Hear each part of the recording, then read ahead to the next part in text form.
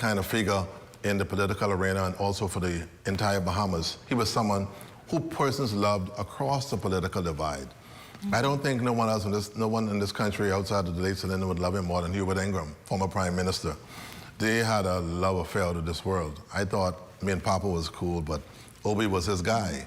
And everything Papa would have spoken, he and Perry Christie, those three, they were Obi fellas. And there was always total deference and respect there among them as colleagues and contemporaries, although he always saw them as his senior peers. But today, it's a sad day for the corporation.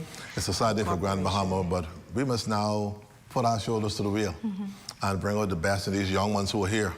And it's important for us to continue to impart knowledge to them and share with them. And now they must now do the research and preparation like the Obi Wilchcombe and the Debbie Barton, the Diana Swan, the Wet Stewarts. And we see a lot of that in the people like the Julian Reed and the Sean Ennises and those young people. And I saw Carla Palmer back in New Providence, and Makusha Lapindo is doing a very good job back at the desk in Nassau. You were here, and Ramiko all morning. Standing with that heat out there was not easy out there this morning. And I'll tell you what was difficult for Ramiko, Chairman, is he would have been the last to interview Minister Wilchcombe yesterday. He said so. So I know it is certainly a double blow here for and the, then his good friend, family. His good friend Natalie just passed. His mentor would have passed. So it's a double blow here for us at the corporation. But stay with us as we continue to commemorate the life and legacy of the late Honorable Obadiah Wilchcombe. We'd like to take a brief moment for commercial break. Stay with us. We'll be back. More than delighted to be here this evening to share some views with you and to raise a few questions to you. I'm excited because whenever I'm with the PLP family, I feel at home. No matter if I'm in Inagua or in Bimini, no matter where I am in the country, this PLP is a family. It's a family that came from the lowest ends of our society, formed by white men who thought that they were being depressed, opened up for others to join in, for the great political leader of our time, Celinda Pinley, to become the first of 6 to be elected in 1956. To allow for young men to have dreams and young ladies to have dreams, and to give us the authority to lead our country to the envy of many countries globally. Our party has been the creator and the maker and the builder of the modern Bahamas. We've been the party that has caused for all the modernity that we have and all the institutions that we celebrate today. The Progressive Liberal Party is responsible for it. That is why today it's imperative that we take a look at where we are, what we are engaged in, and where do we intend to go, and the role we all must play in getting there. Let us remember that when the women began to organize for the suffragettes, when the women had to reach out and cause for men to have the right to vote at an early age, when the women caused for the movement of the Progressive Liberal Party to be very strong, the women took the leadership. In fact, the truth is, women have always been in leadership of our party.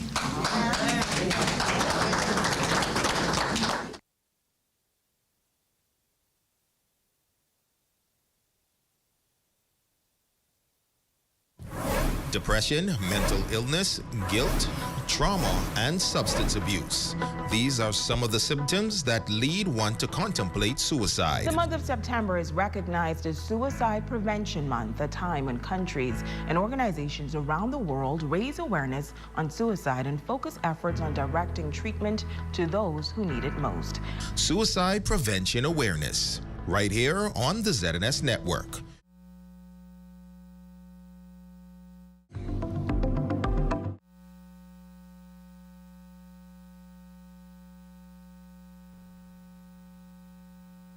Of the hurricane season. A minimum 3-day supply of water, which provides 1 gallon of water per person per day.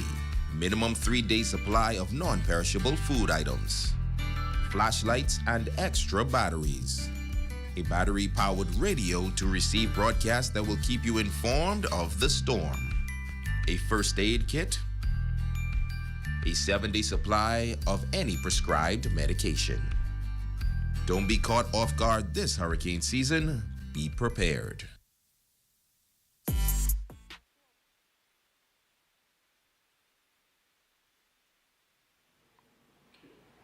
Welcome back to our continued coverage on the loss of Minister of Social Services and Broadcasting, the Honorable Obi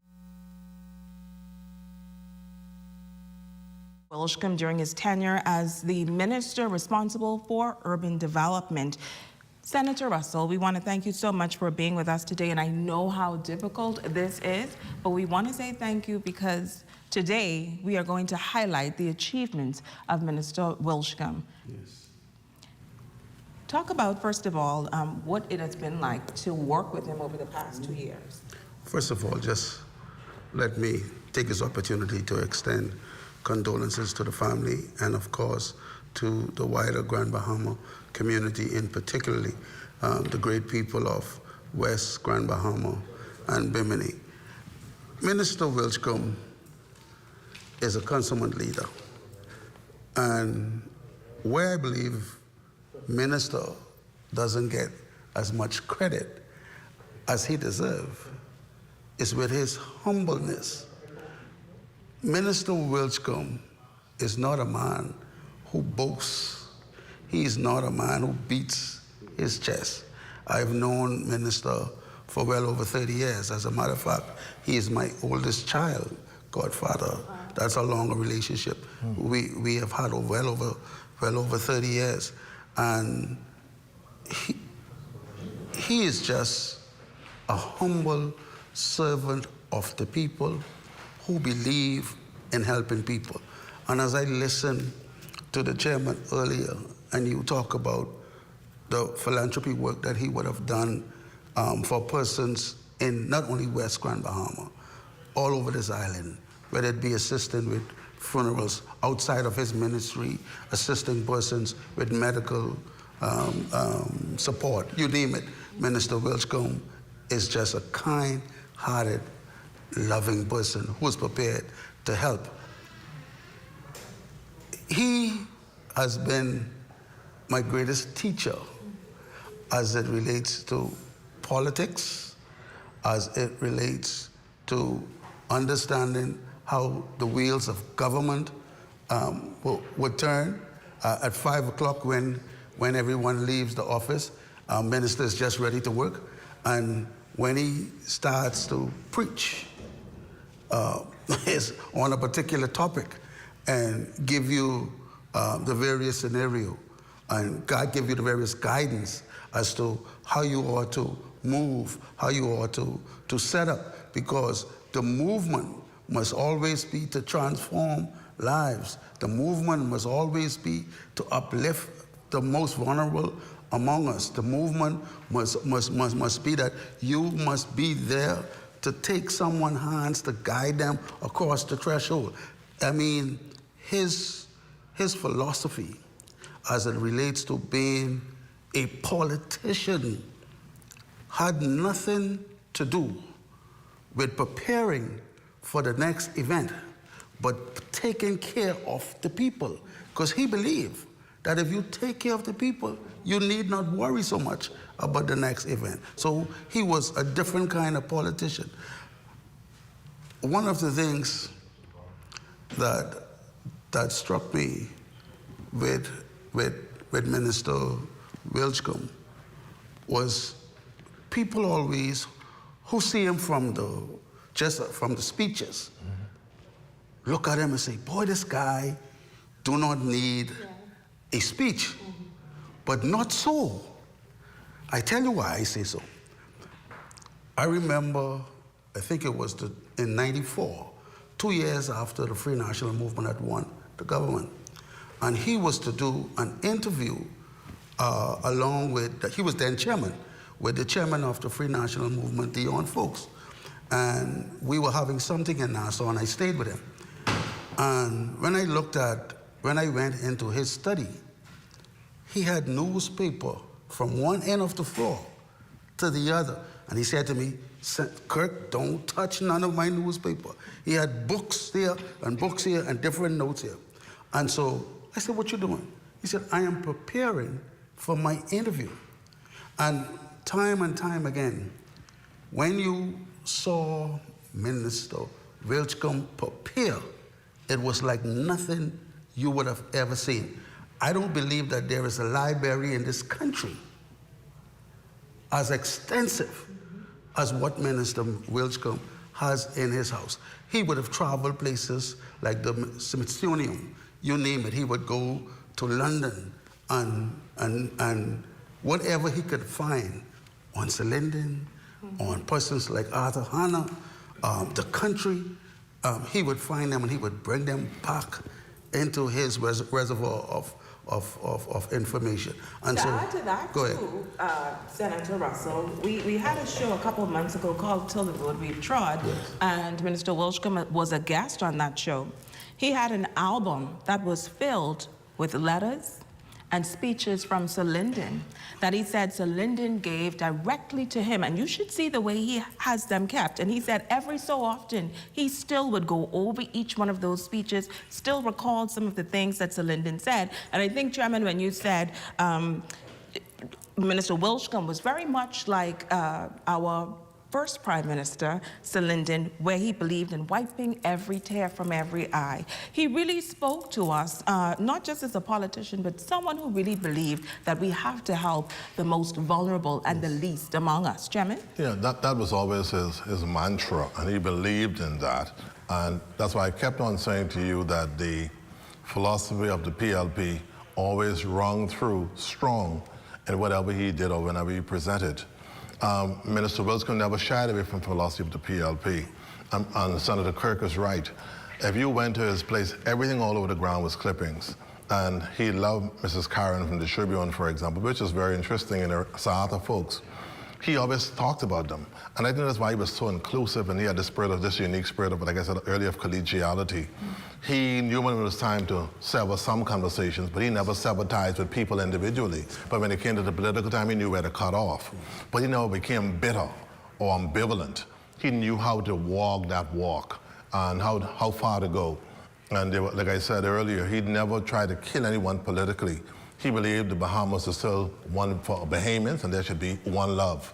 And so today, we are saddened by his loss. But for me, Shoshana, as you are a young professional lady, one of the highest moments I would have seen elevation of Minister Wilchcombe was the recently held, I think, Commonwealth Women's Conference in New Providence.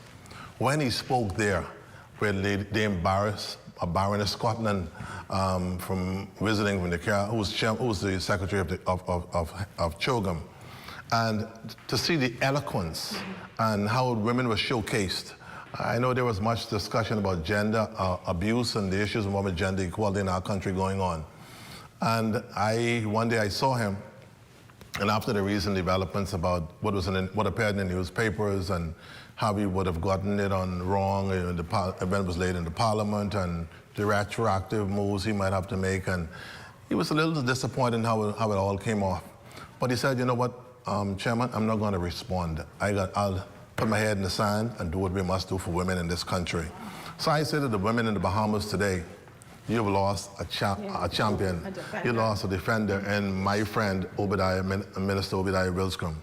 He was there with his hand on his chin at his desk when I visited him at the Ministry of Social Services with Adrian Francis, sitting there, thinking about how we must fix this for the women of our country, for the legacy of Dame Doris and Miss Ingram and others. He mentioned Honorable Glennis Hanna Martin, mother, and Dame Margaret, Janet Bostwick, like I mentioned earlier. He just named all these women who would have had Effie Walks, who would have been there, the Barbara Pierre and others. He was just calling their names off, also for Glennis's mother, like I mentioned. And so he was talking about history and also present women who were making contributions to the Bahamian political landmark. And so today, the women in our country, they must be saddened by his passing, because here's someone who showed empathy, understanding, but also believed in equality for women in our country in the 21st century. A lot of things, when you look at it now, retrospectively, have come full circle for Minister Wilchcombe.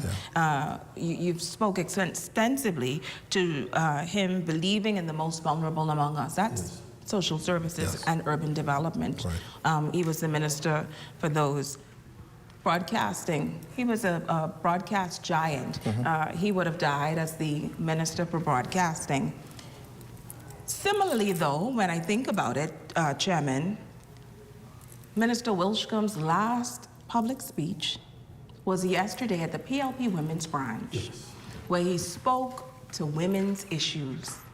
And we have those sound bites. I hope that we have them ready, where we are able to hear a lot more about what he thought about women in our country, where we are, where we need to be, and more importantly, he believed that we need to take up these leadership posts. Let's take a look at this sound bite.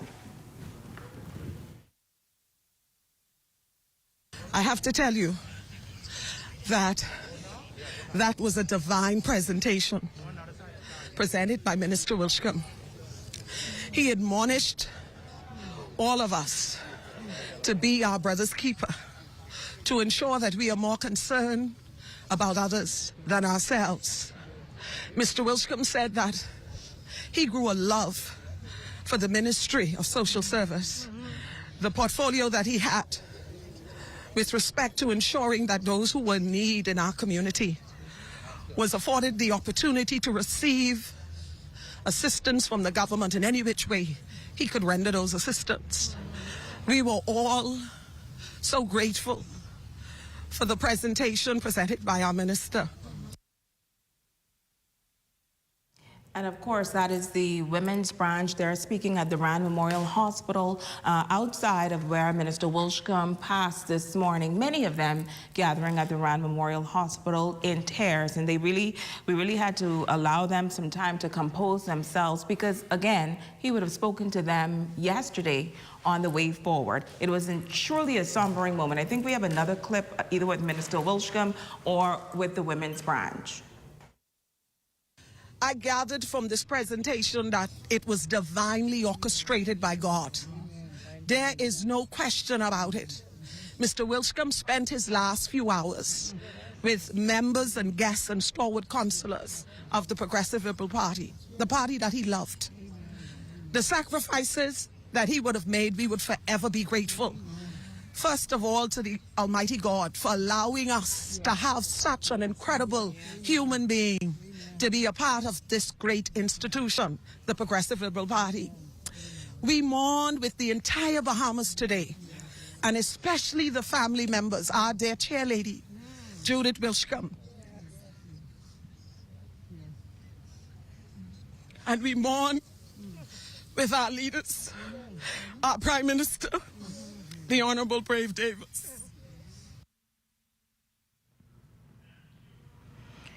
Truly a sombering moment there. Senator Russell, you worked with him over the past 2 years, distinctively when it came to women's issues, social services, and urban development. Just share with us what he would have said to you in terms of women in this country and leadership positions. Let me just add to the event last evening at PLP House with the women.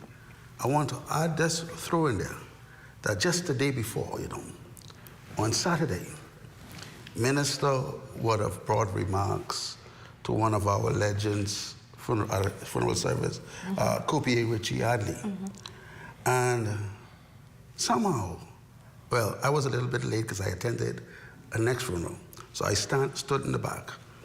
And when Minister got up to speak, I said, this has to be one of his special moments again, because when he started to talk about young people and the contribution of persons like Richie Adley, Ben Russell, Coach Mourn McPhee, and others, and he was just talking about what we need to do in this country to build up our young men, our athletes. It was just amazing at how much he knew about their whole life.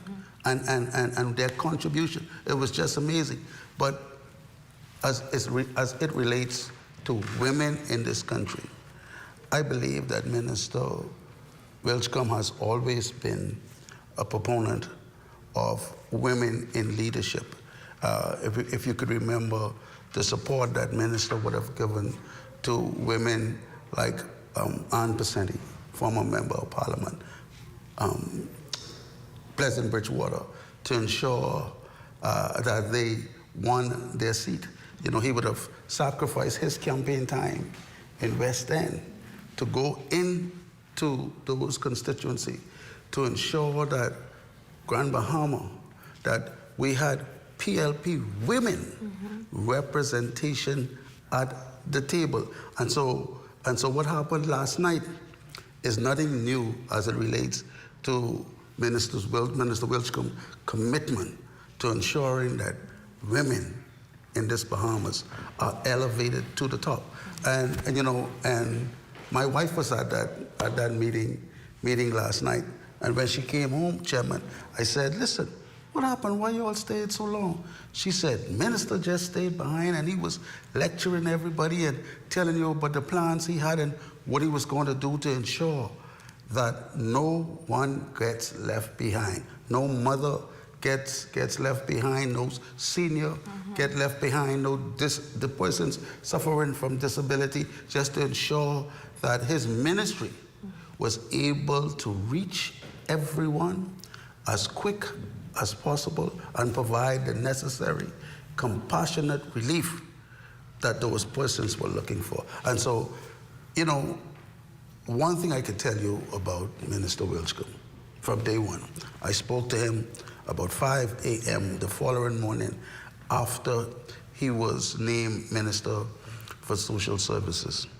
And the one thing he realized was that his illness, the illness that he had prior to the election, right, prepared him mentally and spiritually to deal with the mammoth task that was before him in the social services department, and to ensure that he was able, not just from a mental standpoint, but from the heart, reach and serve the people of this Commonwealth. As we talk about women and his love for women in our country and wanting to see them be promoted to the highest levels in terms of leadership, as a parliamentary colleague, Chairman, I could not help but see, as a former parliamentary colleague, I could not help but to see the hurt and the pain in the Minister of Education, Glenys Hanna-Martin, this morning. Well, they are contemporaries. They were at QC together. And like I mentioned earlier, in my political life, I am now retired and, you know, out of the arena. And they came to my, what I call political rescue back in late 2011 into 2012. So for me, Minister Wilchcombe and Glenys Hanna-Martin, we go way back. And most things she did, they did together. Yes. They were like a peas in one pod. And they would have their rows and they understood each other. And they had, whatever he did, he kind of ran by her and she did the same with him. But they were both steeped in PLPism. They never hid that. And they were proud of their progenitors and those who led the way. And the matriarchs and patriarchs politically, be it by the extended family, they were very proud of their history as PLPs, they both are. So for her not to be able to speak this morning was understood, because it was very personal for her. I must also say, as we talk about the Honorable Glenys Hanna-Martin, Minister Wilchcombe also believed in the Freedom of Information Act, but he believed in freedom of information with some level of responsibility and some level of boundaries, knowing that the Bahamian context, we are a very small society, and things could be said and done that could really cause and inflict harm and hurt. And he wanted us to be careful with that, especially with the more recent onslaught of developments in social media, where people could hide behind things and say things about persons and that's really be injurious to your character. And so he believed in it. He wanted to see some developments quickly in that regard. And I must note the fact he died with something on his chest that he never revealed, and he and I were very close. I said, man, when you could tell us who the source is, who you went to jail for. So you know what he did then? he got Blake to be, Picewell, there's some things, you need pull, when he pull the pants up in the middle, there's some things, I call him the deep American twang. He want me to say this and laugh, because I know that he ain't tell me who the source is. Right. But you tried. I tried, but it shows you how dedicated he was to the craft. Right. He was a consummate professional, and his view was that he would go to prison and protect that source. And he did that, spent his 4 days in prison. And there were 4 days I virtually didn't sleep. I didn't want to go and see him because here was someone who I watched as I grew up in McCulloch Corner, walking up the ZNS on the weekend and just sitting there and watching the Obi and Kendall Wrights and others, Agnes Ferguson, Yvette Jordan, others, Lady at Bethel, Phil Smith, now gone, Kirk Smith, Rick Dean and others. I'm with Gary Major and those guys and just watching them, Darrell Miller. And to see them as a person on air and radio and going and watching them. So today, my heart is heavy. My colleague is gone, but, Ed is gone. Dr. Kelsey Johnson is gone, my mentor. Charles Carter is gone. Yeah. Obi Wilchcombe is gone.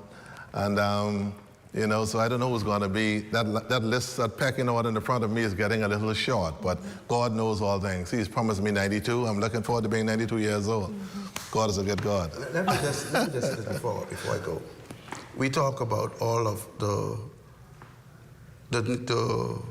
groundbreaking programs that the minister would have done in his various ministry. But I want to talk about two particular things, just quickly. One, I remember when minister did everything humanly possible to cause the International Tourism Conference to come here to Grand Bahama because he wanted to sell this island and give this island a shot. He's proud of his own. Proud. Yeah. He wanted to give this island a shot with the giants in the tourism sector. Then, following Hurricane Francis, Jane, and Wilma, most of the international meteorologists, when they say the Bahamas, a hurricane may have hit Grand Bahama or Abaco or Honduras, and the meteorologists would say the Bahamas, the Bahamas. So Minister Wilchcombe, whilst Minister of Tourism, convened an international meteorologist conference here in Grand Bahama. And that conference was to draw the attention to the meteorologists that we could have a hurricane in Grand Bahama, but Nassau is fully up and operational. I remember and when I watch the international news today, and you hear the journalists talking about Grand Key or Andros and this particular section and what's not, and I always laugh and I say, boy, Minister, you did it, and so the impact that he would have had on this country as we go along these memorials and the talks come, you would really hear how truly impactful the minister truly was. Again, he was a humble man, didn't beat his chest, but he did much for this country. And then even with, as Minister of Tourism, we can't forget that he would have had the highest tourism numbers under his portfolio. Absolutely. Sports tourism, religious tourism, all of these things, especially in Grand Bahama, because when some people don't look at this island, you had a Minister of Tourism who brought these diverse groups to this island. And I also want to go to our nation's leader, and it must be a very difficult time for him as well. Our nation's leader, accompanied by dignitaries, converging at the PLP headquarters earlier today to express their condolences and share reflections on the untimely passing of the cabinet minister, Obi Wilchcombe. The nation's leader commending Wilchcombe's unwavering loyalty, not just to the party, but ultimately to nation building. His contribution to the development of this country is exemplary. Of course, he's noted for bringing the film industry here. But unfortunately, the way politics goes, once you're out, those who come in tend to have a tendency of rolling back what you did. But we had a thriving film industry right here in Grand Bahama. The Pirates, was a movie called Pirates of the Caribbean 1 and 2. They're all made right here, all at the instance of Obi Wilchcombe. in tourism, our brand of being a tourist, sports tourism. He's the one that started, and we are still riding on that to this day. And we are hosting international world-class events as a result of his efforts. And yes, we have 8 million tourists coming in today. But again, it started with the foundation laid by him. And for that, we are always, always very grateful. And you know, one of his famous saying, one love. One love. One love. And let us, and that's his word of view. Because that one love signifies unity, signifies compassion, and a deep love for humanity, which he had.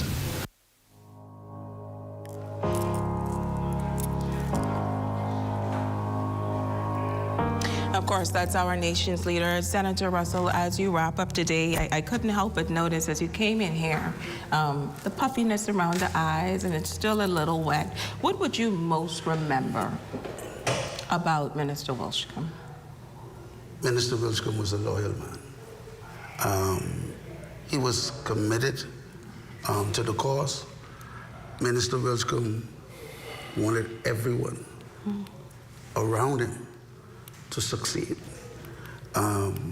He shared the spotlight. He had absolutely no difficulty with me as a senator taking the microphone and he taking a seat. I want this island, when you drive from 8 Mile Rock today to West End and you see the beautification projects that is going on, Minister wanted to ensure that there was changes for the people in West Grand Bahama. He was instrumental in the new government complex happening in 8 Mile Rock. He was instrumental in the new school being built for the people of West Grand Bahama.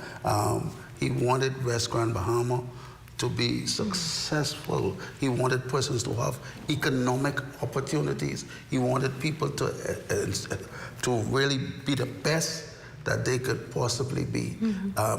This guy was just incredible, and he was from the lowest individual to the highest.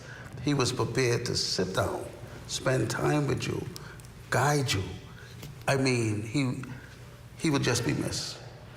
And I would be remiss if I do not ask you, how is the staff at Urban Renewal doing? No one could work today. Wow. No one. No, see, understand something.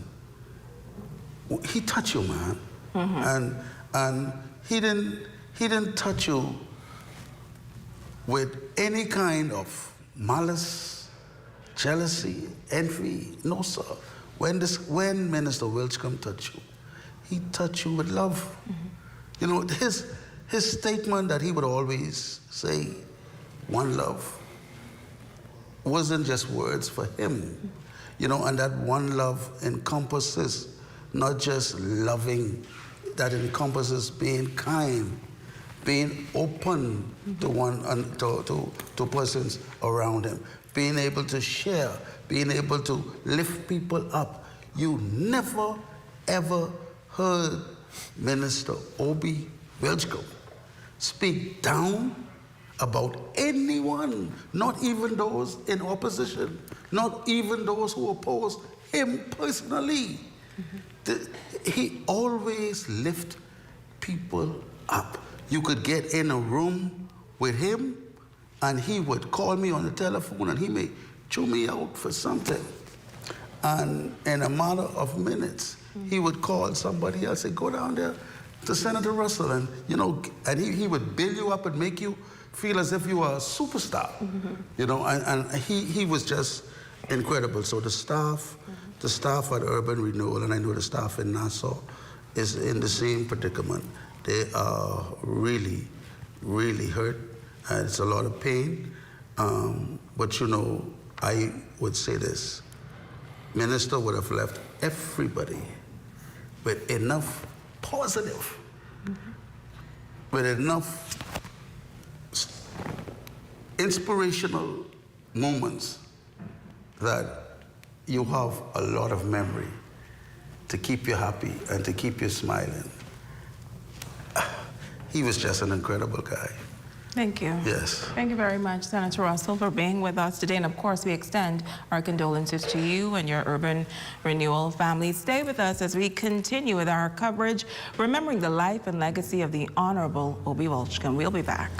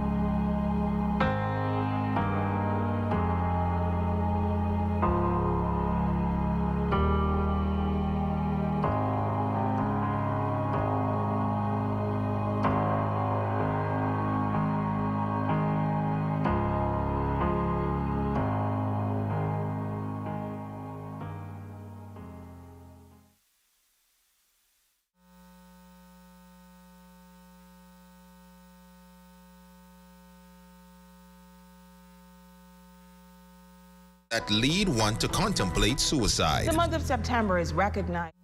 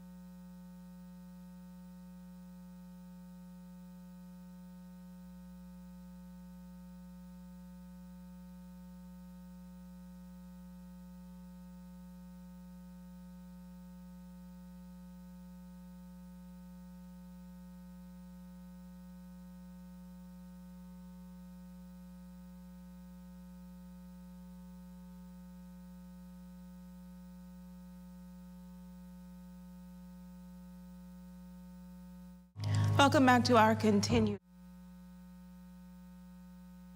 Minister, the Honorable Obi Wilchcombe, during his tenure as the Minister of Tourism. It was then that Senator James Turner formed a close friendship with Wilchcombe that carried on until his untimely passing. Senator Turner, thank you so much for being with us today. Thank you. Thank you for having me. I want to start with you first getting that news this morning. Like most of us, we were shocked and taken aback when we heard that the minister was found unresponsive. What was that like for you?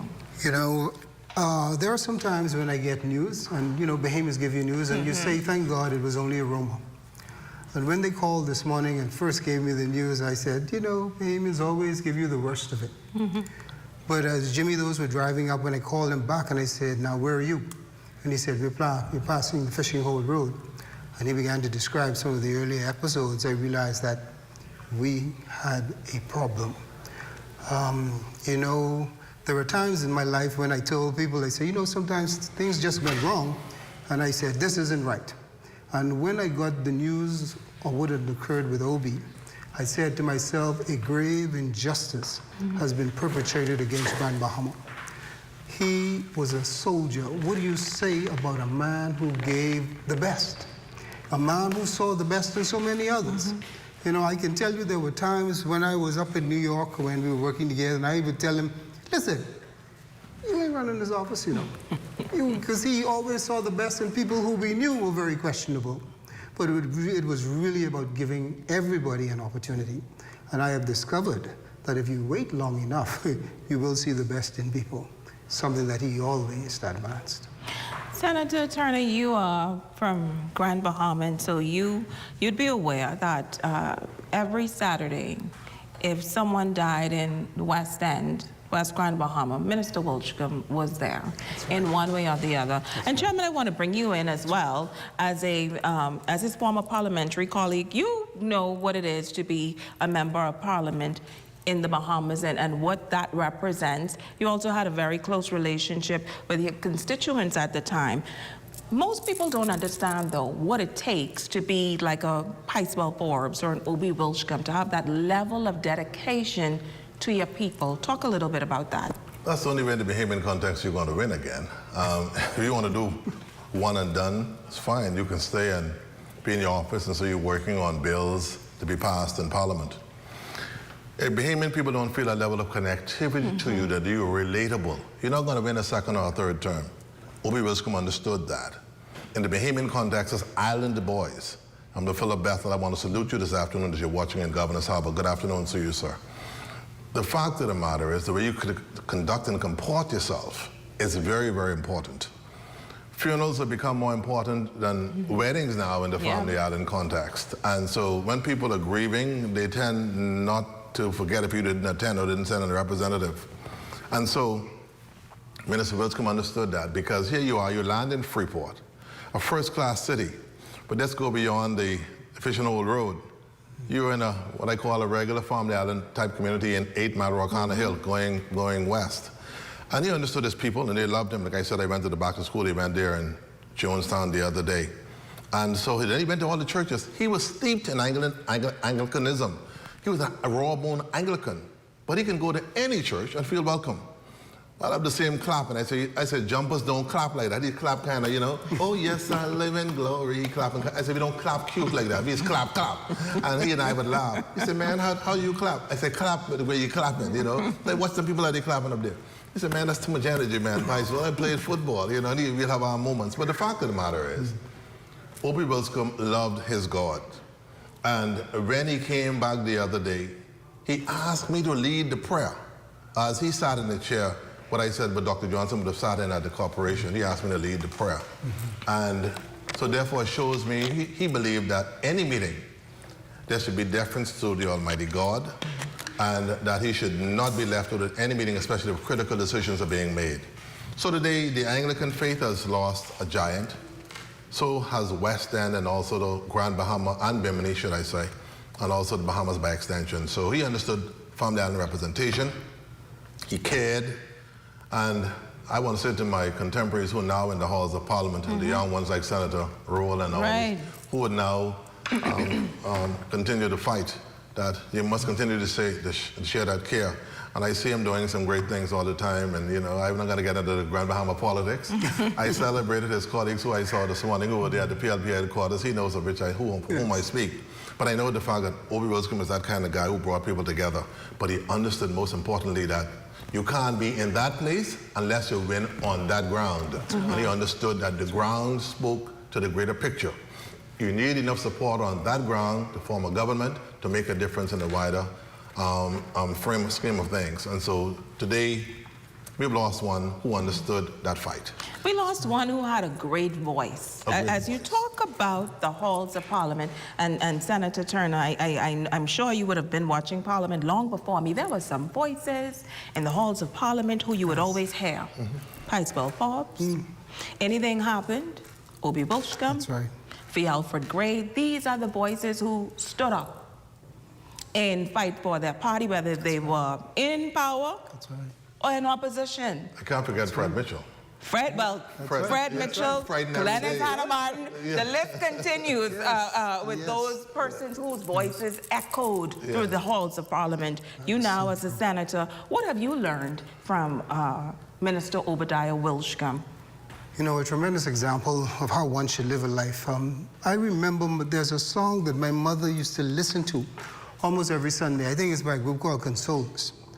And it says, may the work that I've done speak for me. Mm-hmm. And when I look at the work that Obi Wilchcombe has done, you know, most people just call me Mr. Turner or James, right? My brother joked with me the other day and he said, you would not have arrived until they call you by a nickname. I said, but no one has ever called me by a nickname in my lifetime. Yeah. You know something? I can very rarely think of the occasions when persons called Obi Obadiah. There was always this term of endearment. Mm-hmm. It showed you that not only did people love him, but he loved people. You know, Bahamian people, they always reciprocate, you know. If you treat them bad, they will treat you worse. If you treat them good, they will treat you better. And we saw that throughout his life. Win, lose, or draw, for some reason, people always loved him. So it shows us that you ought to be kind, you ought to be gentle. Even when it seems that you don't have much to offer, there is always something that you can offer. And that's just the type of person Obi was. Mm-hmm. The Prime Minister spoke earlier about his tenure as Minister of Tourism, where he, in fact, would have brought sports tourism to the country, where even today we are still holding these world-class events, as well as religious tourism. Movies such as Pirates of the Caribbean back in 2006. Yes. You were in tourism at the time. What was that like to have him as a minister? You know, so often you got to compare them to other persons to figure out what their value is. Mm-hmm. And I can tell you that having worked with several ministers of tourism, Obi Wilchcombe ranks among the best. You know, when he spoke of Grand Bahama, there are people when they speak of Grand Bahama in the context of Nassau, Grand Bahama in their mind pales. But when he spoke of Grand Bahama, he spoke not of what we were at that time, but of what we ought to become. He spoke about sports tourism when we saw a flat Grand Bahama. He saw a landscape that was most appropriate to sports. It was a wonderful thing when he began speaking about golfing. You know, when I thought about the courses on Paradise Island and other places, you say, oh, wow, it's like, he said, what are you talking about? Grand Bahama had the best golfing sites in the entire Bahamas at the time. And he promoted those things. And then when we speak about movies, you know, I understood that, I saw the photos where Tyler Perry paid a visit to Nassau, and I saw everybody, everyone was pleased with his presence. But the truth of the matter is, great movies is nothing new to the Bahamas. What we saw happening on Paradise Island, what we saw duplicated in Grand Bahama. Do you know Pirates of the Caribbean is one of the largest grossing films? Yep. And he was at the forefront of making sure that this flat island had an opportunity to showcase its beauty. Mm-hmm. So when you think of things like that, you're either going to think of him as a dinosaur or a pioneer. And he was a pioneer for most of his life. Mm-hmm.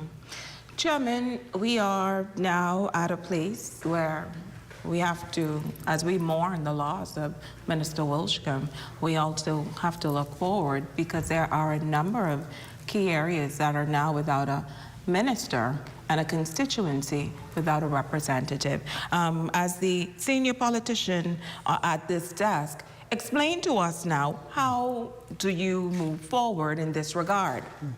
I don't want to put Senator James in no precarious position, because you never know, although he's a man in the East, and they say wise man to come from the East. Mm-hmm. They say I'm talented and hard-working man to come from the West. So I don't know if he wants me. You never know, he might have a different idea, but I'll leave it right there, you know. He might have already made that call to Nassau already, or maybe back to the airport. Not already, Senator, not already. No positioning so, right? Already. Okay, I'll leave it there.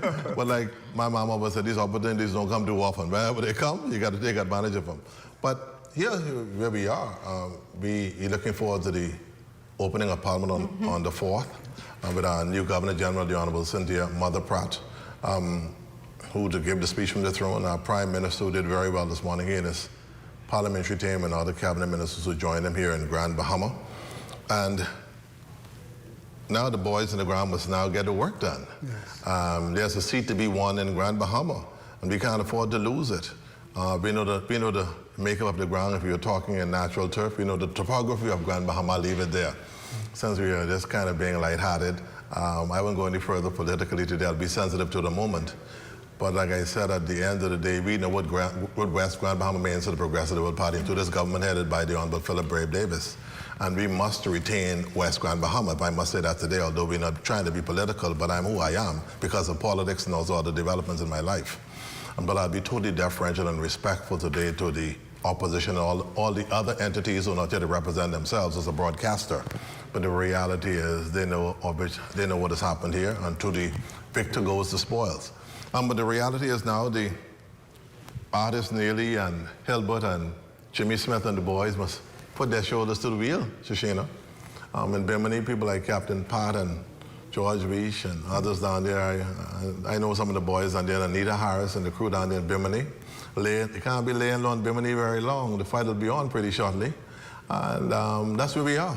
So we've got to make preparation for the political. I like the rallying part of things because I remember what happened after 2012 when the former Prime Minister stepped down in North Abaco and the developments. Rally brings a new energy and it brings people together and it brings a lot of things on the ground together. But at the end of the day, we have a country that we must continue to protect. At the end of the day, we must still live together as a people.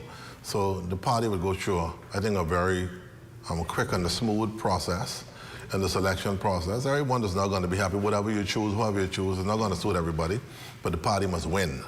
And that's the most important thing. The Progressive Liberal Party must win the seat of West Grand Bahama and Bimini. And I have faith in the leadership of our Prime Minister, the Honorable Philip Brave Davis, that we will retain that seat in West Grand Bahama. And no matter what happens at the end of the day, Grand Bahama is for Bahamians, and also Bahamians must be for Grand Bahama. So today we live in hope. And I must say today that we are hoping today that all in Grand Bahama would continue to keep their heads high and to live on this day where Minister Wilchcombe would have seen us as a people who want to see a better country, celebrating 50 years, and one who believed in our history, in our country's national philosophy and mantra, continue until the road we trod leads unto our God. March on, Bahama land. Thank you very much, Chairman. And what I took from what you said, Grand Bahama is for Grand Bahamians and for Bahamians. We also heard that Minister Wilchcombe did not believe in taking care of just PLPs. It didn't matter which side of the political divide that you fell on. If you needed help and if you came to him, he was one to assist. Senator Turner? You know, the reality is he always struck the appropriate balance. And a true testament to that is the fact that you saw opposition folk visiting the PLP house today. It truly was a remarkable thing, and it's a good sign of political maturity. And it's something that Grand Bahama needs, because the truth is, we don't need a hero. We need a group of individuals coming together and ensuring that Grand Bahama returns to what it once was. Thank you very much, Senator Turner, for being with us. I know how difficult this was for you, and even though you told me no, you know me, I'm persistent, and I had to get you on today because I know what he meant to you and what you meant to him. So thank you so much. Thank you. Stay with us. We will be back in just a moment.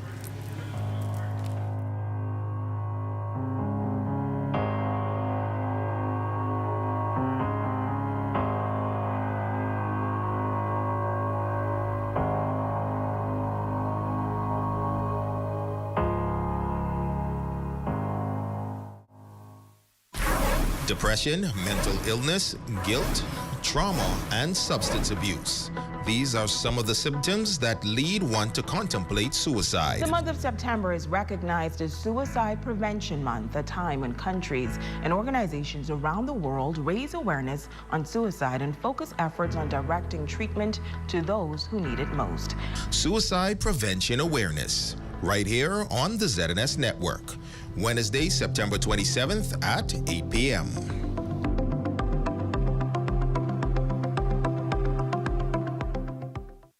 Have the following supplies on hand at the start of the hurricane season. A minimum 3-day supply of water, which provides 1 gallon of water per person per day. Minimum 3-day supply of non-perishable food items. Flashlights and extra batteries. A battery-powered radio to receive broadcasts that will keep you informed of the storm. A first aid kit. A 7-day supply of any prescribed medication. Don't be caught off guard this hurricane season. Be prepared.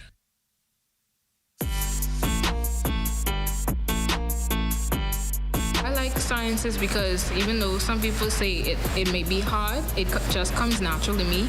And I think the Battle of the Brains would be a good competition to explore that aspect of sciences.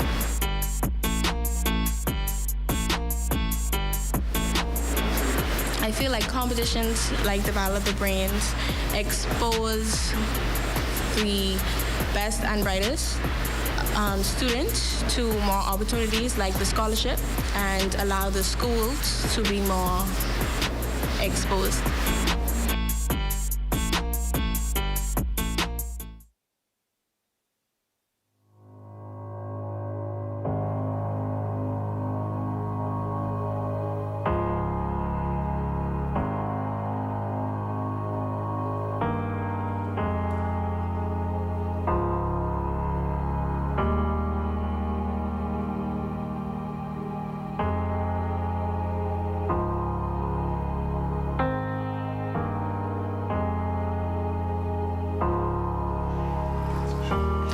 Welcome back to our special coverage on the loss of Minister Obi Wilchcombe. Joining us now is an avid supporter of the Progressive Liberal Party, noted attorney Cassietta McIntosh, who also had a long-standing friendship with the late Minister Wilchcombe. Casey, I'll call you. Thank you so much for being with us today. Thank you for having me. I'm sorry it's under these circumstances. Right. I want to begin, though, because earlier in the show today, we spoke to the minister speaking passionately about women's issues. You would have been a part of that PLP Women's Branch meeting last night, where you would have heard firsthand from him his thoughts on women and what, in terms of leadership abilities, and where he sees them going in the country moving forward. What was that meeting like last night? Shajina, I will say I am so happy I attended that meeting. I had promised someone that I was going to attend, and I kept my word and I went. And in reflection, I'm so happy I went there because I was able to see firsthand the passion that Minister Wilchcombe had for the portfolio that he was holding at this time. He was able to bring forth to us how he viewed women, how he, in his workplace, even before politics, how he was elevating women. That was in his power to do, he was doing it. And then subsequent to that, how he saw women as an integral part of the nation building of this country. And last night when he was giving his remarks, he drove that home and he inspired all of us who were in that meeting that night to take a stand to help the less fortunate, to help other women who find themselves in difficult positions, to help children who find themselves very vulnerable. What, as a branch, are we able to do to rectify this situation in conjunction with the Department of Social Services? I also understand that he made an urgent appeal to the women of the branch and to other women to get out of the four walls, get on the ground, find out what's happening with women in this country, those who may be in vulnerable positions. Yes, he did. In fact, he urged us to form small groupings and to walk into the communities, find out who is in need, find out what their situations are, and bring it back to social services so that they are able to tackle these problems as they arise.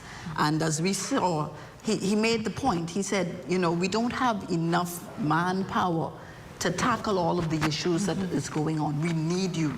We need you all to go out there into the community, find out how we can assist, come back to us, and we can use the resources that is available to us to help persons.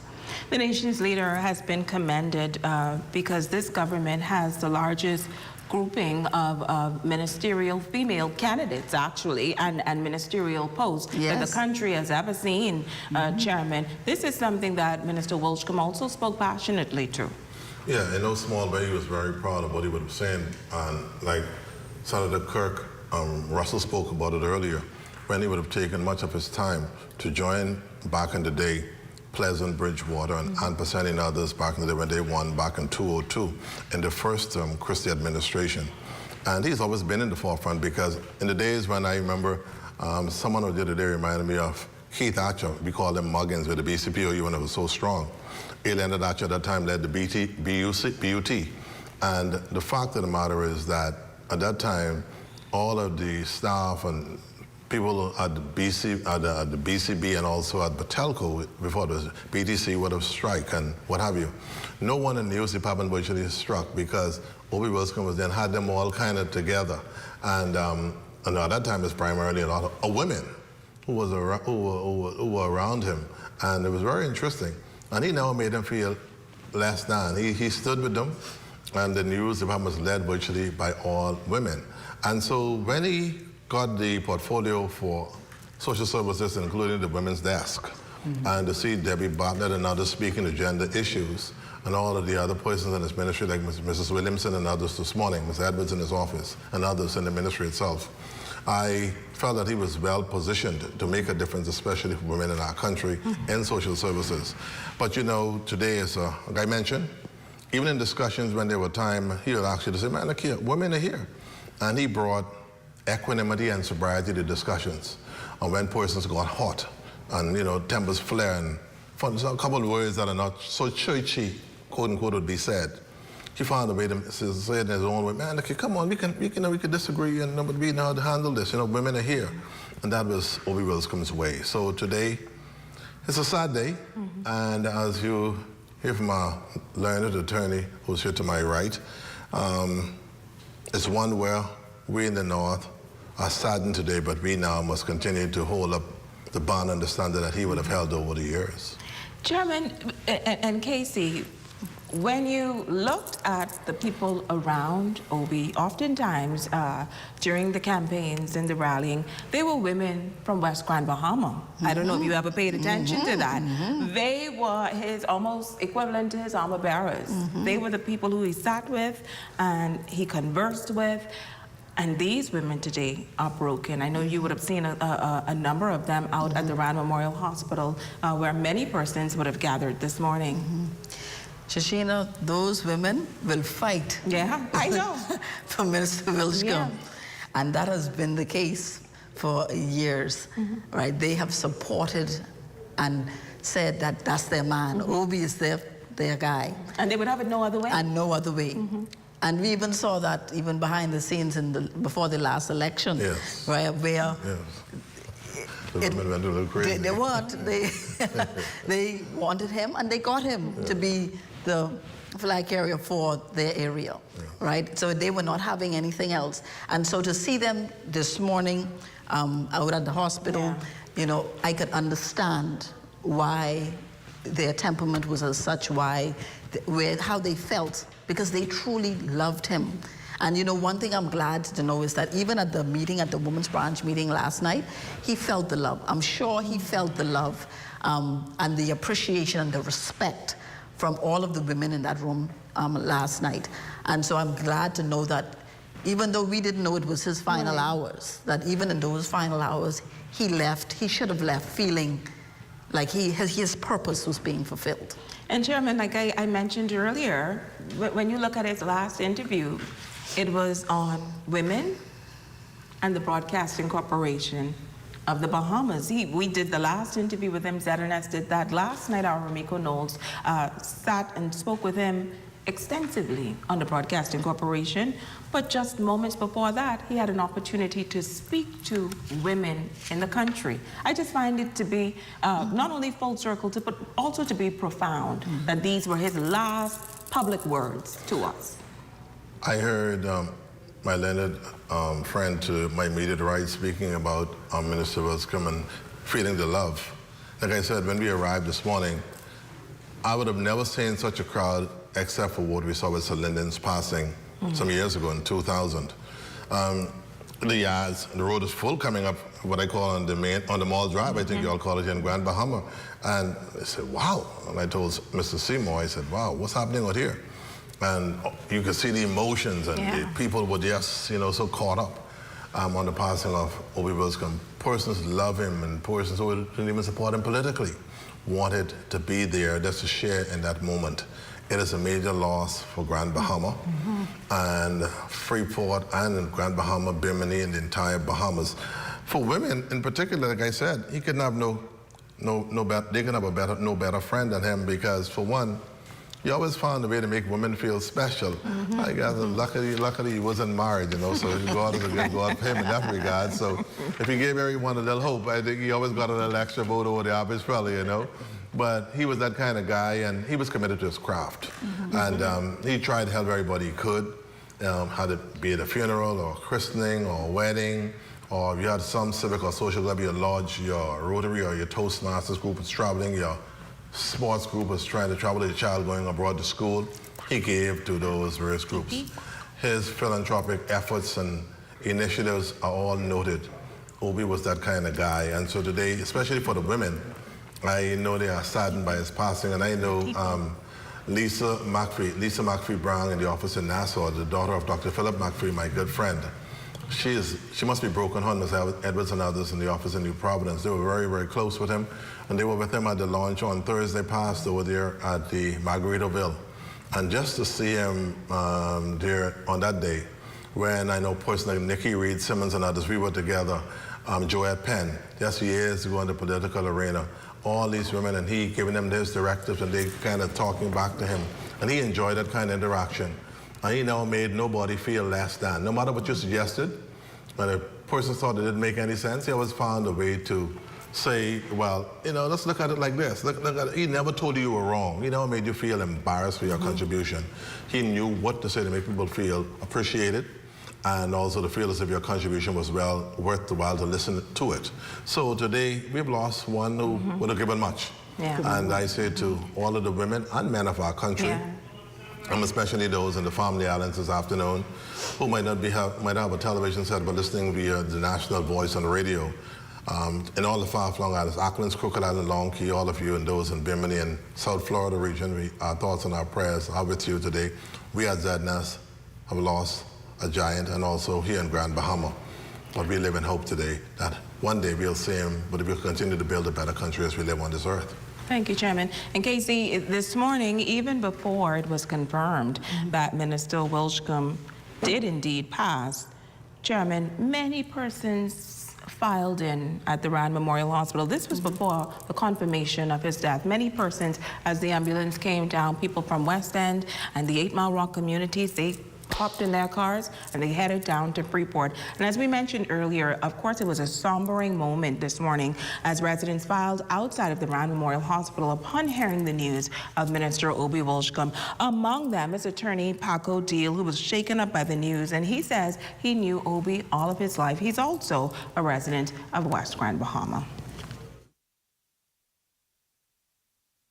It's definitely very sad news this morning. In fact, I was awakened this morning about 7 o'clock, and the next voice on the end was just like, what's this foolishness I hear will be passed? And, you know, I was taken aback, and sure enough, as soon as I hung up, I received the call, and inquiries were made thereafter. But, you know, I'm happy that I was fortunate enough to have the opportunity to meet with the minister yesterday. And we had a good meeting. He was very vibrant. There was no questions arose in my mind about his health. But, you know, death comes unexpectedly, and no man knows the hour or the day. I knew Mr. Wilchcombe just about all my life, and, you know, he was affectionately known as Obi. And from the small to the old, we called him Obi, and, you know, he was always a pleasant individual. Death comes unexpectedly, Casey. When you think back at the rallies on the island of Grand Bahama, there's one song that everybody knew all over the country. What was it, Casey? Obi. Who was the man? Obi. Obi, that's it. Obi Wilchcombe. It resonated with people, even if you didn't live in West End, German. You knew that. But you wanted to live in West End. Well, he never cut none for me, though, and I asked him about it, man. You know, I met up to Lucayan on the Lucayan Strip, and I think it's Shorty, the little short fellow who had the band playing that night. And I went up on the side and said, man, look, I can't pay you for this, but give me money somebody to give Obi. And then we had everybody dancing. So I went up and said, Minister, I said, look here, man, we're getting ready for the elections for 2017. I said, man, look, I need one of them songs. What song you mean? What song you talking about? You know, when we pull up hands, but what you talking about, Paiso? Is any one of them songs, man? They give that laugh, you know. Man, you need the song. Man, you're the hometown boy. You need the song, you know. But people love Obi in Grand Bahama. And you saw that this morning. The roads were congested. The PLB headquarters, the yard was, everyone from all political divides came in. Everywhere. Yeah. As we wrap up today, let's talk, well, I'm not going to let you escape without asking you, because as an attorney and as someone who knows the political landscape of Grand Bahama, these shoes are almost unnecessary. Almost, I don't know how. Impossible to fill. Impossible. To fill. To fill. Talk a little bit about that. Well, Casey. Georgina, there's... Someone got to fill them. Yeah, our tent is wide in the progressive. Yeah, very wide. Yeah. You know, and while we give reverence to and respect to Minister Wilchcombe and all that he has done, there are persons in the pipeline who would make him proud. Who is going to make him proud. Who would make who's him going proud. to, I wouldn't say fill his shoes, but who is going to make their mark in West End and Bimini. And we are confident in the Progressive Liberal Party that unfortunately we have to have a by-election coming up soon, but we will put out a standard bearer that is going to make us all proud and make Mr. Wilchcombe proud. Let's talk about his legacy as we wrap up this show. Chairman, you know him as a former parliamentary colleague.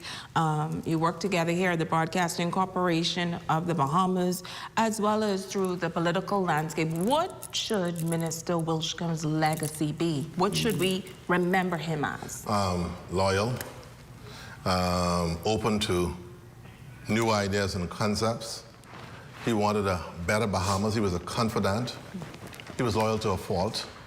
He believed in the philosophy of the Progressive Liberal Party. Obi Wilchcombe, Nico Grant, Frederick McAlpine were some of the sharpest dressed fellows to walk into the halls of Parliament. I said, how in the world could three of the sharpest or best dressed men in this country come from Grand Bahama? So I had to then take advice from my good friend, Deputy Chairman, Mr. Bowe. I said, I got to outdress one of these fellas from Grand Bahama. When you saw Obi came to Parliament in those days, Obi, Dr. Nottage, they took a certain pride in it, and the former member for North Abaco, Darren Henfield and others, some fellas who really came and they were well prepared, along with Nico Grant, Standard Bearer, McAlpine. These are the fellas, but Obi had this extra flair about him, you know, so you always kind of mimic him to some degree. And when he stood, but he believed in the old flag never falling in Parliament. He believed in the proper standards and all the accoutrements of Parliament being adhered to. So on the political front, that's the political front. Preparedness was very important to him, but he always came back to something with the PLP as he wrapped up his speech. As a broadcaster, a consummate broadcaster, professional, never razzled. He didn't need a TP like you're using today. He would have come in here today. Good afternoon and welcome to so-and-so. It was 2 years ago that Linden passed, and he would just run on. Let's say, how in the world is Obi doing that? No TP, nothing, he just going. But he had that special gifting. And the Bible speaks about your gift making room for you. It did for Obi Wilchcombe. And so therefore, I've lost a great friend and an ally. And on behalf of my good friend, the Honorable Fred Mitchell, who is off island today, Minister LaRoda, who was our minister just before Minister Wilchcombe, and all of my broadcast colleagues on the board of directors and the senior management at the corporation, we will convene tomorrow morning our meeting on the opening of Parliament. Obi Wilchcombe would want us to have our best broadcast ever on the 4th of October if life lasts. We must do this one for Obi. This must be our best broadcasters. We're bringing all forces and hands on deck to showcase to the world what the Broadcasting Corporation is and what it can do as the dominant broadcaster in the Caribbean region, in the Anglophone Caribbean region. Even if you go to the Dutch and all the French speaking, we're going to be and continue to be the best. We would do this for his legacy. This one, October 4th, we taking this one. It's for Obi. Thank you very much, Chairman. And Casey, what say you? What should his legacy be? I think Mr. Wilchcombe was the ideal public servant. He served our country well. in any position that he was put in, whether it was the Minister of Tourism, whether it's the Minister of Social Services and Broadcasting, whether it was the MP for West End and Bimini, he did it well. And I think I say that without fear of contradiction. And I think we can take that as a standard to which we should all operate in anything that we do. Make it the Obi standard. Make it the Obi standard. And as we end, we have to say one love to all of you. That brings us to the end of this show this afternoon, but please stay tuned to the ZNS Network as we will have extended stories and tributes to the Honorable Minister in our Northern Services, as well as our national newscast starting at 6:30 p.m. But continued coverage begins now. Thank you so much for tuning in. I'm Shashina Roll-Barkison. Good afternoon.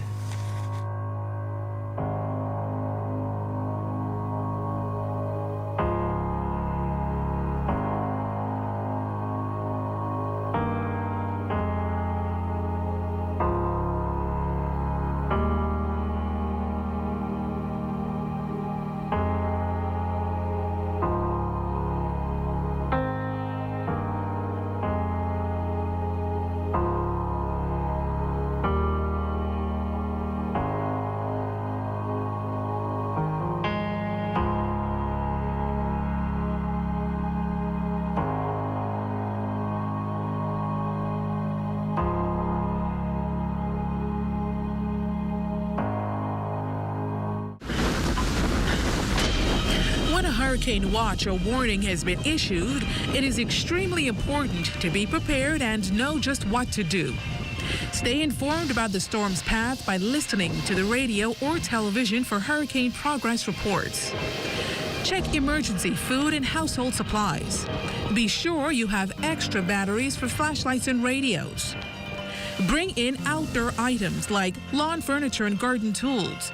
Anchor objects that cannot be brought inside. Secure buildings by closing and boarding up windows. Remove outside antennas and satellite dishes. Turn refrigerators and freezers to the coldest settings, opening only when absolutely necessary and closing quickly. Purchase ice and store it in an ice chest. Keep drinking water in clean jugs and bottles. Clean your bathtub with bleach and fill it with water for washing and flushing, not for drinking, making sure to keep the bathroom door closed so that small children cannot access the filled tub. Do not go out to videotape or take photos of the storm. Take pictures from inside where it is safe and dry. There is no harm in being overly cautious where a hurricane is concerned. It is truly better to be safe than sorry. This public service announcement has been brought to you by the Broadcasting Corporation of the Bahamas in conjunction with the National Emergency Management Agency.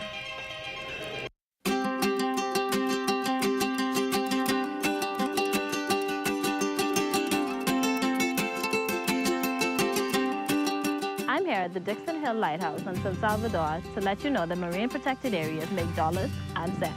A well-designed and managed network of protected areas can generate income for nearby communities. From MPA managers to lodges to eco-tours, there is money to be made.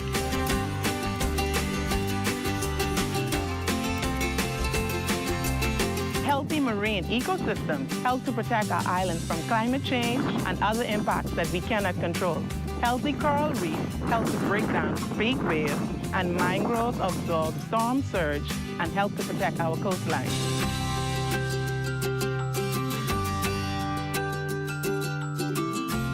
Older and larger fish tend to carry more and healthier eggs than younger fish. Fish replenishment areas will allow fish to grow bigger and ensure that we have more fish now and in the future. In our replenishment area, fish are free to grow and reproduce.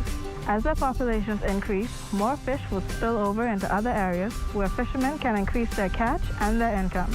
I support the establishment of a marine protected area on my island. I support the establishment of marine protected areas on my island. I support the establishment of marine protected areas on my island. I support the establishment of a marine protected area on my island, and you should too.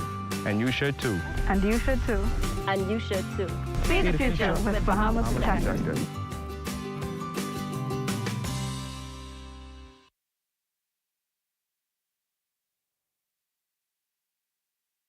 Did you know that if a fire starts in your home, you may have as little as 2 minutes to escape? Keep your family and home safe with these few fire safety preparation and prevention tips. Ensure that your home has working smoke detectors. They will alert you if there is smoke and fire in your home. Install a smoke detector on every level of your home, inside each bedroom and outside each sleeping area. Test smoke detectors every month and change the batteries every 6 months. Home fires can spread rapidly and every second counts. Create an escape plan and practice it with everyone in your home. Make sure everyone can safely escape in less than 2 minutes. Keep escape routes as clutter-free as possible so no one trips or falls on the way out during an emergency. In addition to smoke detectors, fire extinguishers is an important device to have on hand. To use a fire extinguisher, remember the acronym PASS. Pull the pin, aim the nozzle, squeeze the handle, and sweep from side to side at the base of the fire. We must all do our parts to ensure that our families and homes are safe in the event a fire occurs. On behalf of the Commissioner of Police, the Director of Fire Services, and all officers of the Fire Department, let's work together to help prevent fires, because fire safety is everyone's responsibility, and the life you save may be your own.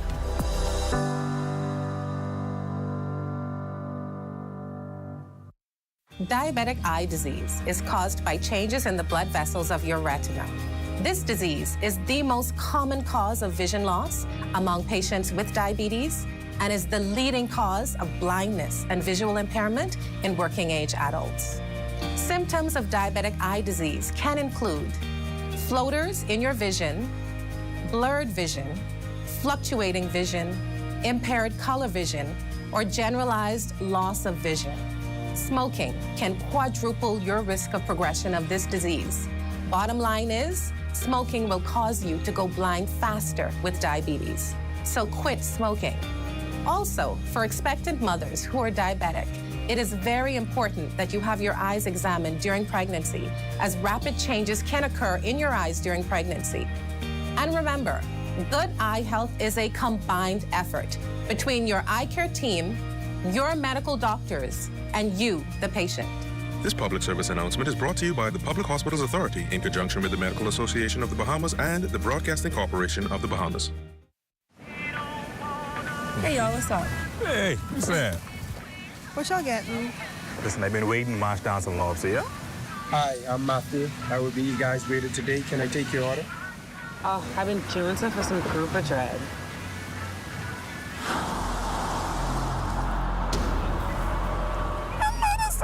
Y'all see this?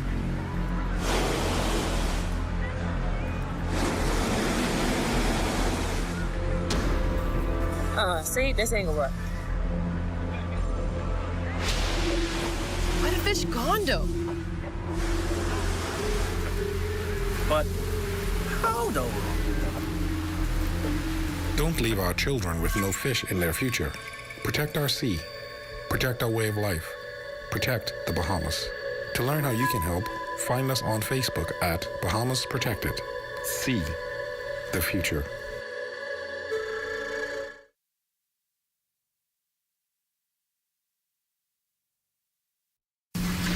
Our children aren't moving enough, increasing their risk of diabetes and obesity. Let's get them moving.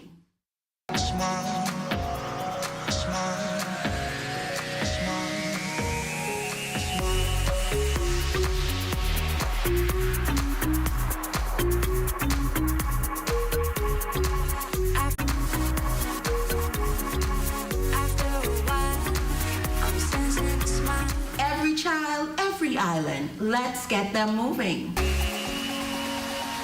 Years ago, a new era began. Together, we have shared joy and survived the hardest times by leaning on each other. Now, we need to grow stronger. That means standing up for ourselves, protecting our borders, investing in our family islands, and growing more of what we eat. We know where we came from, so we know where we're going. Happy Independence, Bahamas.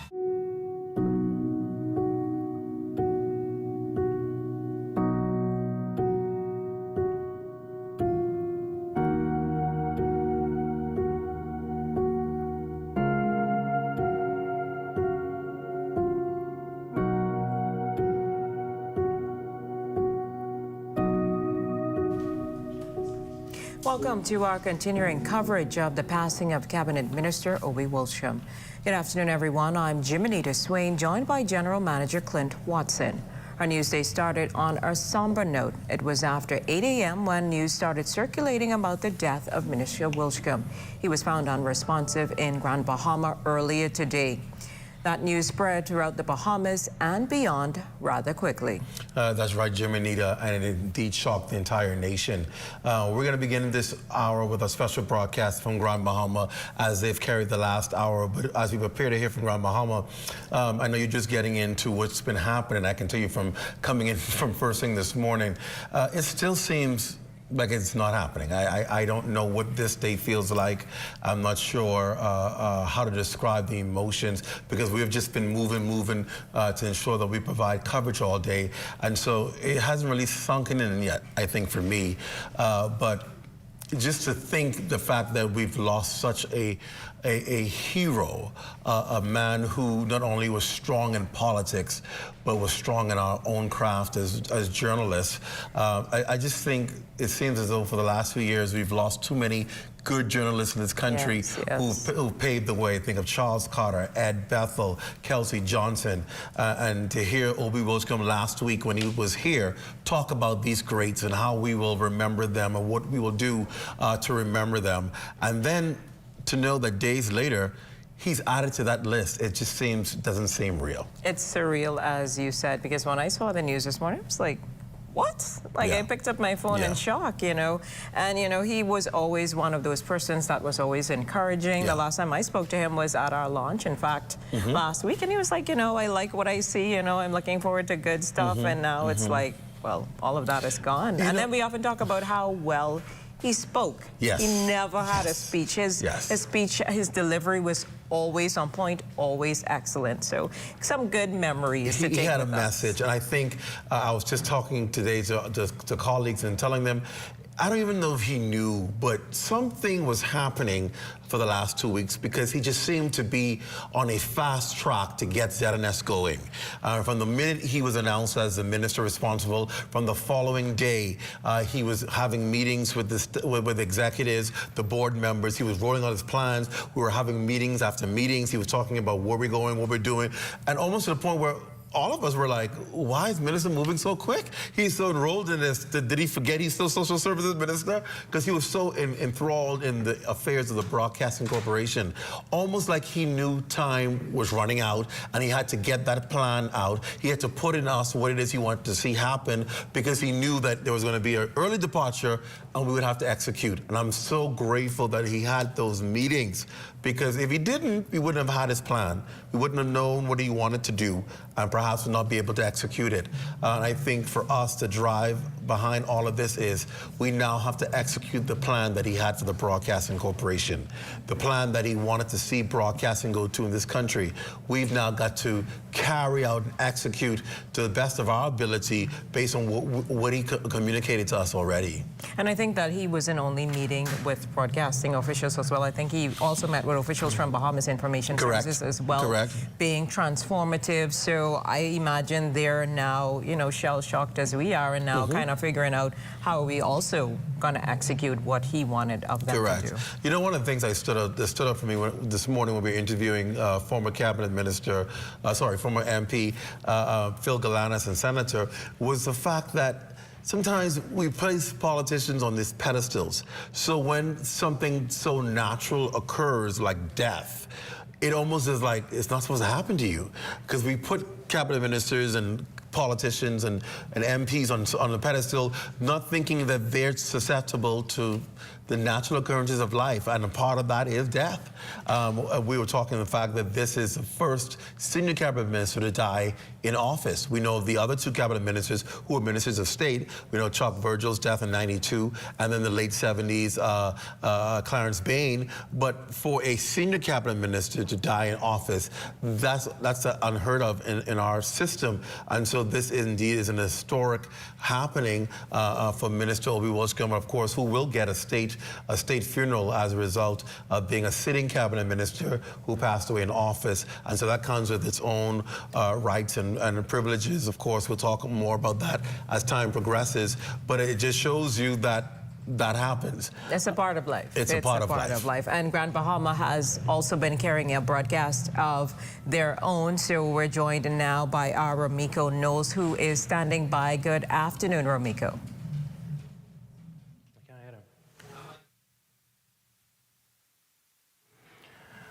Well, good afternoon, and thank you, Clint and Jimenita. Certainly a sad day here in the country, and certainly a sad day for residents of Grand Bahama who has learned about, or who are now mourning the death of Minister Obi Wilchcombe, who passed away on Grand Bahama this morning.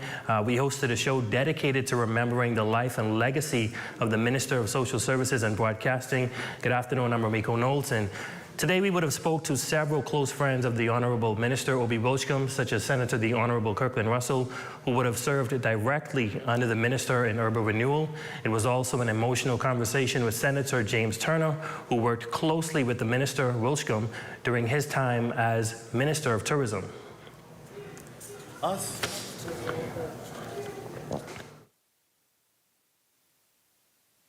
His contribution to the development of this country is exemplary. Of course, he's noted for bringing the film industry here. But unfortunately, the way politics goes, once you're out, those who come in tend to have a tendency of rolling back what you did. But we are a thriving film industry right here in Grand Bahama. The Pirates, was the movie called Pirates of the Caribbean 1 and 2, they're all made right here, all at the instance of Obi Wilchcombe. In tourism, our brand of being a tourist, sports tourism, he's the one that started, and we are still riding on that to this day. And we are hosting international world-class events as a result of his efforts. And yes, we have 8 million tourists coming in today. But again, it started with the foundation laid by him. And for that, we are always, always very grateful. And you know, one of his famous saying, one love. One love. One love. And let us, and that's his word of view. Because that one love signifies unity, signifies compassion, and a deep love for humanity, which he had. The nation's leader addressing a number of persons at the PLP headquarters here in Freeport, Grand Bahama this afternoon. And now, the late Honorable Obi Wilchcombe was the guest speaker during the monthly gathering of the Progressive Liberal Party's Women's Branch, which convened at the party's headquarters just yesterday. It was a moving and powerful address made to the ladies, according to attorney Carla Scott Clare, and is now etched in the history as his last public appearance and an interview with the media. I have to tell you that that was a divine presentation presented by Minister Wilchcombe. He admonished all of us to be our brother's keeper, to ensure that we are more concerned about others than ourselves. Mr. Wilchcombe said that he grew a love for the Ministry of Social Service, the portfolio that he had with respect to ensuring that those who were in need in our community was afforded the opportunity to receive assistance from the government in any which way he could render those assistance. We were all so grateful for the presentation presented by our minister.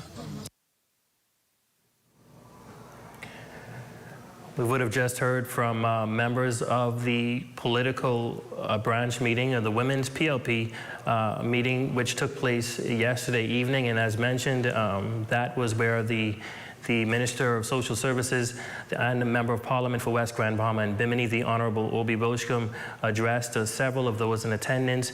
And that would have been his last speech and also his last address to the media. It was also a sombering moment this morning as residents filed outside of the Rand Memorial Hospital upon hearing the news that the Honorable Obi Wilchcombe was found unresponsive, as the news was confirmed that he indeed had passed. Now, residents began to share with us what the now late minister meant to them. Attorney Paco Deal, who was shaken up by the news, says he knew Obi all of his life, and the news comes as a complete shock. It's definitely very sad news this morning. In fact, I was awakened this morning about 7 o'clock, and the next voice on the end was just like, what's this foolishness I hear will be passed? And, you know, I was taken aback, and sure enough, as soon as I hung up, I received a call, and inquiries were made thereafter. But, you know, I'm happy that I was fortunate enough to have the opportunity to meet with the minister yesterday. And we had a good meeting. He was very vibrant. There was no questions arose in my mind about his health. But, you know, death comes unexpectedly, and no man knows the hour or the day. I knew Mr. Wilchcombe just about all my life, and, you know, he was affectionately known as Obi. And from the small to the old, we called him Obi, and, you know, he was always a pleasant individual. Now, of course, seeing firsthand Wilchcombe's legacy come into being, there's no doubt that he will be indeed missed. A legend in his own way, and he would have left a great legacy behind, and, you know, it was always Obi, West End, Obi. So today we are very saddened. We are very, very saddened on having lost such a great legend, such a great member of parliament, such a great minister who, as the Prime Minister indicated, that his whole life was dedicated to public service. And so this morning we extend our condolences to his family, to his cabinet family, his immediate family, and of course to all of the members of West Grand Bahama and Bimini constituency. We loved Mr. Wilchcombe. We respected him. Likewise, he did with us. And so this morning we just, again, extend our condolences, and we just hope that his soul may rest in peace.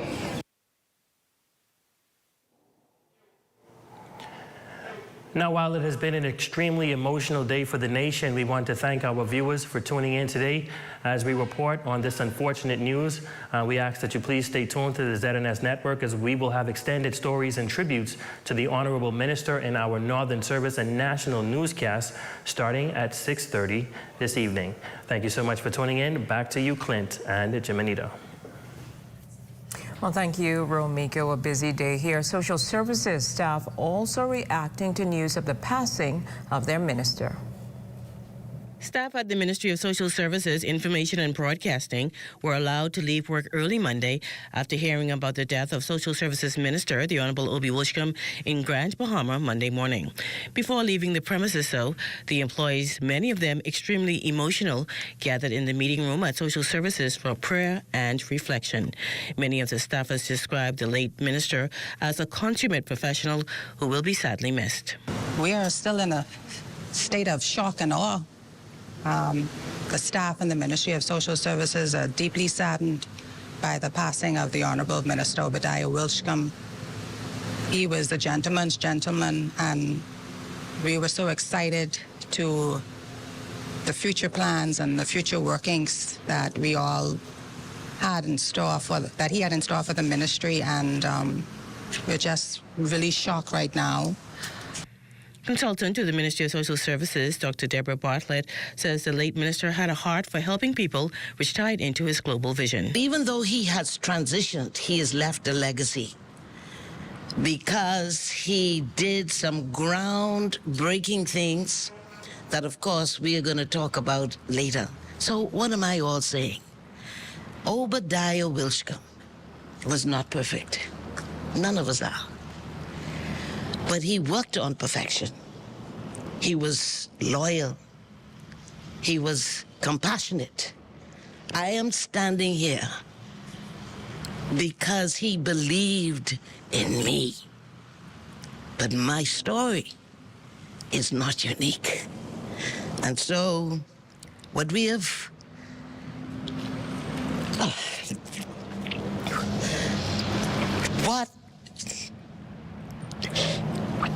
what we sorry. It's okay, I know, some emotional time. Yeah. What we have gained is a contribution for the future. Now, staff members say the late Obi Wilchcombe leaves behind a legacy that will last for generations. For the Bahamas Tonight, I'm Fern Carey. Well, as news spread of Minister Wilchcombe's passing, ZNS News reached out to his former colleague, Adrian Francis.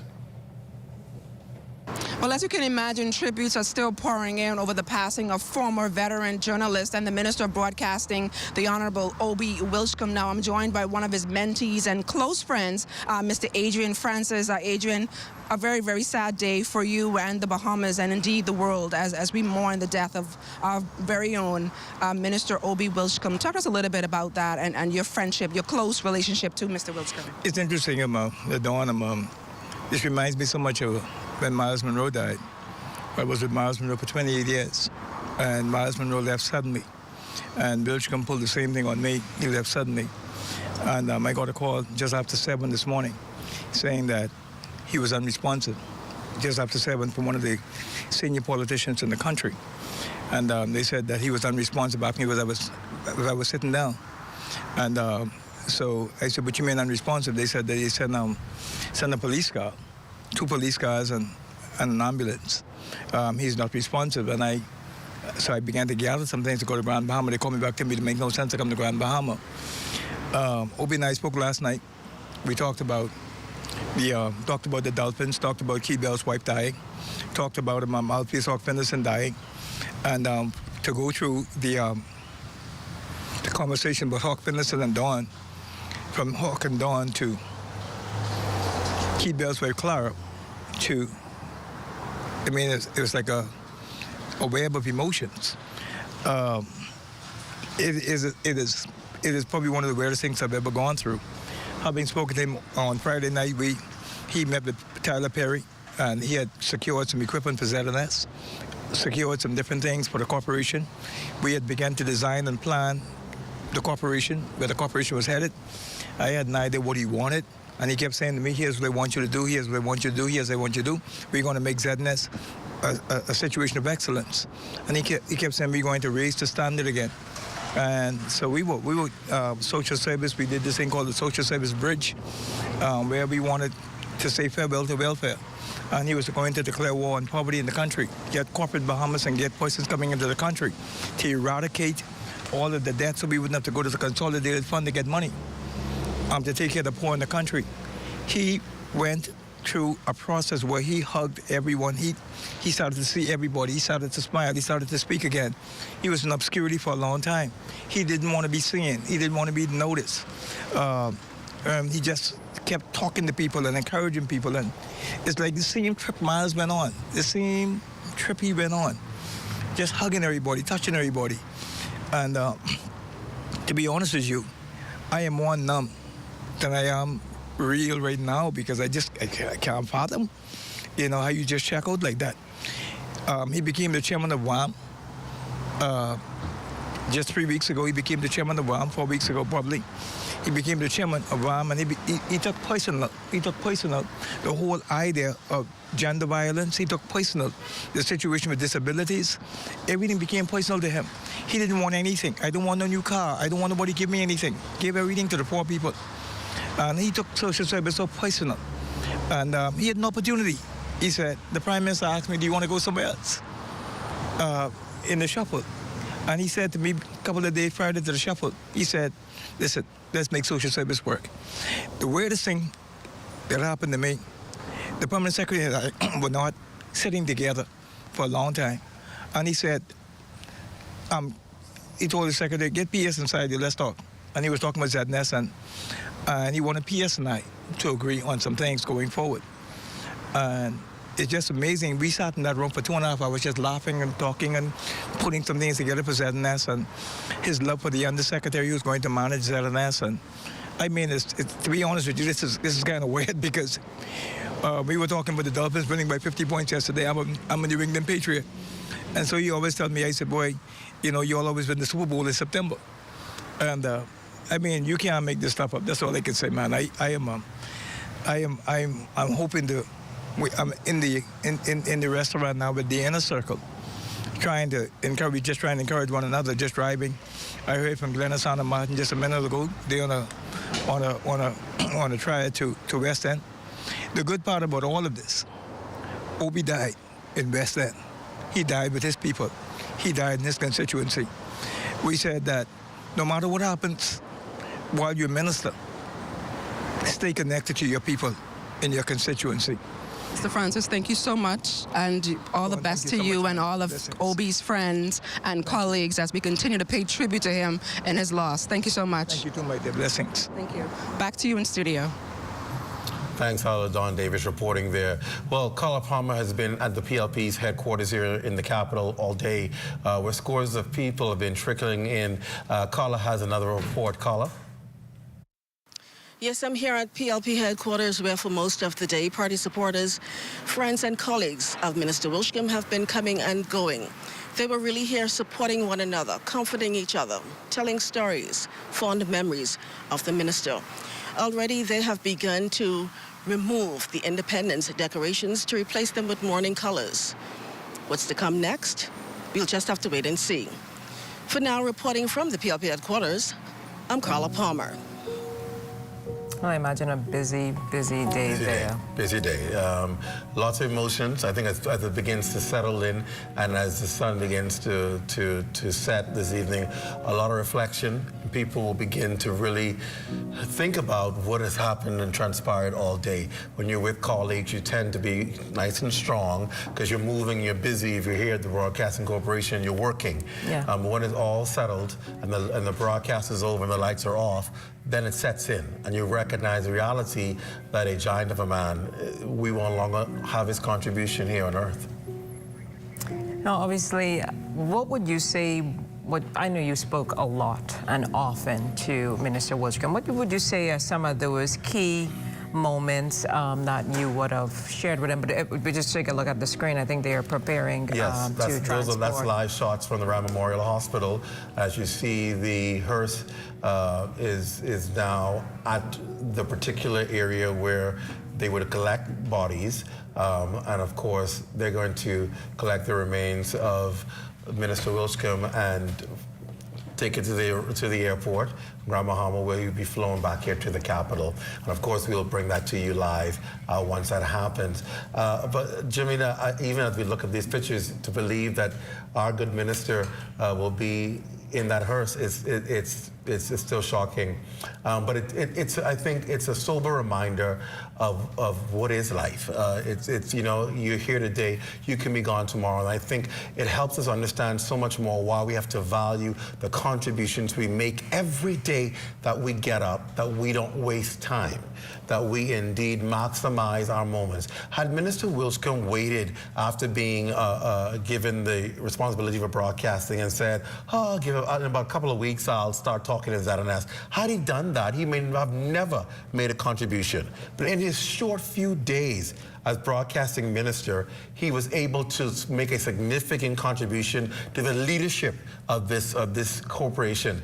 And it's just a matter of days, he's already had such a great impact in what we're doing here. And it just goes to show you that you cannot wait. You have to jump on the moment, seize the moment, and maximize the moment while we have the time. And I can imagine what the feeling is like right now outside of the Rand Memorial Hospital as we see the police car would obviously lead this procession to the airport. And he will be flown to the Capitol, where I'm sure he will be met by government officials and his colleagues from Parliament, his colleagues in the Cabinet. Most likely will be there to receive him, and I'm sure that will be an emotional time. But it's a sobering reminder, and you always get this feeling of when somebody great has surpassed. It's never easy. This morning we signed on the air at 10 o'clock to confirm what many people had already heard. And as I sat and reflect, what I'm thinking in my mind was, I did this years ago when Dr. Miles Monroe passed away, and I was home, and they called me to the station, and they said, you have to go live, and I confirmed to the nation. And I remember that moment standing in this same studio to confirm to the nation that Dr. Miles Monroe had indeed passed, he and several others, and knowing that feeling, and that came right back to me this morning, having to sit behind this desk to confirm to the nation again of another great man. And I'm thinking, this is unbelievable. But what was your initial reaction when you got that news? Disbelief. You know, I started getting calls very early. I was already en route to the station this morning, and I started getting calls that this may be possible. And I reached out. We're in the newsroom, and Fern Carey, and they were like, we have to begin to prepare. In the event, we have to be prepared. And I was like, well, no. To me, preparing means I was confirming it's actually happening. And then my journalistic instinct kicked in. I said, no, we have to make sure we're prepared. And when the confirmation came, it was like that call. It took me right back to when, at that time, then Prime Minister Perry Christie, who was on the phone, confirmed to me of Dr. Miles' passing. It was like when I got that call of confirmation again this morning, my mind went right back there. And it's never an easy thing to do as a journalist, especially when you have relationship. I had a very good relationship with Dr. Miles Monroe through Christian ministry, and so that was never easy. Same thing here with Obi Wilchcombe, who's been a mentor, and I've worked so closely with him over the last few days with the launch. It's never easy. And you struggle between being the journalist to deliver the information and being human. Yeah. And I was fine. It wasn't until I brought the entire staff into the newsroom from the corporation to formally convey the message to them, and the staff will tell you, I just became overwhelmed. I don't know where it came from. That's just the reality. It's just the reality of setting in. Is the reality of it. And so I understand right now our nation is mourning. As you can see, the procession, they're ready now to leave the Rand Memorial Hospital, led by a police car in the front and in the back, the hearse carrying the minister, his remains. And as you can see, they're now pulling out from the Rand Memorial Hospital en route to Grand Bahama International Airport, where a special flight, we understand, will be awaiting to transport the minister back to the capital. As we would have been saying all day, because he is a sitting minister, he will be given a state funeral, which most likely means it will be here in the capital. And so it's just a matter of moments. We'll see that car leave. But as you were reflecting on the life that he lived, I think we have so many, we could talk about the lives that he touched, because we have so many different memories of him. We were talking about this in the newsroom on the weekend, you know, discussing Hawk Finlayson's passing, and it was like, well, wow, his wife is being buried, and now he passes, and I was telling Ashley, I was like, you have to think about the contributions that people make in their life, a life well lived. So that is reflective in the person sharing their condolences or their words of encouragement, or even just simple stories of the person that would have passed on. I mean, death is a part of life. That's the transition that we all have to make at some point, unexpected. You said it correctly. But we celebrate the life of, and the life and legacy of those who transition, and I imagine they will celebrate the life of Minister Wilchcombe as well. I listened to you talk about and work with them. I mean, I remember just the other day in the foyer when you were both in there, and he was like, hey, this is my new job now, opening the door for you. He was just that kind of likable, funny person. We see now the Outriders getting in position now to make the transition with the patrol cars and the hearse to head to, as you mentioned, the Grand Bahama International Airport, where Minister Wilchcombe's body will come back here to the capital in just a short time. They're supposed to touch down, I think, about 5:30 this evening. You know, we talk about the Broadcasting Corporation, but this is why it's so important for us to document the lives and the accomplishments and works of people. Because when times like this happens, you have to refer back to the accomplishments. And if you've not documented it, if you've not profiled it, you have nothing to share. And this is why it's so important for all of our national heroes, people who are working on the front line, that we tell their story. that we record their history so that in times like this, we can share their accomplishments. As you can see on your screens, or if those of you who are tuning on a radio, you can't officially see, but you can perhaps imagine there's a long entourage, motorcade now, that's leaving the Rand Memorial Hospital. Several police cars, the hearse, and they're leaving, obviously, to head to the airport.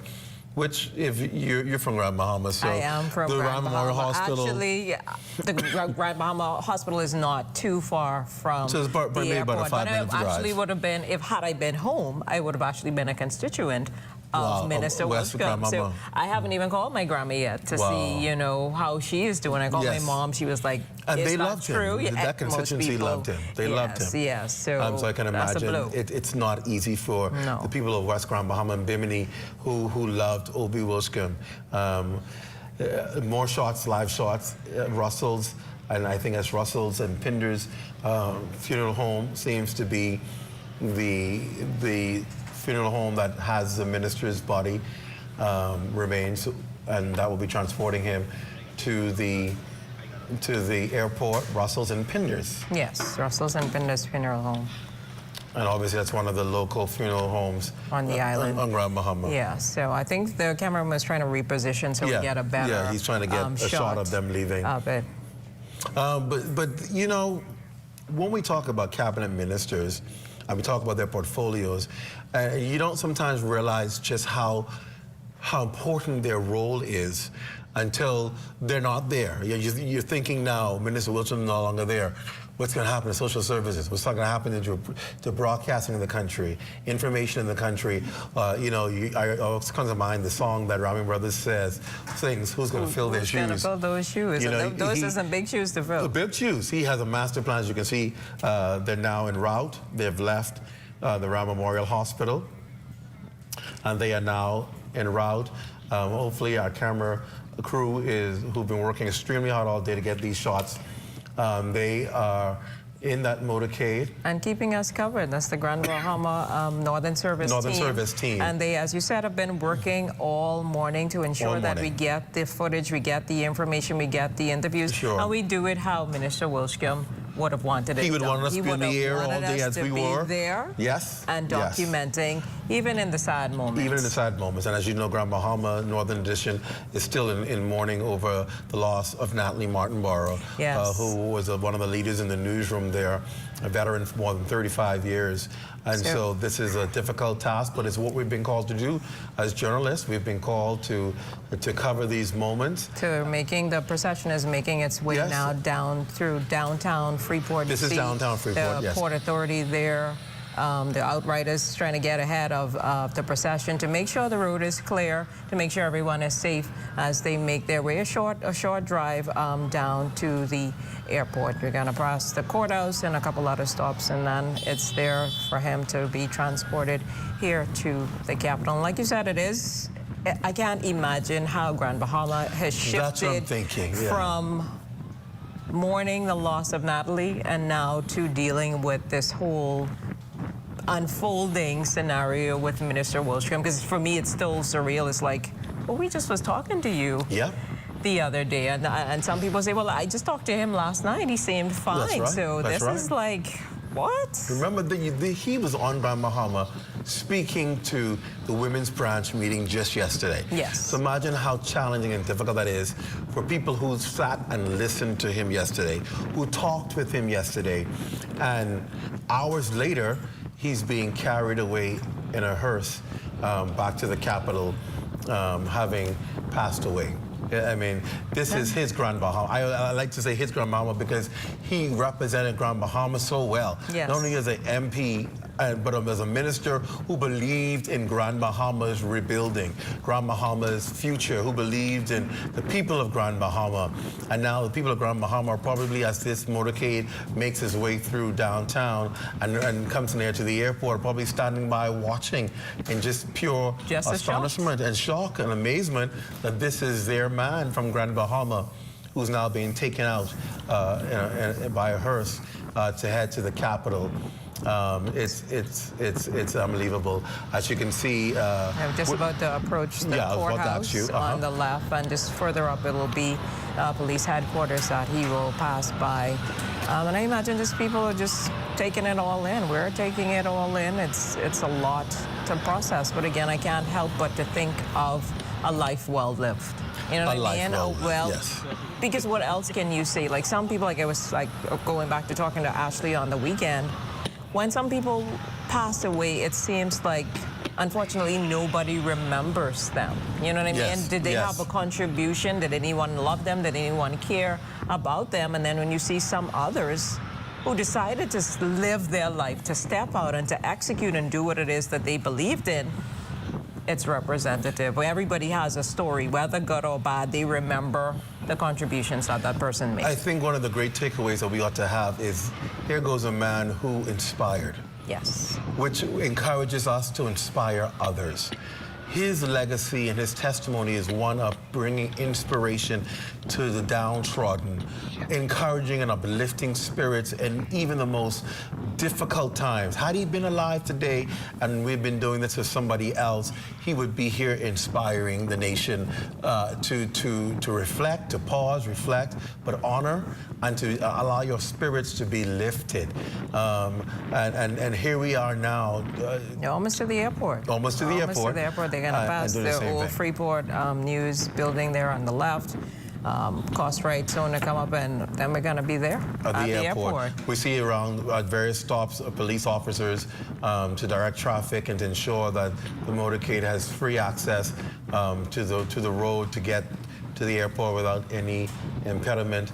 And so they're working extremely hard to ensure that the traffic is not interfering.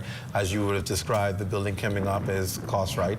And once they would have passed that, then the next building should be near the airport, airport bound. I know a lot of people have not heard from the Minister of Grand Bahama, Ginger Moxie, who, for those who haven't, that's because she's out of country on business at Qatar. But we expect to hear from her a little later in our evening broadcast from there. She would have no doubt been on the ground and with Prime Minister and his entourage. But she is away, as well as several other cabinet ministers who've all been either calling in or joining us by Zoom or sending statements of condolences for their colleague. The man who led the business in the House of Assembly and who would lead the team in parliamentary caucus meetings every Monday night at the office of the Prime Minister. He would go through the agenda, hold discussions. He was a leader. Yes, he was a leader of all of the members of Parliament. And always ready for a debate. Anytime you watched him in the House of Assembly and someone seemed to be getting out of order, he would stand up and so eloquently always deliver and say, well, yes or no, or what it is that we're going to do to correct or adjust this. Experience to do that. Accurate. That's right. It took experience to do that, and definitely will be some big shoes the Prime Minister will have to fill in appointing a new leader. But I can't imagine how the Prime Minister, I mean, we heard from him earlier today, and that's the public aspect of it. He has to do that. He has to talk to us. But in his own quiet moment now, even if he's here in this procession, that must be difficult. I'm telling you it is. I've worked with the Prime Minister very closely, so I know how the human side of him. And I remember when his dear friend, George Smith, would have passed away, who was a former member of Parliament, Zuma, he was crushed. He went to the House when he heard the news. He was just absolutely devastated because it was his lifelong friend. And now, just months later, having to go through this process. But they just had a memorial. Yes, just had a memorial for George Smith on in Friday. Exuma. Yes. And now having to do this could not be easy for any Prime Minister, let alone somebody whom he deemed a friend and who he stood for and gave portfolio for. Here we are arriving at the Grand Bahama International Airport. The motorcade is now making its procession into the airport. I think this is the domestic terminal. Looks like the international portion of the airport. Yes, that's the international portion of the Grand Bahama International Airport. Okay. Because I know that they were doing work post-story. Yes. And I know Western Air has just, gotten their terminal up and running, everything as it goes. So now this is the international aspect of the airport that they've been using. You can hear sirens, obviously, in the background. And they're going to make their way perhaps through the loading area where the fence is. To the tarmac. Onto the tarmac.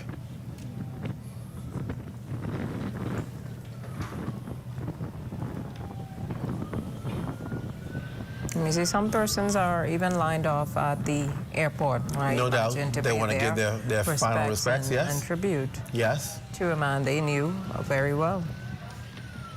He touched many, many, many lives. He certainly has. He always inspired, always encouraged, always uplifted. And no doubt. And always had a smile. Like he always had a smile and always had a joke to tell you. Pretty much. He was always cool, calm, and collected. I always called him that. But he lived life to its fullest.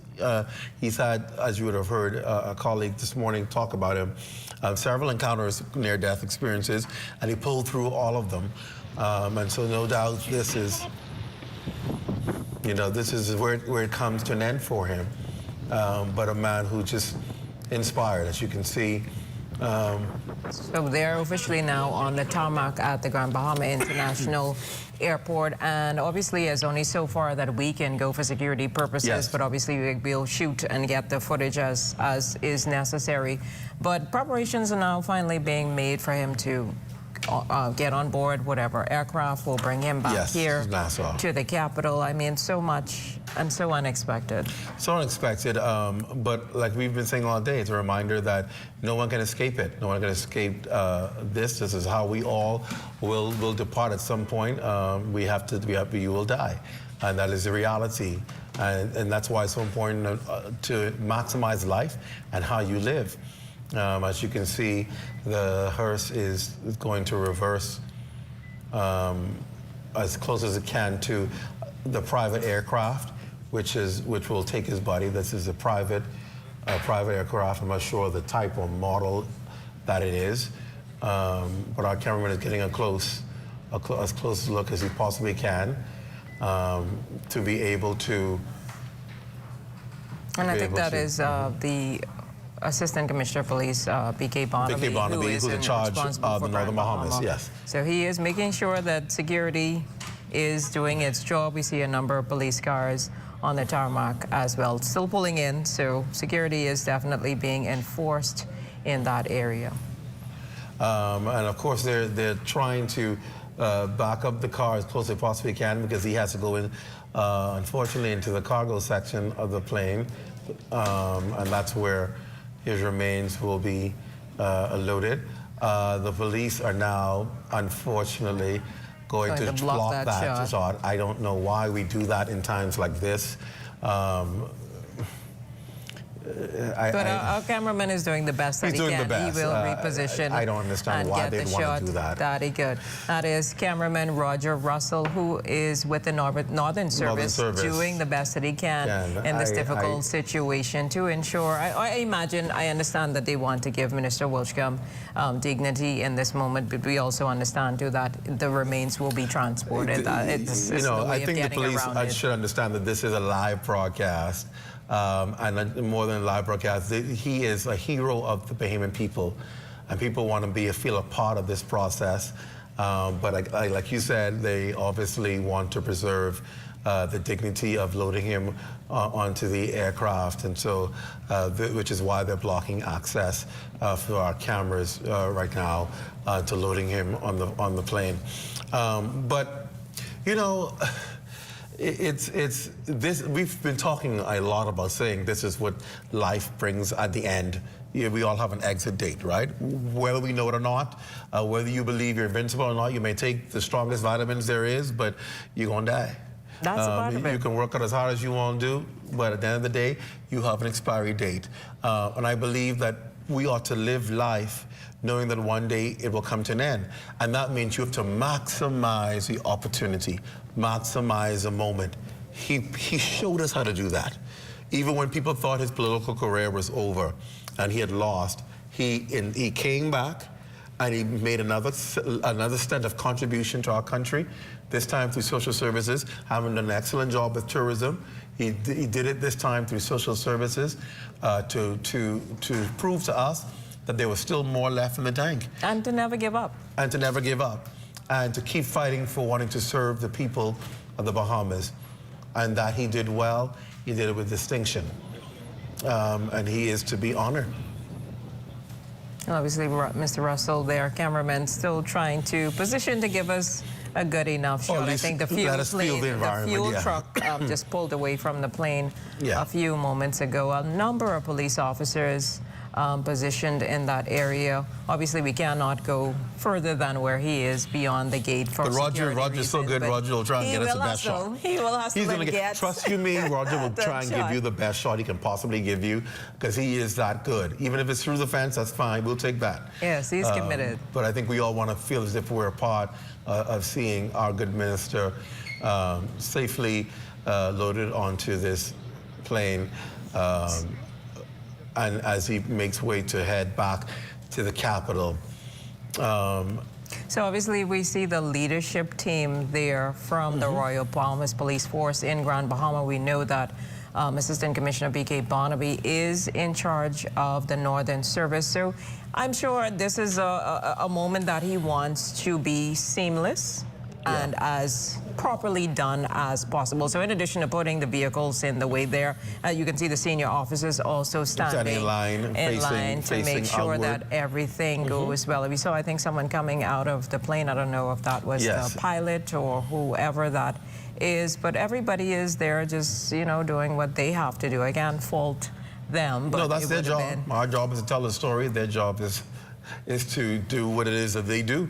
And sometimes we end up working together, sometimes we end up clashing. That's a part of the process. But all because we all want the best for our craft. But I imagine the body is probably being loaded onto now, because all of the officers turned around in that direction. So again, Roger, I think is trying to reposition to give us a better shot. See if we can get a shot of that body going in. I think we do see some movement from the back of the hearse. The plane. Obviously, chain of custody. Of course, there's paperwork that must be done with that as well. There's the degree of paperwork that has to be ensured, the handover, because you're handing over from different agencies, and so each agency has to make sure that they have logged, that they have done their part, and have turned it over to the next person. So a short flight. It'll be a short flight. It'll be about 25 minutes to half an hour. About 5:30. For a procession, I imagine, similar to the one that we saw on the screen. Pretty much. Probably to the funeral home of the choosing of the family. Correct. We're still seeing more live shots on the tarmac in Grand Bahama International Airport. A small charter plane, which will take Minister Wilchcombe's remains back here. You can see residents and bystanders standing there. I think they're having a conversation with the assistant commissioner, who's at the center of them. So just in a few moments, we will see that plane begin to taxi out onto the runway. And you can see people wanting to just see if they can get a glimpse. They want to see their hero, their man of action, as many of them described him as he indeed bids farewell to Grand Bahama. Most likely a part of this funeral and burial may be him returning to Grand Bahama, if he is to be interned in Grand Bahama. So he may return. This may not be the last time he leaves Grand Bahama. His remains may come back after the state funeral to be buried in Grand Bahama. We don't know yet what the arrangements are, but that is a great possibility, seeing that he is a native of Grand Bahama and his constituency, West Grand Bahama and Bimini. So we'll wait to hear what those arrangements may be. We see the police vehicles now moving. Moving away, so that means I imagine that the body has since been loaded into the plane's cargo bay. Correct. So just in a few moments, that plane, as we mentioned, will make its taxi onto the runway to leave from Grand Bahama en route for the capital, where we will receive the remains of Minister Obi Wilchcombe. Like we say, a somber day, but a life well lived. A life well lived. I don't think there's any regrets with what he has done or what he has accomplished. He has had the story of triumph. He's also had the story of defeat. He's had the story of coming back after defeat and triumphing again. A constant reminder of life. There are ups and downs, but how you maneuver will determine how successful life really is for you. And he did just that. He proved that there was more left to him. We see the engine to the So the hearse is making its exit from the tarmac, and now the Piper aircraft has started. So just in a few moments, I imagine these vehicles on the runway. It's now pulling off. Yeah, that was quick. A quick transition to loading up. So like we say, a short flight from Grand Bahama. We see the aircraft propellers starting up. You got to make sure everything is in proper working order before it taxis onto the runway. So it looked like there was some rain in Grand Bahama earlier, but still a beautiful cloudy day. Cloudy day. Look at the clouds in the sky. Yeah. Cloudy day. So that aircraft is again making its way to the tarmac. For those of you that are joining us on radio, we know that you can't see, but we're giving you what we got, which is basically a clear view. So just about 5:30 here in the capital, that aircraft is expected to touch down, and I can say a procession from the Lyndon Pindling International Airport will take place. Thank you so much. Roger is making some adjustments. It seems like a traumatic situation may have been unfolding there, but somebody has collapsed. So obviously this is an emotional and difficult time. I mean, you are with someone. You talked about the fact earlier that he talked to the women's branch meeting last evening. So I can't imagine, you know, like you're like, well, he was fine. Yeah. You know what I mean? So people are still processing their grief. Yes. And coming to terms with it. And people handle grief in different ways. You talk to counselors, Jiminita, they will tell you that. They will tell you that some people respond differently at different times. They do. Some people would have responded from this morning. Some people will just now see, as you see images, recognize that that's his body. And this is one stage that he's actually gone. We see some persons there with their cell phones in their hands, recording the takeoff of the aircraft. So some people just having discussions and just watching it all unfold.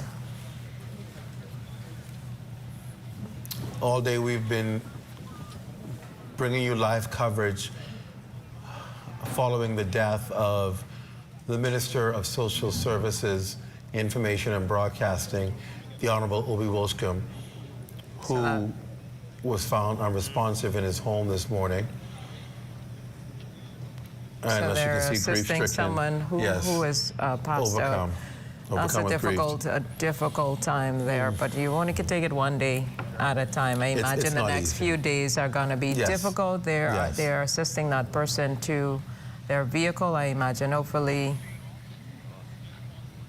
Okay, so I'm learning that that's someone who just was emotional over this entire experience. Even, I mean, it's not easy. It's not easy. I mean, we always expect that when we pick up the phone, we're going to hear the voice of that person talking to us. We don't. I know everybody expects that someone is going to die, but I think sudden death, it's a little bit more difficult to process. If someone is ill, then you say, well, you know, I know that if they don't overcome, like you said, it is a possibility. So again, like you say, we have been providing live coverage. Yes. There you go. So the plane is about to take off. There it goes. The plane carrying the remains of the Minister of Social Services, Information and Broadcasting, the Honorable Obi Wilchcombe. It's now in the sky en route here to the Capital. So Roger, in a matter of minutes. Making it, thank you, Roger, for that we got that shot. So thank you for Roger. keeping that going. It's a part of the process, which, and in the days to come, there'll be more of it.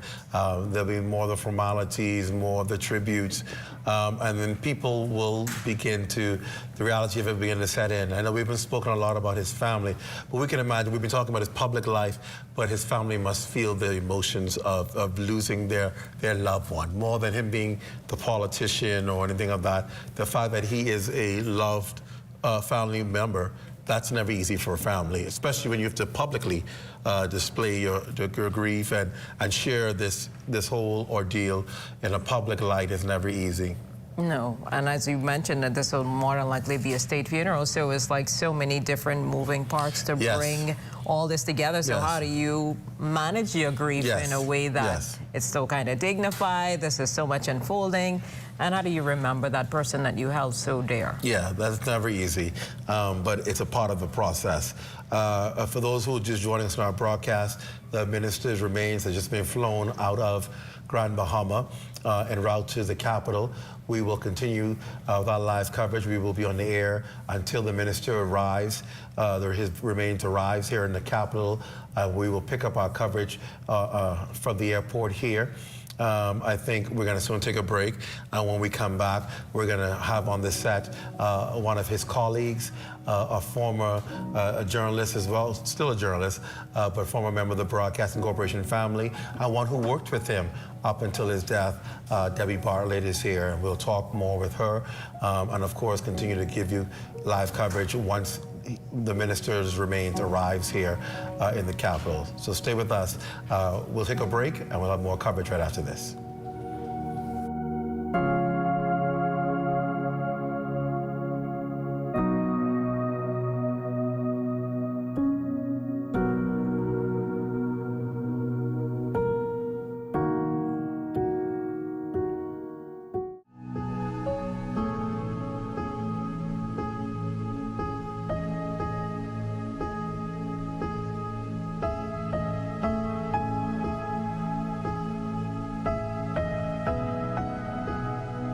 So Lyndon taught me the values of loyalty, perseverance, and endurance. He told me the importance of turning the other cheek, that one should not give up on his dreams, but pursue them with vigor, will, and with determination. I will never forget when I walked out of Her Majesty's prison and he called me 2 hours after I'd gotten home. And he said to me, "Obi, you have now crossed the Middle Passage, and many will now look to you for leadership." 1 month before he died, I made a sacred promise to Sir Lyndon that I have been faithful to this day. I remember him tonight because he opened the door and gave me an opportunity to step inside and onto the national stage and to serve my country in the realm of political leadership. I will be forever grateful to him and also to Dame Marguerite.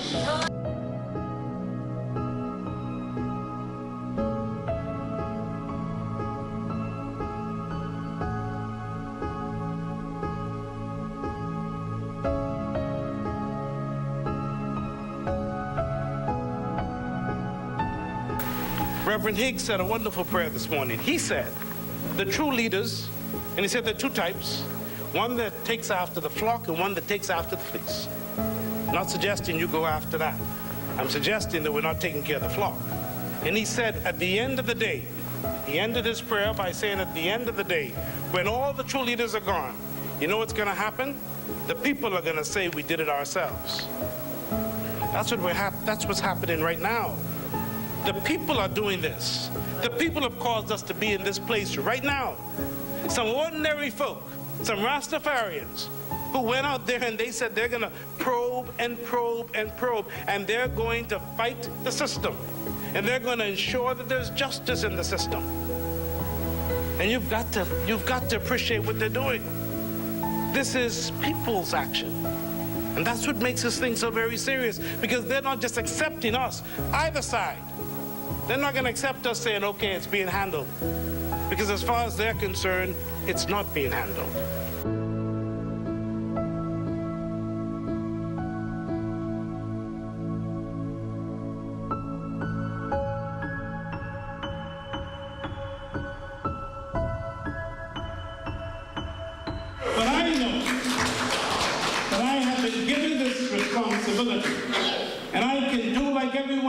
throw my hands in the air and say you can't do it. But I will never say I can do it. I will always say I will. And we will make a difference.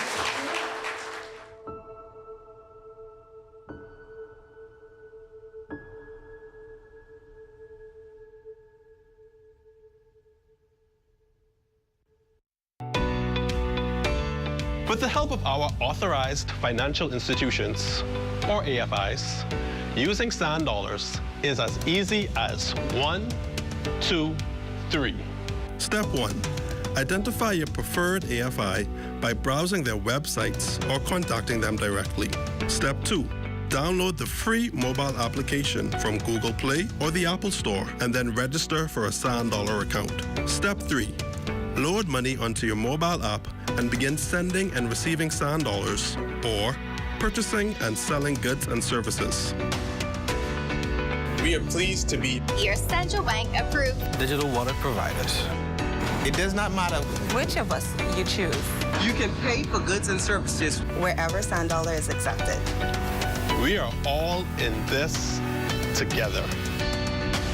Visit sanddollar.bs for more information.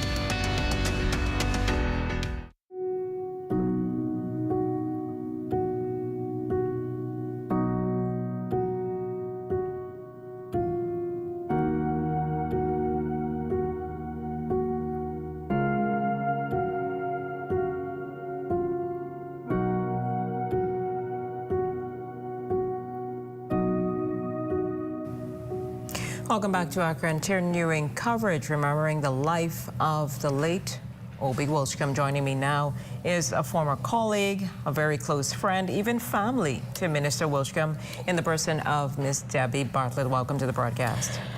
How are you doing? I watched your interview with Fern Carey earlier, and I know that was difficult. It is. But he would want us to be strong. He needs us to be strong. Yes, You have to execute. Yes, we have to execute. And I know he's smiling from heaven the way ZNS is covering it.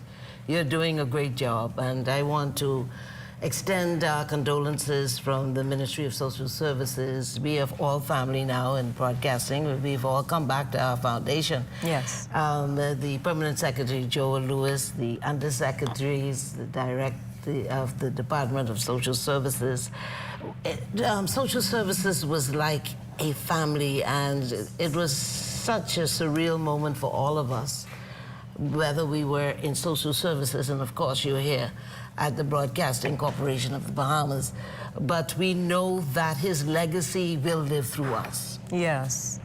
How are you, I guess, managing all of this? Because I imagine, as you are, all of us are still processing the news and building. You have been working so closely with Minister Wilchcombe in social services over the last few months, and I can't imagine how you're feeling right now. I think he's your cousin as well, so the family this is not just a work relationship. This is closer than that. It's closer than that. He took me on a flight the other day, if we were to talk about family just for a moment.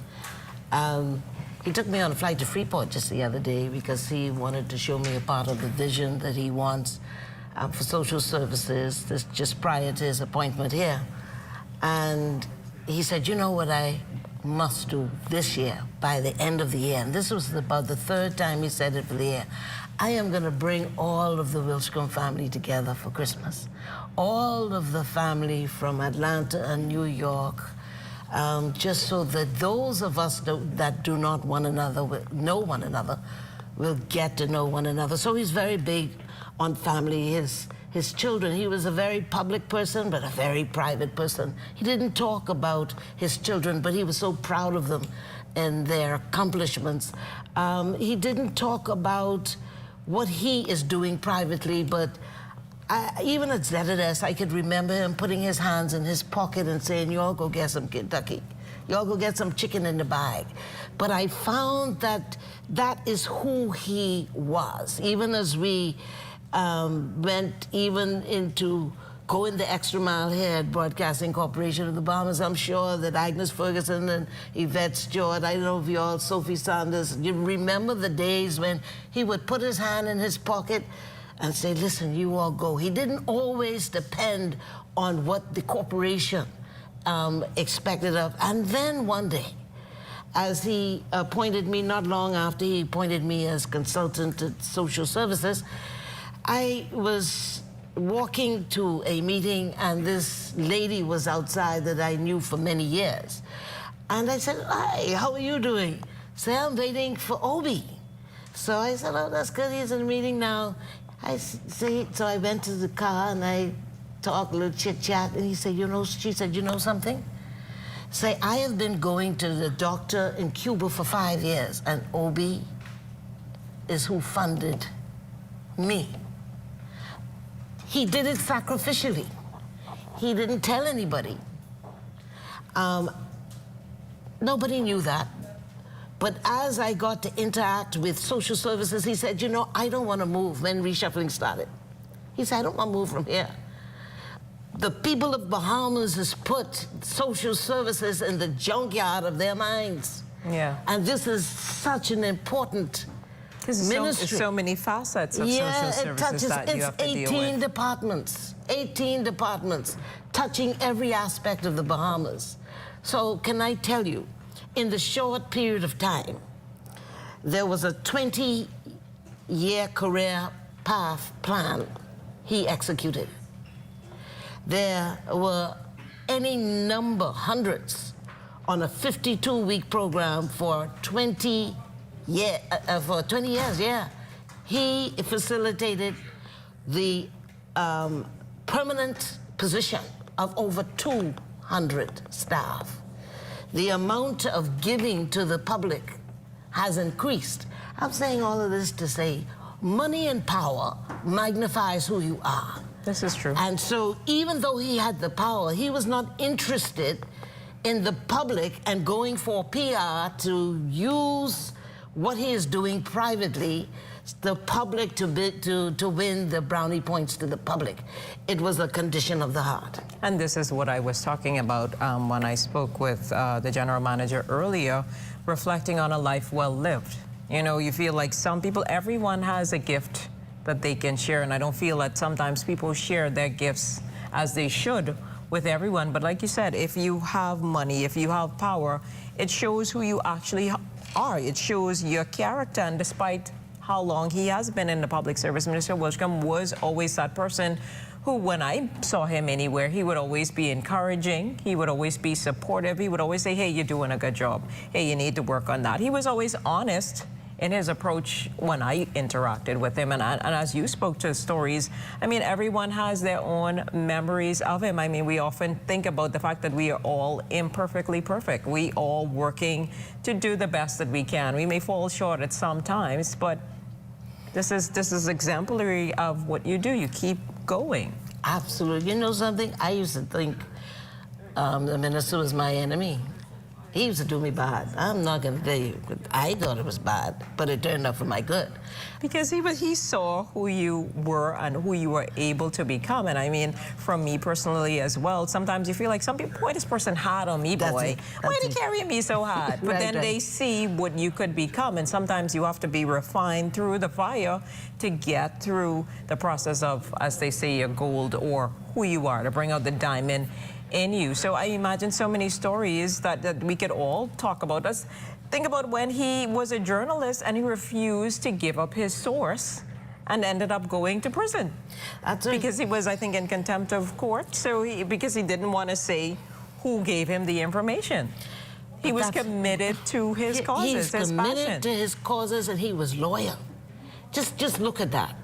He chose prison, and it impacted him. It's when he gets in that moment where he likes to talk, and over the last few months, that's one of the things that he talked about a lot. He talked about the time in prison and how it impacted him. He talked about what he felt when, I think it was Hurricane Dorian, and they were trying to get him out, and he said, no, I have to stay with the people. And it was like the people who didn't have anything to drink. If they don't have anything to drink, they don't have anything to eat, I have to stay there with them and fight it through so that I can give my best efforts for my people in West End to have the resources that they need.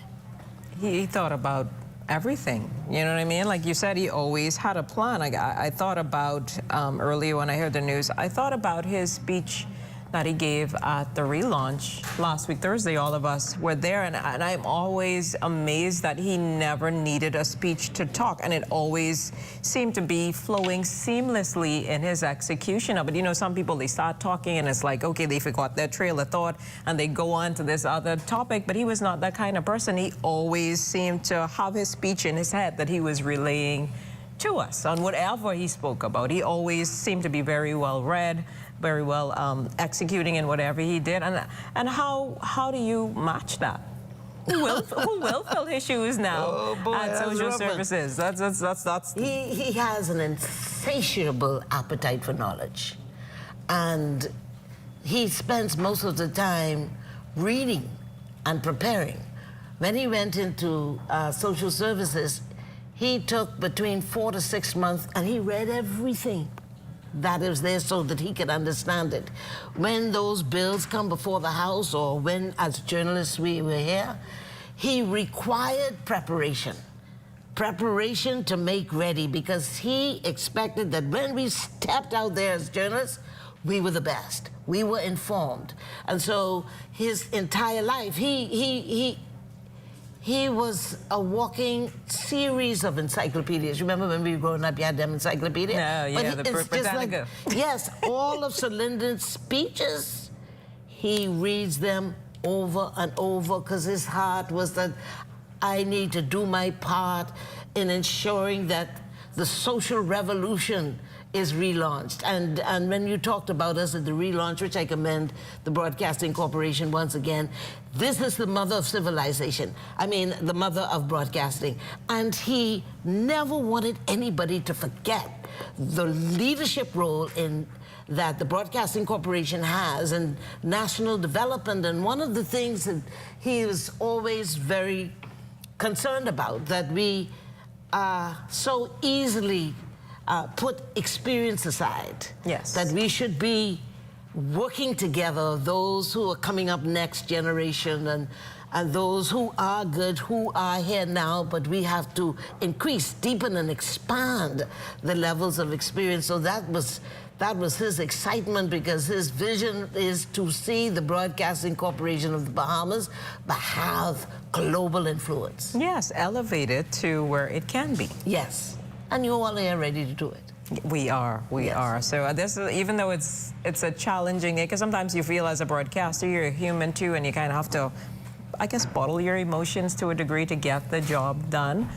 But everyone has stepped up to the plate. Whether, I mean, I know it's Minister Wilchcombe, but for anyone, I think that's what you do. You give them that degree of respect, that degree of dignity, in death or in life. And I think that's the other part of him too. I find that he stopped and he spoke to people, not at people. He made you feel like you were important.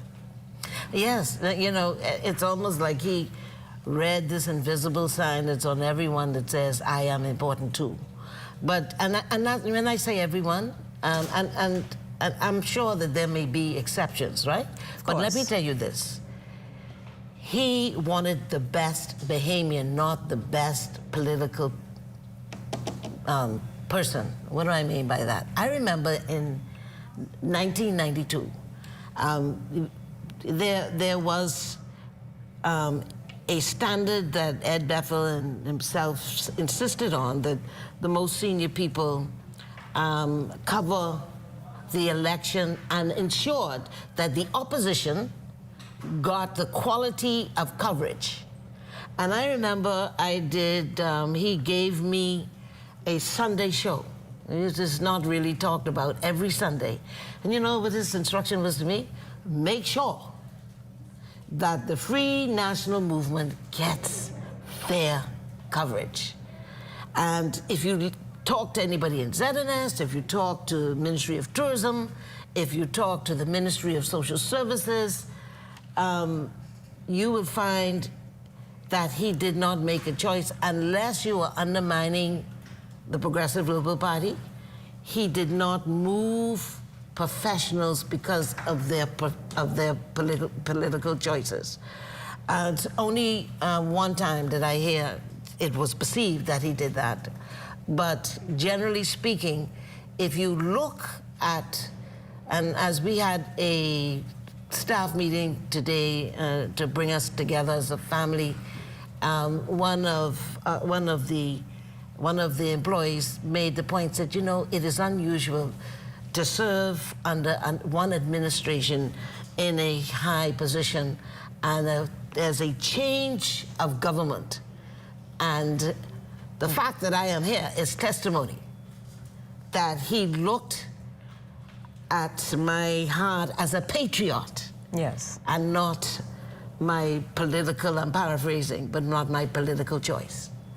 That is powerful. But talk to us about where some of the key takeaways for you from his life. Like you talked about how you had your Sunday show and he made you introduce balance on both sides. But what are some of the other key takeaways you think as you move forward that can take you through life?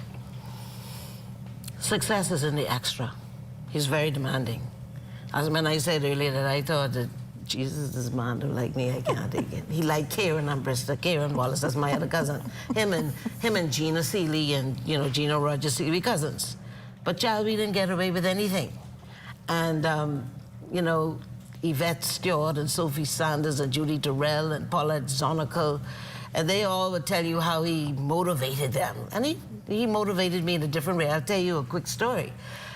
I would never forget that two quick stories. One, we were minutes away from one, probably 20 minutes to one. In those days, we had the two-way. And he came over there and say, you're the top story. I said, I'm just leaving. They hit that button, that tally light came on, and I had to go live. So I believe that I'm able to speak extemporaneously because of the pressure.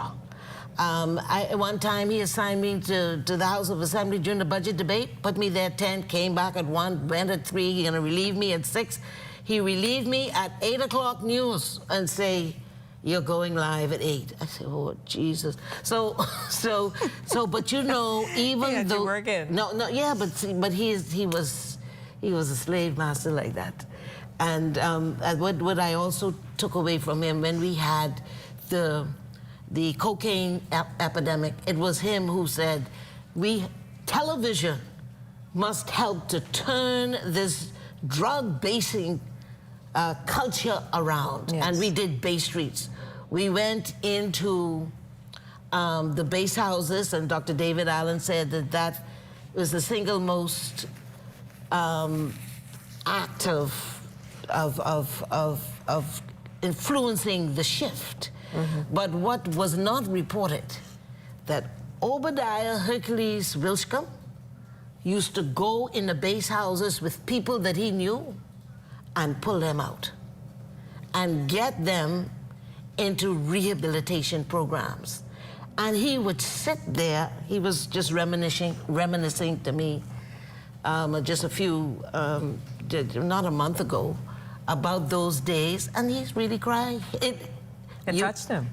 It touched him, and one of the other things that really touched him, when his cousin died in the church behind the drums, he called me there prior to his death to have a meeting on a Saturday.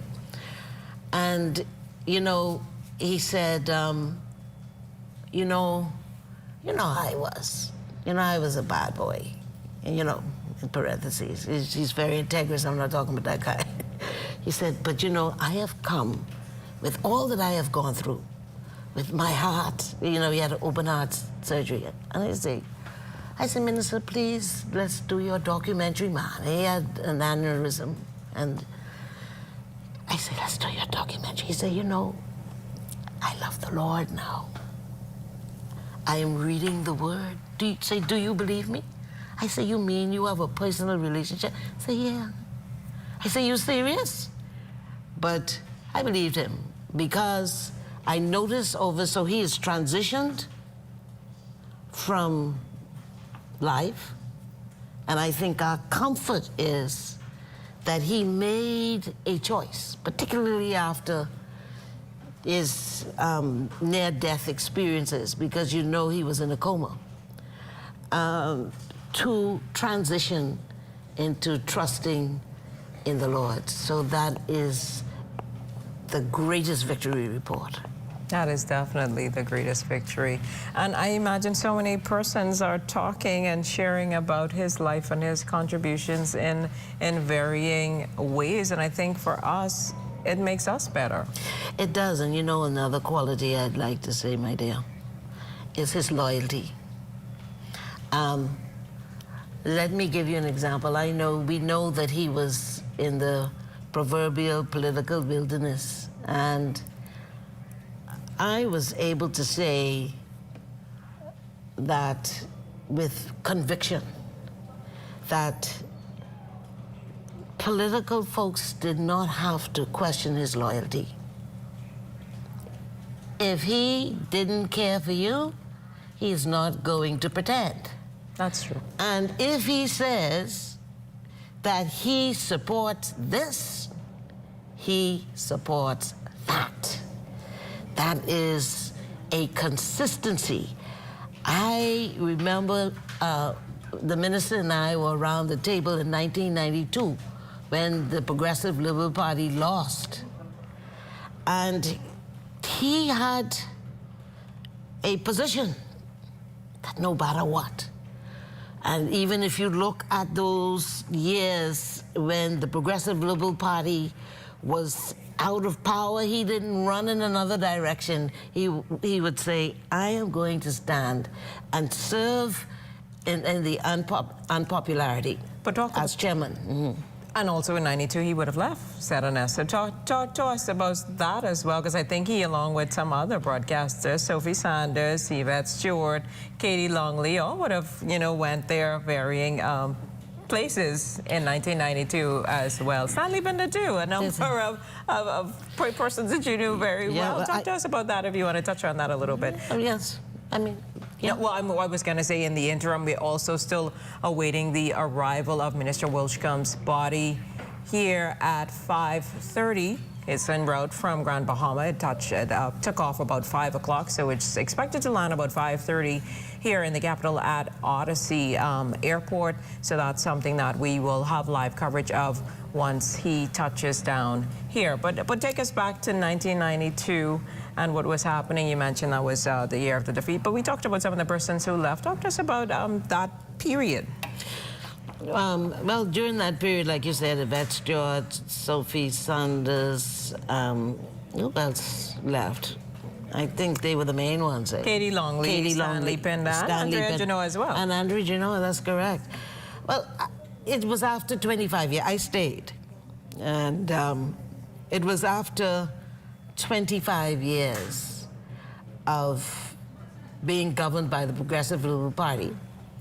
I believe that there was, or may have been, a concern because we were in a highly politically sensitive environment. Yes.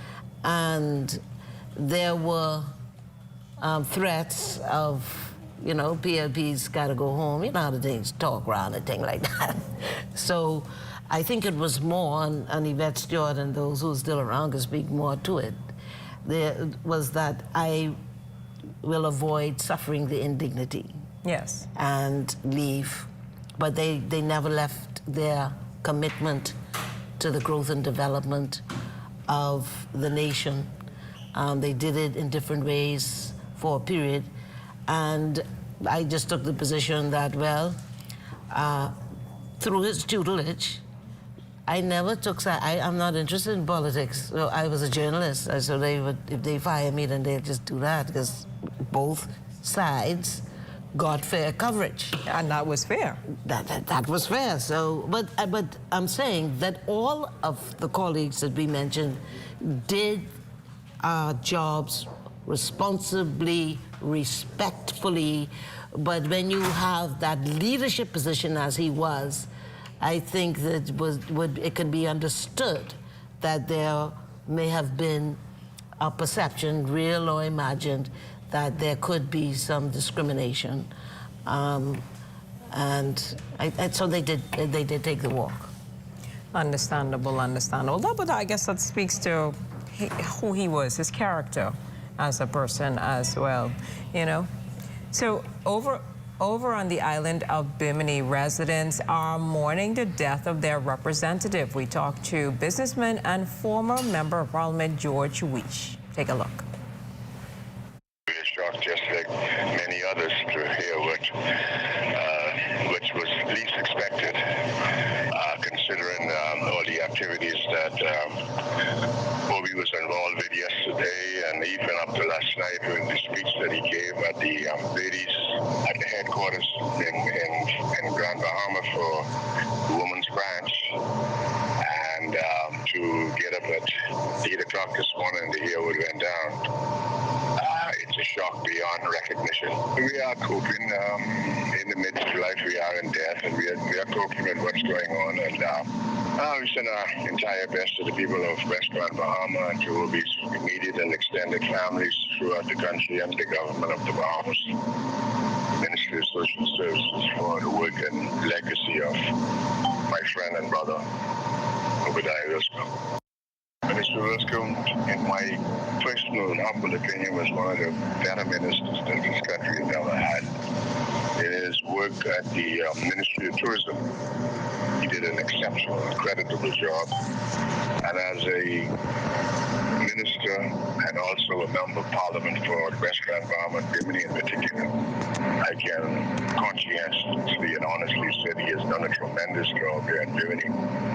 For the success that we are having here in Bimini and the success that we have attained over the years, that he was the Member of Parliament, I can personally say that he's done a fantastic job here with the improvement and the success and the business that we are having here in Bimini.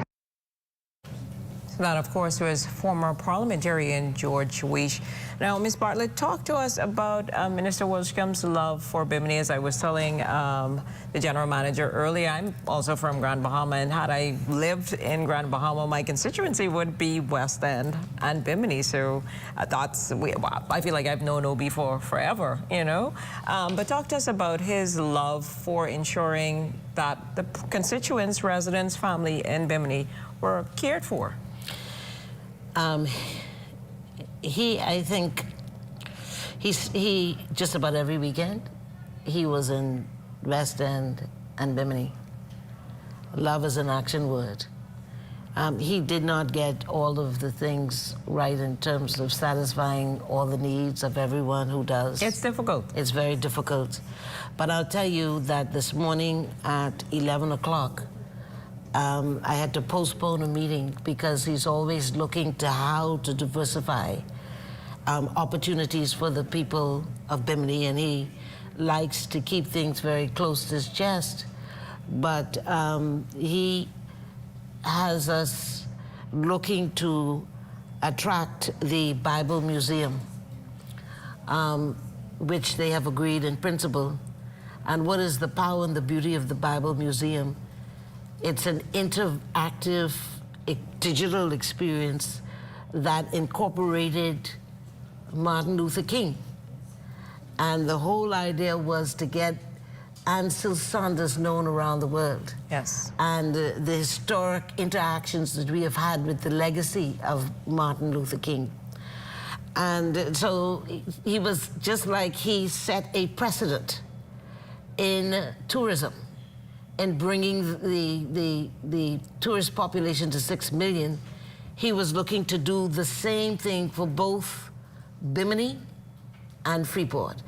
Geneva Rutherford was on that team, and Dr. Curry and I were scheduled to speak this morning to Washington.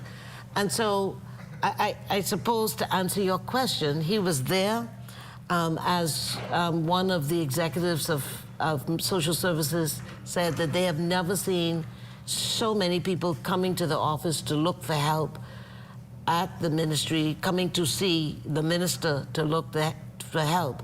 So you can see that he was consistent in what he was saying by trying to help those people who did not eat today and didn't know where their meal was coming tomorrow. He increased the provisions for them, for those who were homeless for the moment, and extended with some criticism. But at the same time, though, he was looking at how he can get those of us who are marginalized out of the pit into economic opportunity, into economic empowerment opportunities, and I believe that, and I pray that that continues with Bimini, because that would add another dimension for the empowerment of the people of Bimini and Freeport. What would you say then, does this passing now do? I guess we now just have to regroup. Well, you know, I think we are growing as a people, and I think it's time for us to even introspectively have more self-evaluation. There are times when we made premature, immature decisions to discontinue because it wasn't me. I think as we see how fragile life is, that we must look more at what is good for the people. Yes. That we move away from what is me to we. What can we do to help each other succeed? In his last speech, he's talking about being your brother's keeper. I know he's been my keeper and many people keeper. So even those of us who don't like him, not us, but I mean those people, anytime you're in a leadership position, you're gonna have people who are detractors or who may have cause and pause to have some grievance. But if we look at what he has done, and if we agree that this is what is good for the people of Bimini, the people of Freeport, the people of the Bahamas, let's do it. Let's continue his legacy. And we have those of us who have benefited so much from his love, from his compassion, from facilitating opportunities for us. What a wonderful opportunity for us to continue to reproduce ourselves and remember what he's done for us so we could pass it on to somebody else. And when we think about passing it on this year alone, and even prior, we lost at Bethel. Now we're mourning Obadiah Wilchcombe. What does this loss mean for journalism? As you yourself, you're a former journalist. Yes, and I need to follow my advice, what I'm saying here now, right? I said to the late father of our nation, Prime Minister Lyndon Pinling, to the former Prime Minister Hubert Alexander Ingram. He's captured his in a book, and of course, yes, so I think there's a has series. He has another book. I think that's expected to come out as well. Yeah. Yes. To Ed Bethel, who's, by the way, we're cousins. Okay. Ed Bethel, Obi Wilchcombe, and I. Okay. And Karen Wallace, who was here, who's now in Bristol, Gina Rogers Seeley, and Shelley is in media as well. And Ian Poitier, and the Prime Minister's office. Okay. Is also Obi's cousin. Close connection. Yeah, communication runs in our bloodline. But my point is, I have said to them, and I just said to Obi not weeks ago, put your story on television. Get it in a program. Electronic media evokes the interest. Yes. And then you go and read. I said the same thing to Ed, who was also our boss. He did it, and he was the family historian. But I think we have the opportunity now, because what does it mean, you asked? If we don't treasure the history that they have left for us, it will be forgotten. Yes. And we need a generation, because we have a generation of the millennials that don't know the history. And if we want greatness, you have to live in three tenses: the past, the present, and the future. Yes. We are building on the shoulders of who we stood on. Of who we stood on.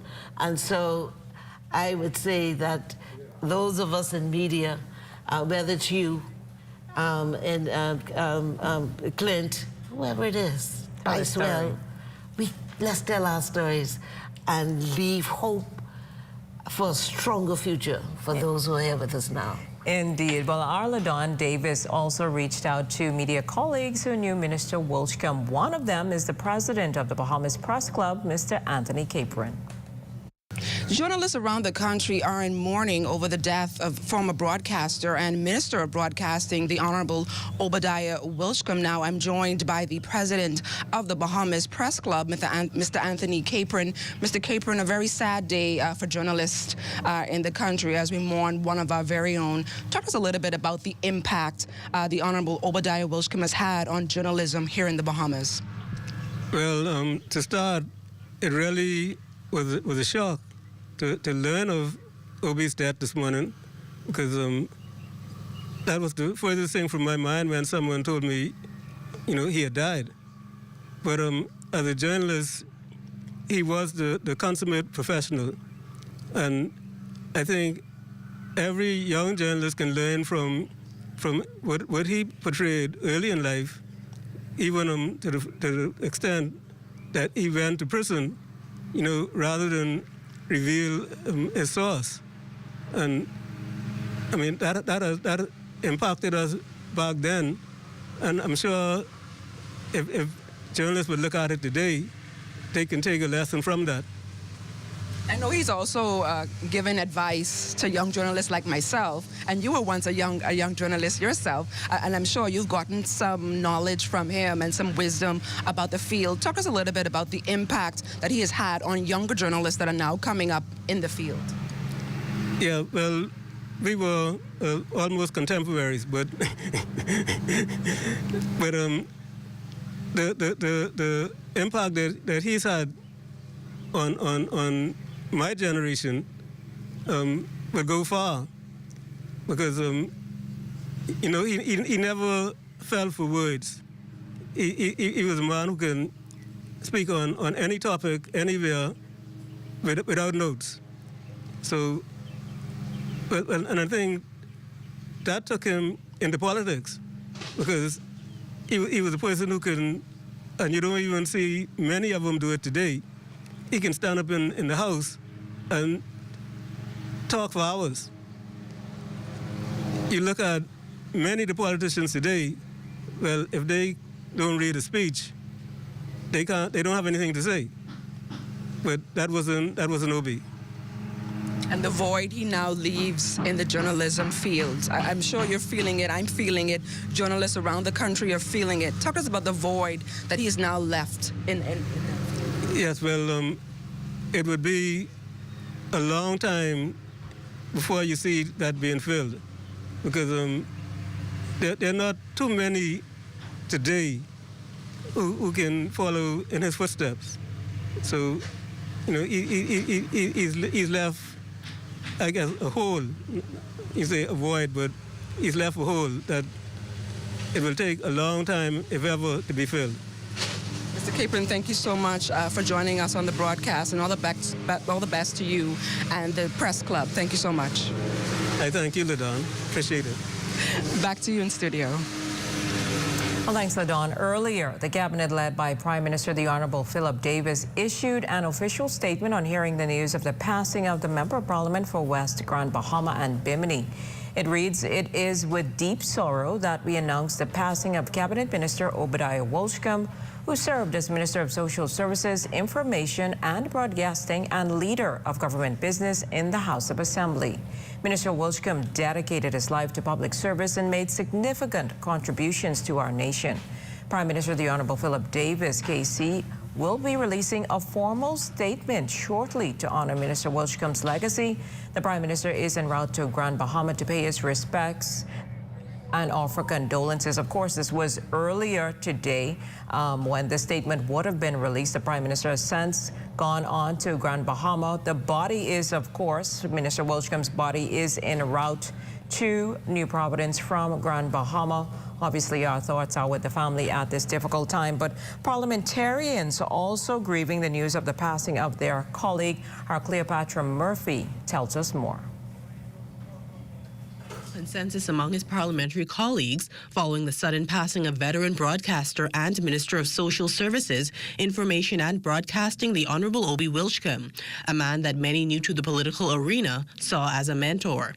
A teary-eyed Minister of National Security, the Honourable Wayne Munro, says Wilchcombe, whom he sat next to in cabinet, had become extremely passionate about advocating for women and children. I remember when he spoke to me about the young women who were trafficked, young girls who were trafficked, and his passion that we not only had to bring the perpetrators to justice, but his focus was always, what do we do about the people who are hurt? And so he always sought to address the hurt. And he will be missed personally by me. As I say, I could always look forward, for want of a better word, some jokes often at my expense. Minister of Labour and the Public Service, the Honourable Pia Glover-Roll, says the news was difficult to receive as she has worked with him in the Progressive Liberal Party for more than a decade, also working closely with Wilchcombe to ensure party conventions went without a hitch. She says he was keen to ensure that persons coming up in the party were cognizant of its history. Also, he was respected across party lines. He is fair. He was somebody that always believed in giving your best. He is somebody I would bounce my speeches off. He would encourage me to participate as much as possible. He would critique me, and I would take that as valuable advice on how to improve. But most importantly, he was a friend. Minister of Energy and Transport, the Honourable Jobeth Colby-Davis, says she appreciated that he believed in pushing young people, encouraging persons like herself that they would have to take up the mantle of the party. As for his impact on politics, simply put, she says he was a force to reckon with. Everyone would say, if I could just get to the place in my political career where I can stand up like Minister Wilchcombe and give a speech, give a debate, give a contribution, and not once have to look at a piece of paper, because you just knew within your heart, you had the history, you had the knowledge, and you knew where you were trying to go and take the country. Impressive political career, a force to reckon with on the rally stage, during our campaigns, but even with the history. While Wilchcombe may be gone, his parliamentary colleagues say the legacy he made will live on through the impact he would have had on the field of journalism, in the political arena, and the impact he would have made on countless Bahamian lives. For the Bahamas Tonight, I'm Cleopatra Murphy. Well, again, that's Cleopatra Murphy reporting, but our Desmond Sanders is standing by. He is at Odyssey Aviation, where we are expecting to have the arrival of Minister Wilchcombe's body that was en route from Grand Bahama. So again, so much happening. We're going to continue our chat in a minute, but again, our Desmond Sanders is standing by. Desmond, what can you tell us? As you can imagine, a somber and historic day here in the capital.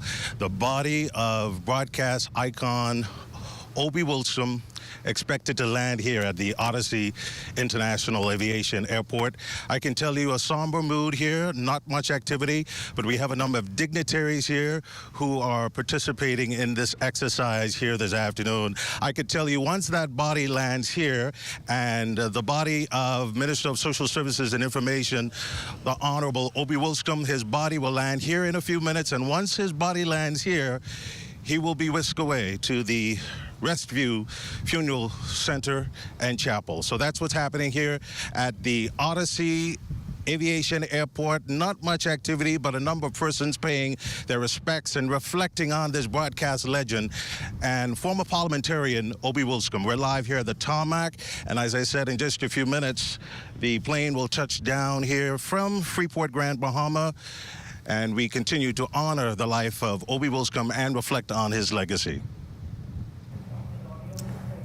Well, thank you so much. That is our Desmond Sanders reporting from Odyssey Aviation. Are you okay, Debbie? I know this has been an emotional day. I saw when the body left, or the plane was taxiing out in Grand Bahama, we saw someone that, became emotional, and they passed out. They needed to be assisted. But it's surreal, but it's kind of like setting in the death is another transition from life. We all have to deal with it at some point, and some people say tears is the cost of the love that we shared for that person who has transitioned. I mean, what do you say in this moment as we all wait to receive his body here in the capital? We, as Desmond pointed out, it will be heading to Rescue for preparations, you know, funeral arrangements and the like.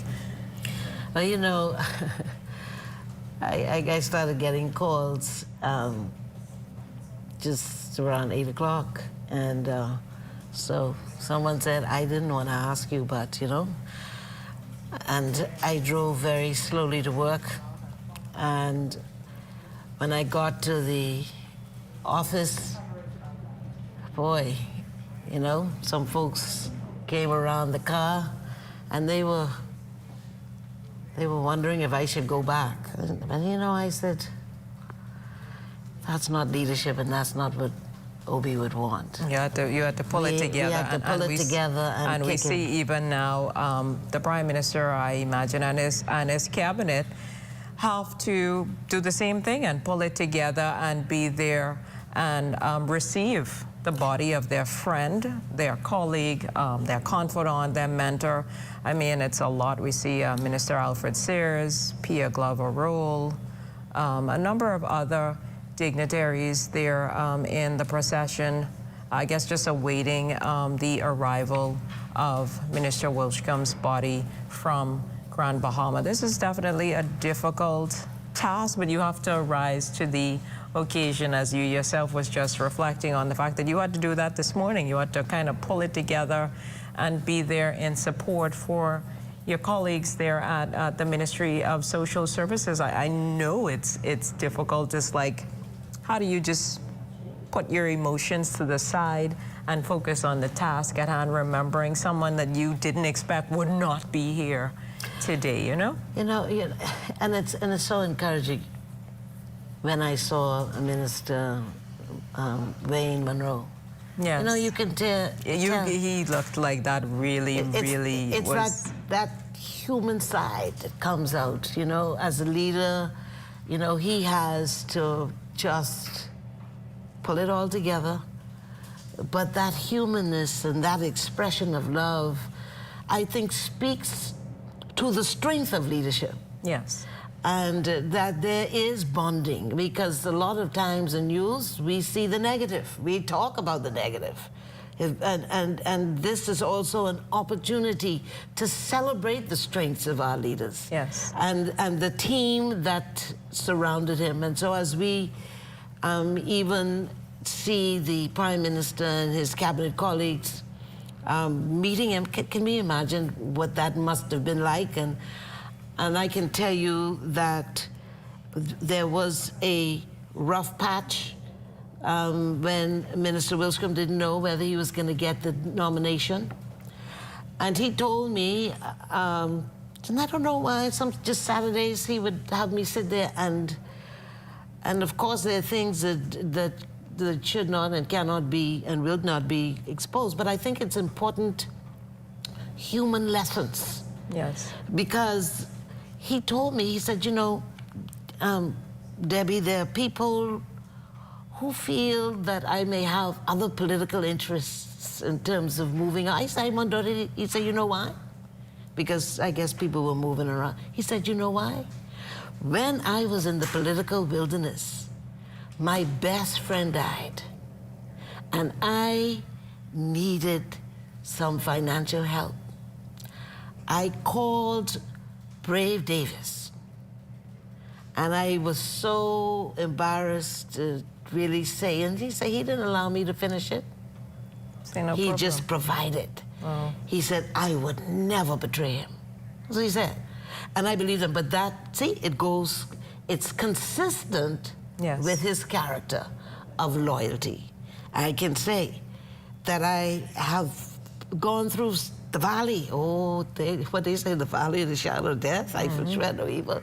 But Obadiah Wilchcombe was one of those people who stood with me through thick and thin.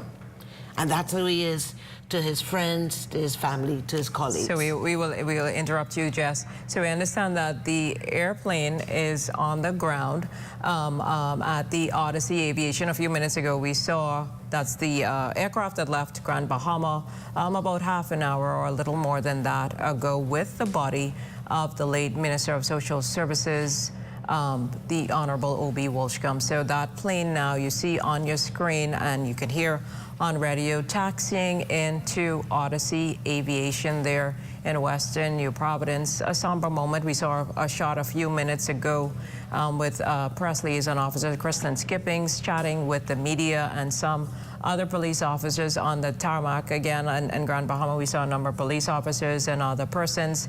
Here in Grand Bahama, in New Providence, that is, similarly, we see police officers on the tarmac, in addition to his cabinet colleagues and other persons that are there. As you can see, the plane is still slowly taxiing in before it makes its stop. We understand that Rescue Memorial will be responsible for the body.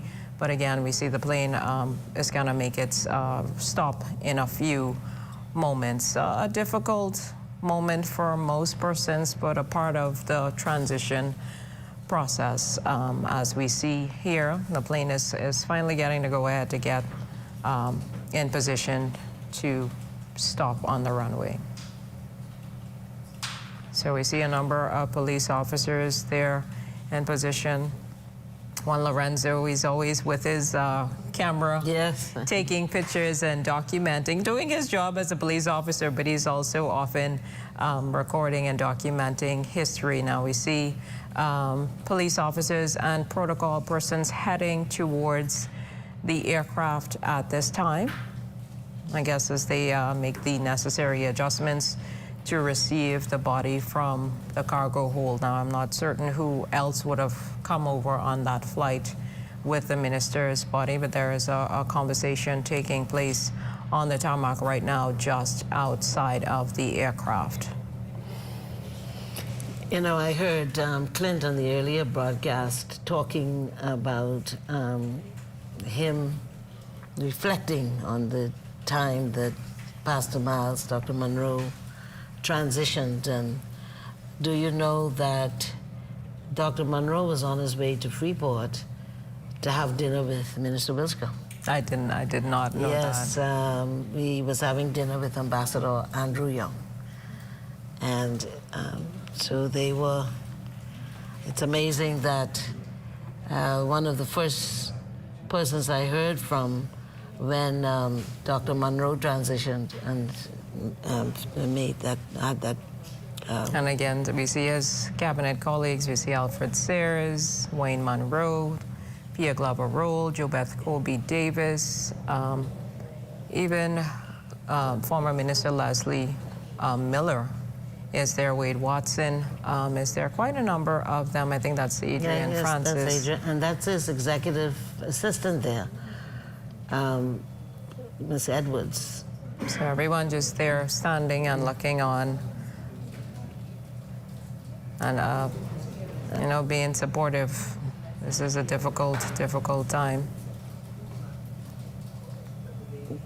But you kind of have to show up. Yes, and, you know, I'm so happy that so many of the cabinet ministers supported the relaunch of the Broadcasting Corporation. Yes, a number of them were there in attendance.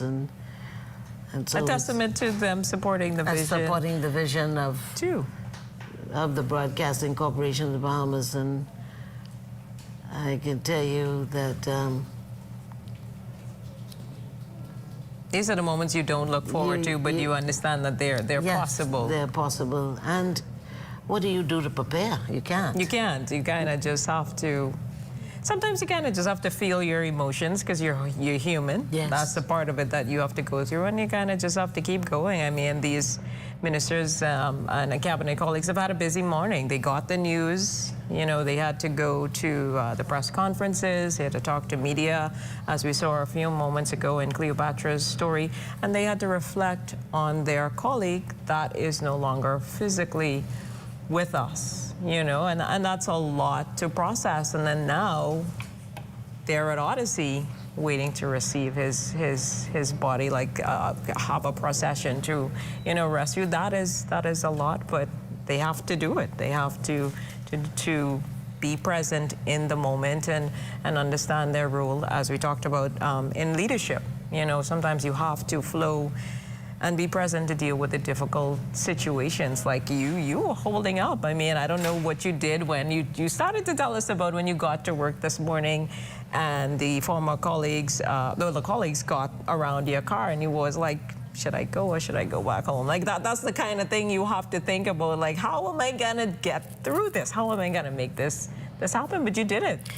Yes, I did it, and there are a number of people outside, and I said, we need prayers. And we looked for the undersecretary, and we got the undersecretary, got Dr. Wendy Fernanda to meet, and we all met. But I thought we really had it all together, right?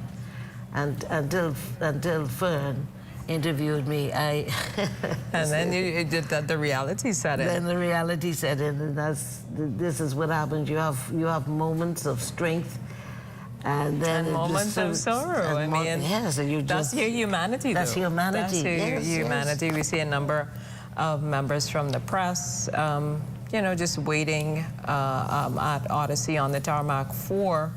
I guess the body to be removed from the aircraft and the procession to begin. Like we saw a few moments ago, a number of cabinet colleagues on the tarmac as well. This is difficult. And this is difficult, and not to deflect, but I think it's at different levels. We just lost Natalie from the Broadcasting Corporation of the Bahamas, and we extend condolences to them, and it's just a lot. That's what the GM and I were speaking about earlier, the team in Grand Bahama, because they were there with us here last week for the launch, and they got the news, and that was difficult, but they had to pull it together, and do their coverage and stories on Friday, reflecting on her life and her contributions, and then who knows, days later, they now kind of have to do that again to bring us the coverage and talk about our minister, who we now all mourn the loss. I mean, that's life. It's life, and sometimes it comes 1, 2, 3, 4 at a time. It's just we also extend our condolences to the Honorable Keith Bell, who lost his wife. Yes. And all these things, even though she wasn't in the cabinet, it impacts families. Those of us who are connected. But again, I believe that all of this is an opportunity to be very intentional in loving more. We can have differences of opinion. Doesn't make you an enemy. And it's an opportunity to move and get to that higher ground. That's what Minister Wilchcombe always, you see that right there? That's the Minister Leslie Miller. He was a friend to Minister Wilchcombe. He would come there regularly because of the great plan that they had for Operation Restoration, always thinking about how to, Minister Leslie used to say that he's the pot cake, but he and Minister Wilchcombe had that kind of similarity, that they love to help the people who are considered the underdog, and that is what they were planning in terms of how do we uplift the people through transforming the environment. Yes. We know just how the pot cake is passionate about whatever he talks about. And I think they've done a good job of remaining composed at this point. We don't know how they will feel. It's like when you go to a funeral, it could be a wonderful church service, and I feel like at that point when you are at the graveyard and they start to lower that body, it's like that's the final goodbye. So everybody gets emotional. Some people, they're okay, they've made their peace, but I mean, for the most part, I think it's difficult. So while I like that they are strong and dealing with this, the task at hand. Well, I believe that, I believe that people mourn in different ways. Grief affects everyone in different ways, But some people cry now and some people cry in their room. Some people don't really recover emotionally at the rate that they should because we hold it in. So it's good to be able to hold it for a season, but you gotta know when to release it for your mental health. You do, you do. So everyone, as we saw in that shot a few moments ago, just still waiting for, I guess, the official procession from Odyssey Aviation, the aircraft that transported the body of the late Minister Obi Wilchcombe from Grand Bahama is on the ground. We see a number of cabinet ministers there waiting to receive him. There is expected to be a procession from Odyssey, we understand, potentially to Rescue Funeral Home, who will be handling the funeral arrangements. I mean, so many tributes, memories, stories, reflections for the late Obi Wilchcombe. We didn't expect that we would be here doing this like this, but that is what happens. Life offers the very much unexpected times. And I like that you touched on the fact earlier about him as a family man and being so private. Like you don't even think sometimes that people have families, depending on how they are often expected to show up.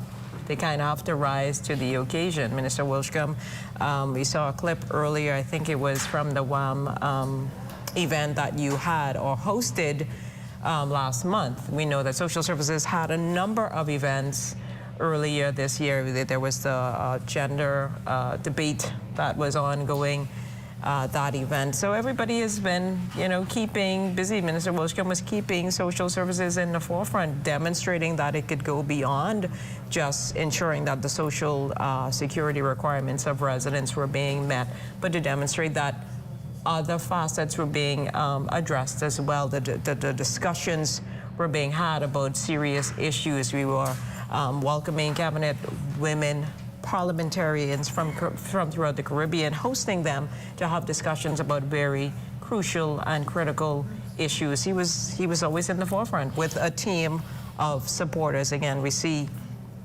Leslie Miller there standing by, and we saw him giving some hugs and handshakes just in a few moments of waiting. So everybody is just waiting. Yes, and you talk about 13 round. There were over 30 countries from the Commonwealth, and it was untraditional for the Ministry of Social Services to have that opportunity to be the spearhead organizing ministry for it, and unequivocally. The Commonwealth Secretariat and the leaders from the 30-plus countries that attended said it was the best 13-round meeting that they have attended.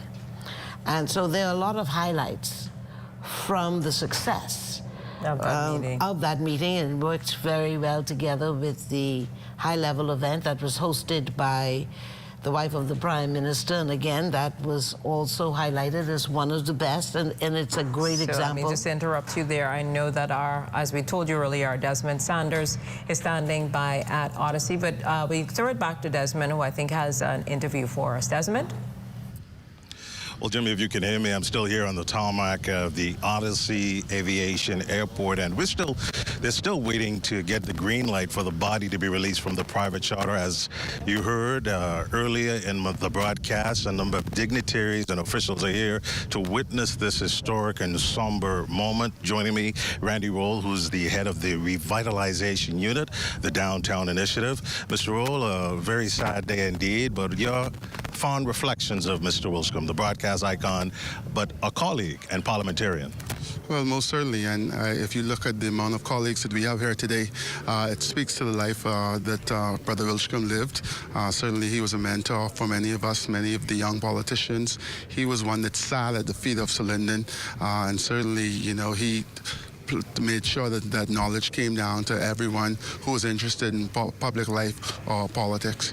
Just the other day, we spoke about him, even the cabinet shuffle, and he said, listen, I'm going back home. And so he was fond of his memories of sadness and all of his colleagues there as well, too. And so it's a sad day. Certainly he'll be missed. We've lost a giant in Obi Wilchcombe, and, I just, again, condolences to the entire family. Of course, all of our political colleagues and friends as well. In just a few minutes, the body will be released from the plane. It's a private charter. And Mr. Wilchcombe's body, I understand from what I've been told, will be whisked and brought to the Restview Funeral Home and Crematorium. We have a number of officials here from the Royal Bahamas Police Force who will lead the convoy to Restview. Just arriving is the Minister of Education, Glennis Hannah Martin, a good friend of Mr. Wilchcombe. A whole lot of activity picking up here at the Odyssey Aviation International Airport. As I said, we're on the tarmac, and if you can see the visual images being presented to you now, a number of dignitaries and officials consoling one another. Such a sad day in this country. Minister of Education, Glennis Hannah Martin, being consoled by her colleagues. Just a very, very sad moment, but indeed we're capturing all of the images here at the Odyssey International Aviation Airport. Just a minute from now, the body will be released, but we continue to witness this moment and this occasion.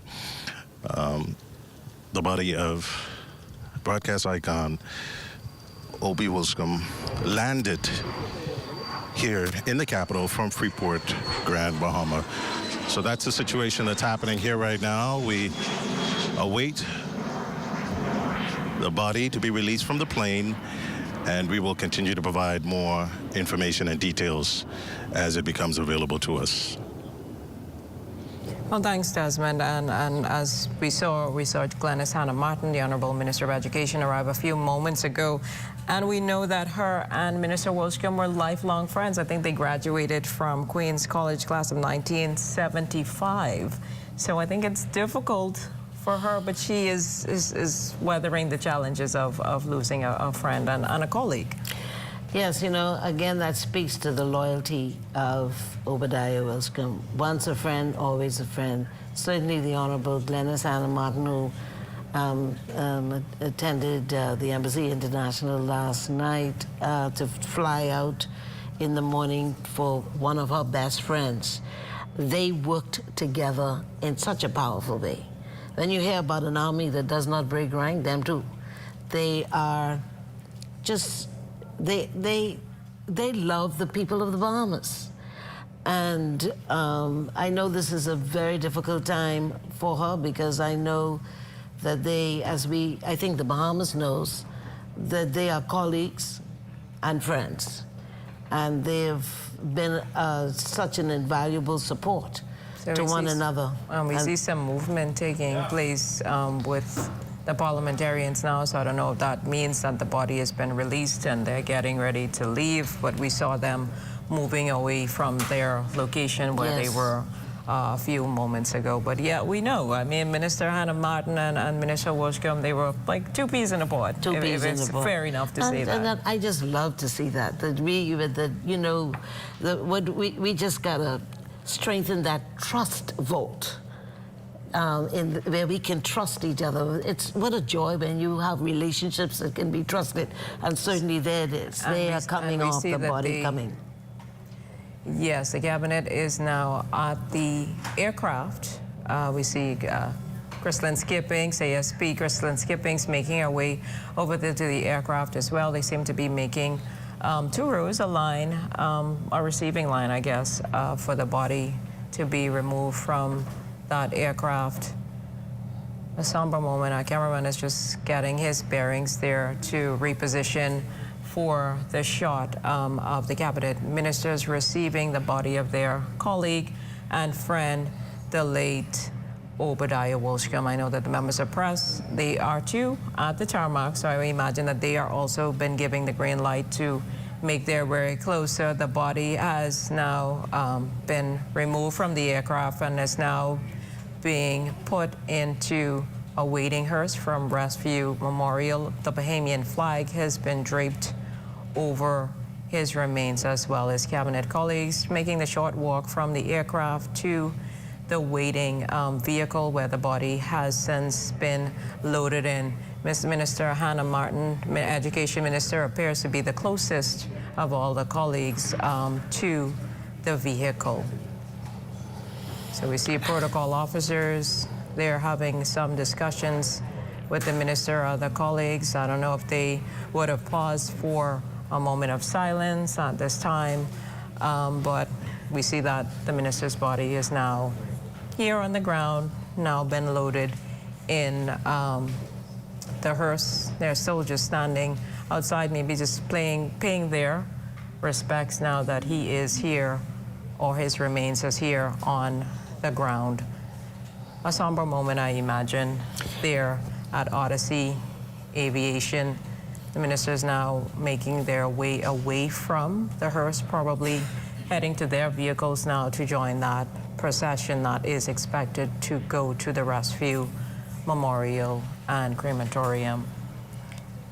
Yes, indeed, a somber moment, and I would imagine, just as we are, all of them just reflecting on the highlights with their interaction. And I see Minister Martin coming back, and Minister says to look again.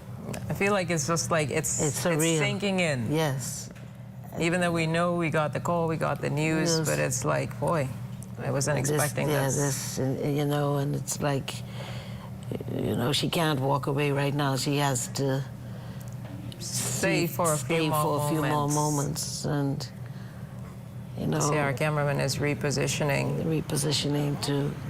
Shane Gibson Jr. is the cameraman there. We see Minister Hannah Martin, who is flanked by Wade Watson, and Minister Alfred Sayers. She seems to be moving away now. The hearse is being closed, or the back of it is being closed. So I guess in a few moments that procession will be leaving the Odyssey Aviation there in Western New Providence. A number of police officers on hand, protocol officers, members of the cabinet. You know, as you see, the vehicles are already lined up or lining up behind that hearse there with the body of the late Obadiah Wilchcombe in it. Obviously, there will be a police escort, outriders in the front, I imagine, and police patrol vehicles at the rear, followed by his cabinet colleagues. As I look at the protocol officers that we just had in view Mr. of Moss and Terry. Yes, they were part of the 13 mile, and just before we took a break and looked at the video and what is happening, one of them said they were so impressed with the leadership qualities of Minister in executing the 13 WAM. And boy, there are points here. There's so much to say about him, but you're really speechless. Yes. Because you're trying to. You're just processing all that has happened. Is this thing today. for real? You know, it's still setting in. It's still setting in. It's still setting in. It's a very difficult moment, but as we are. But we remember. And we celebrate his life. We have been providing you with live coverage of this event for most of the day. I know a lot is happening still at Odyssey Aviation. Our Shane Gibson Jr. is ensuring that we get the shots that we need while he is out there, and so much unfolding today. Like you said, I felt that for Minister Hannah Martin when initially she walked away from the hearse, and then she walked back, and she was just standing there.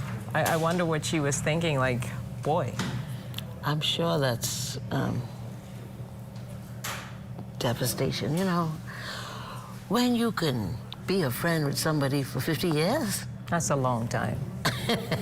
So now we see the procession exiting the gates there at Odyssey Aviation. They've left the tarmac. That's the back gate at Odyssey. And we see the hearse from Rescue Memorial with the remains of the late Obadiah Wilchcombe, police cars, his cabinet colleagues, and vehicles following in a procession that is expected to head to the Rescue Memorial.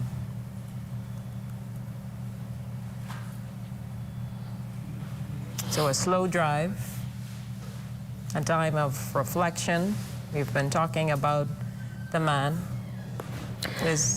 And you know, when we talk about the time of reflection, I'm thinking about just about every aspect of national development has been impacted by Minister Wilchcombe. Minister Monroe talked about how he was so focused on helping hurting women. Yes. And he is focused and was focused on hurting women, but he also empowered a lot of women. We look at the airport environment. The two first women director generals of tourism were appointed by Obi Wilchcombe. We had Bernice Joaquin, who is now the president of NAD. And then we had from tourism, who is now over promotion, Joy Jibaloo. And so it's not something he talked about. Look at us, look at it, the Yvette Stewarts or the Agnes Ferguson, Paulette Zonical, Judy Turrell, the Diana Swan, and we even can go Michelle on. Malcolm. Michelle Malcolm, please don't forget Michelle. You know, we can go on, and we may miss Dorothy some Constance as well. No, Dorothy Panzer came before Obi. Obi was in Freeport first, you know. Okay. Yeah, but most of the women in broadcasting who earned their way in some leadership position in the season that he led came through him. So that's a lot. And so he was responsible as a part of the Ministry of Social Service Urban Development, worked very closely with the Honorable Lisa Ramming.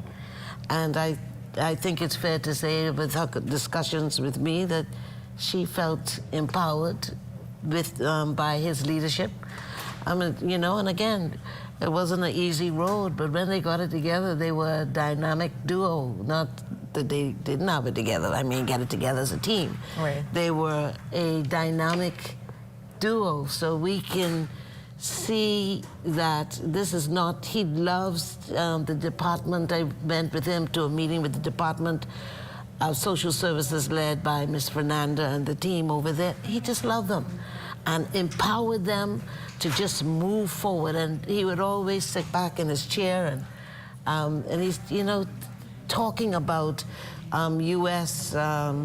Donette Williamson and our Deputy Permanent Secretary. He loved the team around him and wanted to see the continued empowerment of women in the Department of Gender.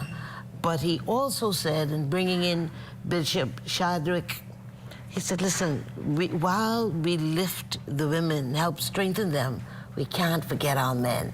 So he was interested in balance. He was interested in family development. And as a matter of fact, he added family as a real focus area to, if we're going to see men and women strengthened and empowered, we got to get our family stronger. You have to build the family back together. Yes. You know, because we've been seeing so much challenges as it relates to the family and the problems that are being experienced by them. But that is good to know that he was working through social services to bring some change to mending broken families. I would imagine that would have been a dynamic thing, but it's something that officials there, as you said, he empowered women. They are able to expand and elaborate on his vision. That's it. And, well, we got some big shoes to fill, like somebody said. So I don't know anybody who could go. And, you know, that's what the House of Assembly is supposed to be. You're supposed to get there and just speak extemporaneously. You should. He's one of the few. Very few. Who, and I heard Clint, I think, was saying, or somebody was talking about, you know, just the people, some of the people right there. That's good that you can have succession in a Glennis Anna Martin or Alfred Sayers, or who was the other person, probably Wayne Monroe, or there was another name that they called that can fill the shoes for leader of business in the House. But he had his signature. Yes, yes. And he had a unique he would not signature. let anything slide. He wouldn't let anything slide. I mean, he He was his best self. Yes. And that's what he called on all of us to do, to be our best selves. Always. Always. Always. And even in the difficult moments of now, that's not impossible to do. If it's in you to do, you can do it. And if you think you need to work on some stuff, now is the time. Maybe it's a time of reflection to say, well, you know, I was slacking off a little bit. Maybe I could improve in this area. I mean, I think death makes all of us a little bit more reflective on how we live our lives and how we want it to be experienced. You make a very good point, because, you know, Obadiah Wilchcombe has transitioned and he has left a legacy. We should all ask ourselves, purpose demands that we leave a legacy for generations. Yes. How many of us are taking that serious? So how many of us, based on the impact that we have had in our local and national environments, would demand an all-day broadcast? That's a question. That's a question. Some people may say it's too hard. I may cry. I like ugly cry, but yeah, you got to deal with the emotions as they come and rise to the occasion. Yes, and it's true. And the second level to that is that we have to look at our lives and say, I'm born to be great. Yes. And that greatness comes through the expression of our service to the country. Yes. And that is what Obadiah Wilchcombe did.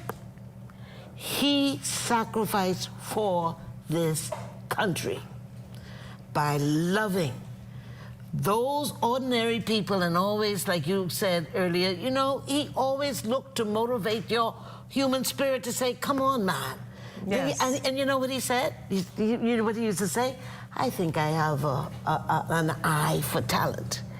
And he would look at the person who could not see their talent. And he'd say, you, I got a plan for you. This is what you can do. And then people say, me? You know? In disbelief. And in disbelief. I tell this story. There's a gentleman at social services. He was cleaning the cars. His name is Kenneth Clark. And he said to me one day, he said, you know, Kenneth, he would be a great photographer. What can we do to empower him? Do you know what he did? He was a part of the media team in covering 13 Bahama. Wow.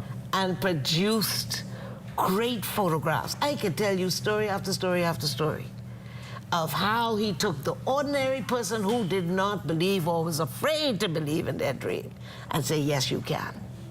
And that is a great testament to carry. So it, like you say, it goes back full circle to say, what is Debbie Bartlett's legacy? What do you want to leave behind? That's often a question, too, that the late Dr. Miles Monroe even asked. We see the shot there on screen of the motorcade leaving. They've already left from the Odyssey Aviation, leaving out of the airport, nearing the John F. Kennedy Drive. Again, the body of the late Obadiah Wilchcombe is in a hearse, accompanied by his cabinet colleagues, and police officials will be making its way to Restview Memorial, where it will be handled with dignity and respect. And obviously the wheels would be in motion to now make funeral arrangements.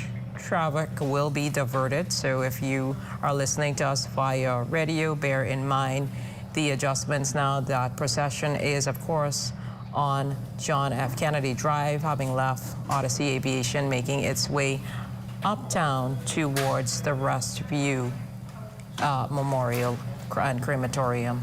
So again, we were reflecting on legacy. Yes, legacy, and you know, another legacy. He had a heart for the disabled. Yes. Nalini Bethel heads that, and Miss Clark, Desiree Clark, and you know, in one of my assistants from Miss Bethel's department was Donaldo Henfield, but he had this way of making everybody feel special. And I don't think that the department or that division of disabilities ever had the kind of attention, of focus, of help. It's just amazing of what he has been able to do in building personal and corporate self-esteem. to making people feel that you are important, because he was determined to, as he would say, the people of the Bahamas have social services in the junk mail of their minds, and we have to get it out. We have to change it. And we have to change that, and that is what our mission. I'm just looking at my phone now with Lisa Brown, who would every day say how much he has transformed her life. You know, it's, oh boy, we had some people. So many messages. I so many. Your Can phone you has see? been going off. Yes, my phone has been going off in terms of the love that they had and the testimonies they had, the personal. You know, he was sitting in Mom. They would tell me that he would take time early in the morning at 7 o'clock. With I saw Miss Edwards there, his executive assistant, and you know, he would sit with them and pour history into them. Who does that? He does that, right? And just let them know about what his vision is and what his hope is and what they can do. And I know that some people would say that they would tell him, and I've been in some of the meetings, say, no, but Minister, I can't do it. Yes, you can. Yes, they always in the positive. Always in the positive. People were saying, Ministry of Social Services can't handle 13 miles. Yes, we can. And you did. And he did. And he put and involved the people of social services along with all of the agencies, always trying to bring people together to believe that as a team, we can. Yes, and we see the procession continuing on to John F. Kennedy Drive, almost, I believe, to West Ridge, Southwest Ridge entrance. So we see the outriders from the cyclists, the patrol car, other unmarked vehicles and parliamentarians, and obviously the hearse that is carrying the body of the late Obadiah Wilchcombe, making its way closer into town, where it will head on to Restview Memorial. A number of parliamentarians and their vehicles heading in that direction as well. I'm getting, as I said, I'm getting notes, including from Her Excellency Cheryl Bazard in Belgium. We have people watching us from Atlanta, and this is all a very sad moment for us, but the good news is that you always are saying that this is a reflection of all the good he has done. Yes. All the progress he's made. Yes. How All the lives that he's touched. All of the lives that he has touched. Absolutely.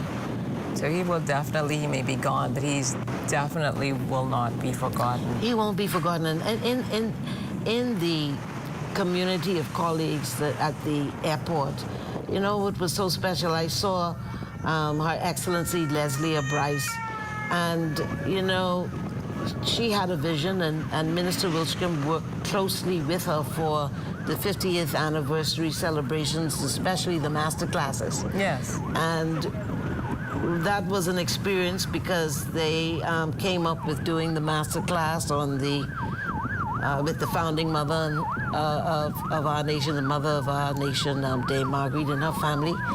And High Commissioner Leslie has sent me a photo with he and I standing as we co-hosted that program. And she was also so impacted, and is so impacted by this unexpected turn of events. But I know that there is a sense of fulfillment when you see, I don't like to have regrets. No. So those of us, we don't regret how we treated him, in other words. That's fair enough. Eh? Yes, yes. When we live to do our best to celebrate people while they are alive, it's just a continuation as we celebrate him in his transition. Yes. To eternal life. Yes, like my granddaddy always told us, do your best. And after that, angels can do no better. So I feel like that's something I always take with me. Do the best that you can do. I mean, you're not going to please everybody. And I, like you said, there obviously will be some people who had their gripes with Minister Wilchcombe, but I think if we are all fair, I think that he did the best that he could do in whatever circumstances. You do the best that you could do. We all, as human beings, are just doing the best that we can do. Some things work and some things don't, but we mourn and we celebrate. We reflect on this life. And you know what else I like when the best that we could do? I like how Minister Joe Beth talked, because, you know, during the budget debate, I was in the House, and then I get to obviously watch it on the parliamentary channel. But I always say that she is a natural politician. She brings, you know, life and humor, but making a point in the contribution. And I believe one of the greatest expressions of maturity is to be able to say, I admired Minister Wilchcombe the way he could get up without notes, and how prolific he was in his oral presentations, and obviously he was a very prolific writer as well. And so I think, I like what you always say, let's reflect, and that's a reflection, and the reflection that we express today hopefully will inspire others to be their best self. Yes. Like Minister Wilchcombe inspired us to be, as a matter of fact, he insisted, when you show up, show up right, show up with excellence, and so that people would know that we can. Listen, he and I went into Washington on the Armstrong Williams show, who owns ABC and about 20 other networks. And listen, you know what Armstrong said in Washington, D.C.?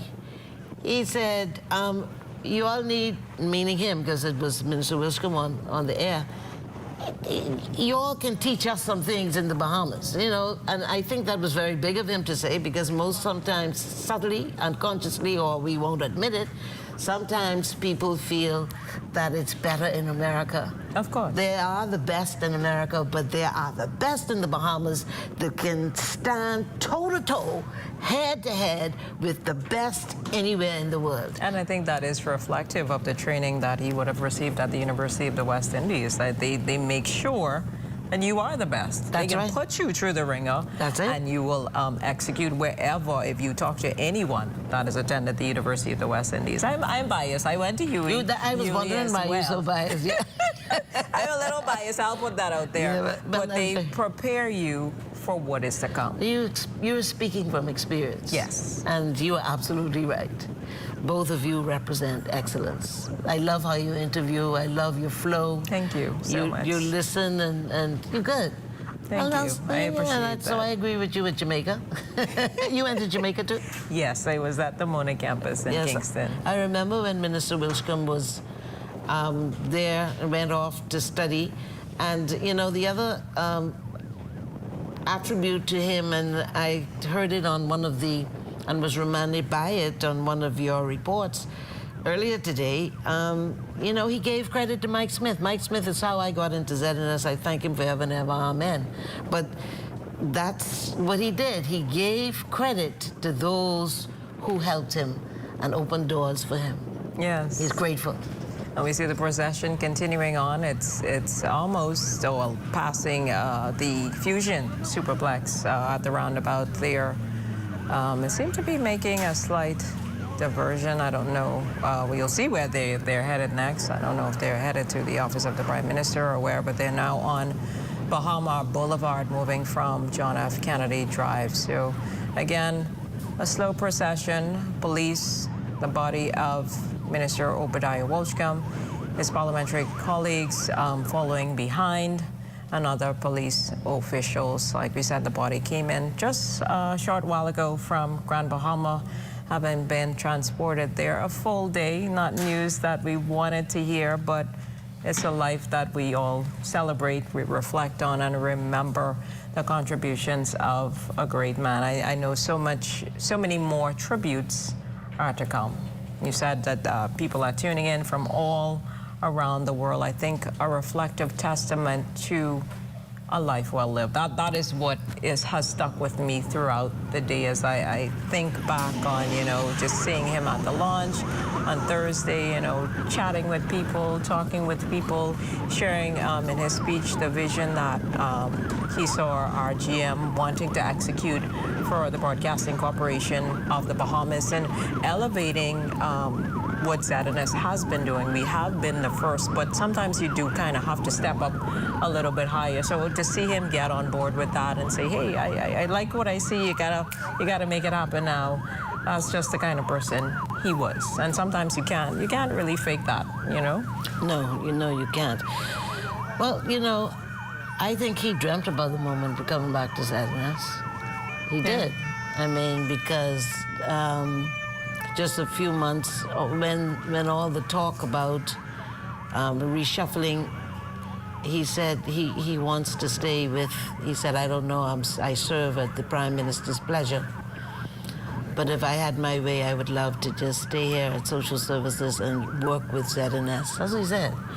So broadcasting has never left his heart and always wanted to be a part of the growth and development of the Broadcasting Corporation of the Bahamas. But I mean, even yourself, seeing you here, I think as a journalist, you kind of never will not be a journalist, I feel, because people either call on you to speak or to talk or to facilitate some meeting or something that's just kind of in your blood. So I'm not surprised to hear that he wanted to you know, come back and be a part of the elevation of something that he gave so much of himself to develop his craft and to help others develop in their profession as well. So a wonderful testament. It's always next level. He wanted to see ZNS the next level. He wanted to see this corporation to have global influence and global impact. Everything is a process, and so he wanted to see that happen in the next season of the Broadcasting Corporation of the Bahamas, and I'm sure you're going to get there. You got the leadership. This reminds me, you know, Clint Watson, your new general manager. He has also stepped in and doing a phenomenal job. You know, everything rises and falls on leadership, and you also have the experienced chairman of Piceville Forbes, and so these are all leaders who love broadcasting. Yes. And so it was his delight to be able to come in and be a part of this leadership team that can help ensure that ZNS goes next level. Yes. As you saw on the screen a few moments ago, the entourage are taking the body of Minister Wilchcombe. They are on the Bahama Boulevard. I think it's now going to head to Princess Margaret Hospital, so they're going to make their way downtown. So obviously, if you're listening via radio, be mindful of the procession that's en route currently on West Bay Street, making its way to the city center. A large procession. Obviously, the police are going to ensure that that procession moves swiftly and safely as it makes its way to the Princess Margaret Hospital. The first, I guess, and as long as we could remember, a sitting parliamentarian passing on, transitioning. So a lot of moving parts to ensure that everything is done and executed well. Yeah, you know, one of the things that I don't know that we give enough attention to his legacy as well. Besides being so proud of being a son of Sir Lyndon and the hope and the faith that he has in the leadership of the current Prime Minister, he took exceptional pride in covering events like the President Mandela, and being that journalist at the Commonwealth Heads of Government in 1985 and traveling with Sir Lyndon in Chicago. But perhaps the part that he did not share is his love for anything that interacted with Bimini he we see was that entourage there just passing receiving the office of the Prime Minister. Yes, I that's see some where that persons is. on the outside taking pictures and observing the procession as it makes its way past the office of the Prime Minister.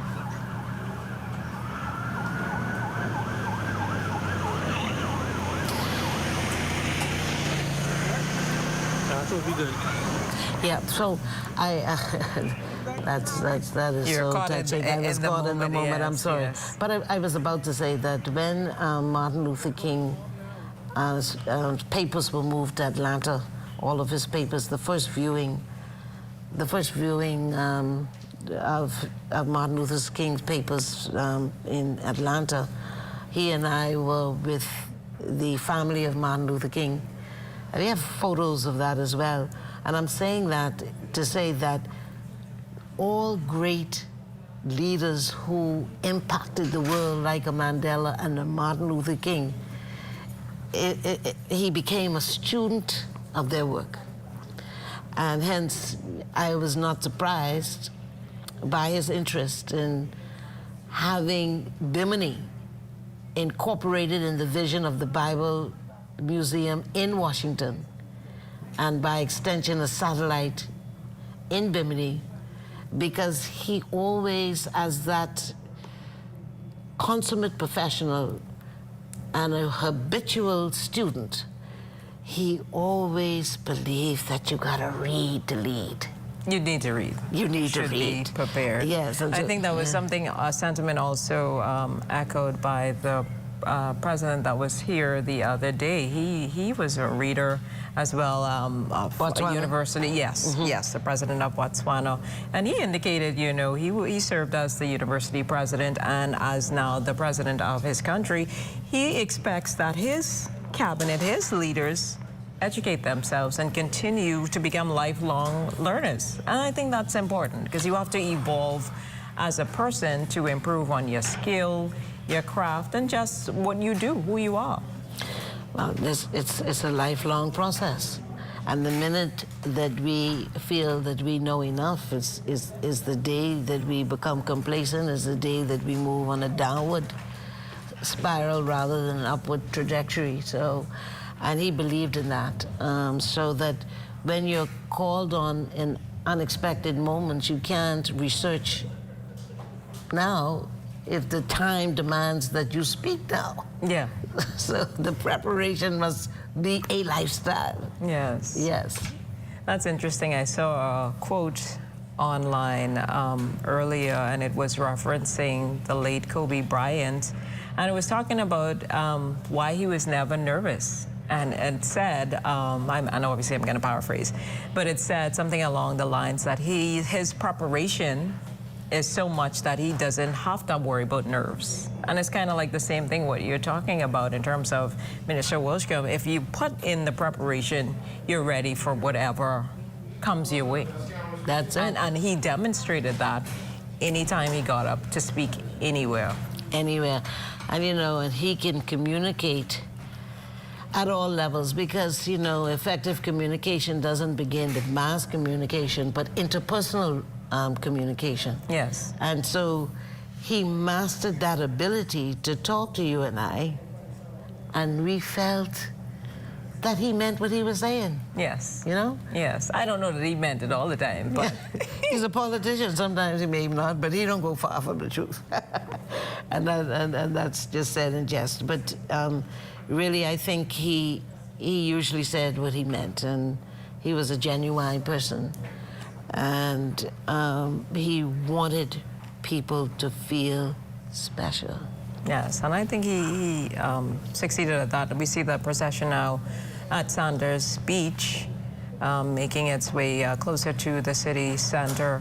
Obviously, some persons were on the side of the road, you know, taking pictures, making observations of the procession. Obviously, the cars will be pulled over by the police officers to make sure, you know, everything is seamless in this drive up to the Princess Margaret Hospital. We understand that that is now where the body of the late Obadiah Wilchcombe will head, I guess, before it's released then on to officials from Restview Crematorium.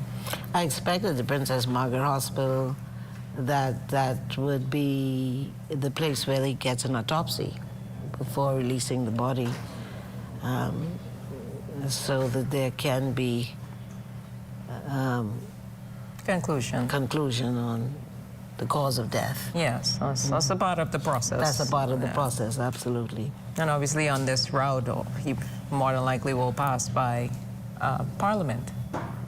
You know, if so, pass by the office of the Prime Minister, moving through the city center almost to Arawaki. Is definitely they're not sluggish on this drive heading into town to Princess Margaret Hospital. And you know, this is, well, it's not so much crunch time, traffic time, but the police will get the procession through swiftly and safely, as we have been seeing so far. I guess this is the first sight of this procession, and having a state funeral. I suppose that date would be announced at a later time. At a later time, and whether or not the opening of Parliament would be postponed. That's what's going to be the next. That's only a few days away. October 4th. October 4th. So a lot of work for the protocol team and family and those that have to deal with these sorts of events. A lot to do. There is a lot to do. And even as we move into the calendar of October, here is a man who really pushed so hard for journalists to be recognized in our role in national development. And he called me one day. There was a list. There was a list out with the Order of Merit, and he listed Yvette Stewart, Dorothy Panzer, myself, and I think that there are a couple other people who will receive the Order of Merit because of his recommendation. And so I think, again, he was always identifying people that he feels or felt was deserving to be recognized for what was earned. Yes. And there's a difference there. He likes earning, not entitlement. Yes. He did not like and was upset. We see some persons out there at Arawaki now as a procession passes. Sorry to interrupt you. Yes. But yes, we see they're getting closer to the city center. A swift drive from Odyssey Aviation for such a large contingent. Yeah.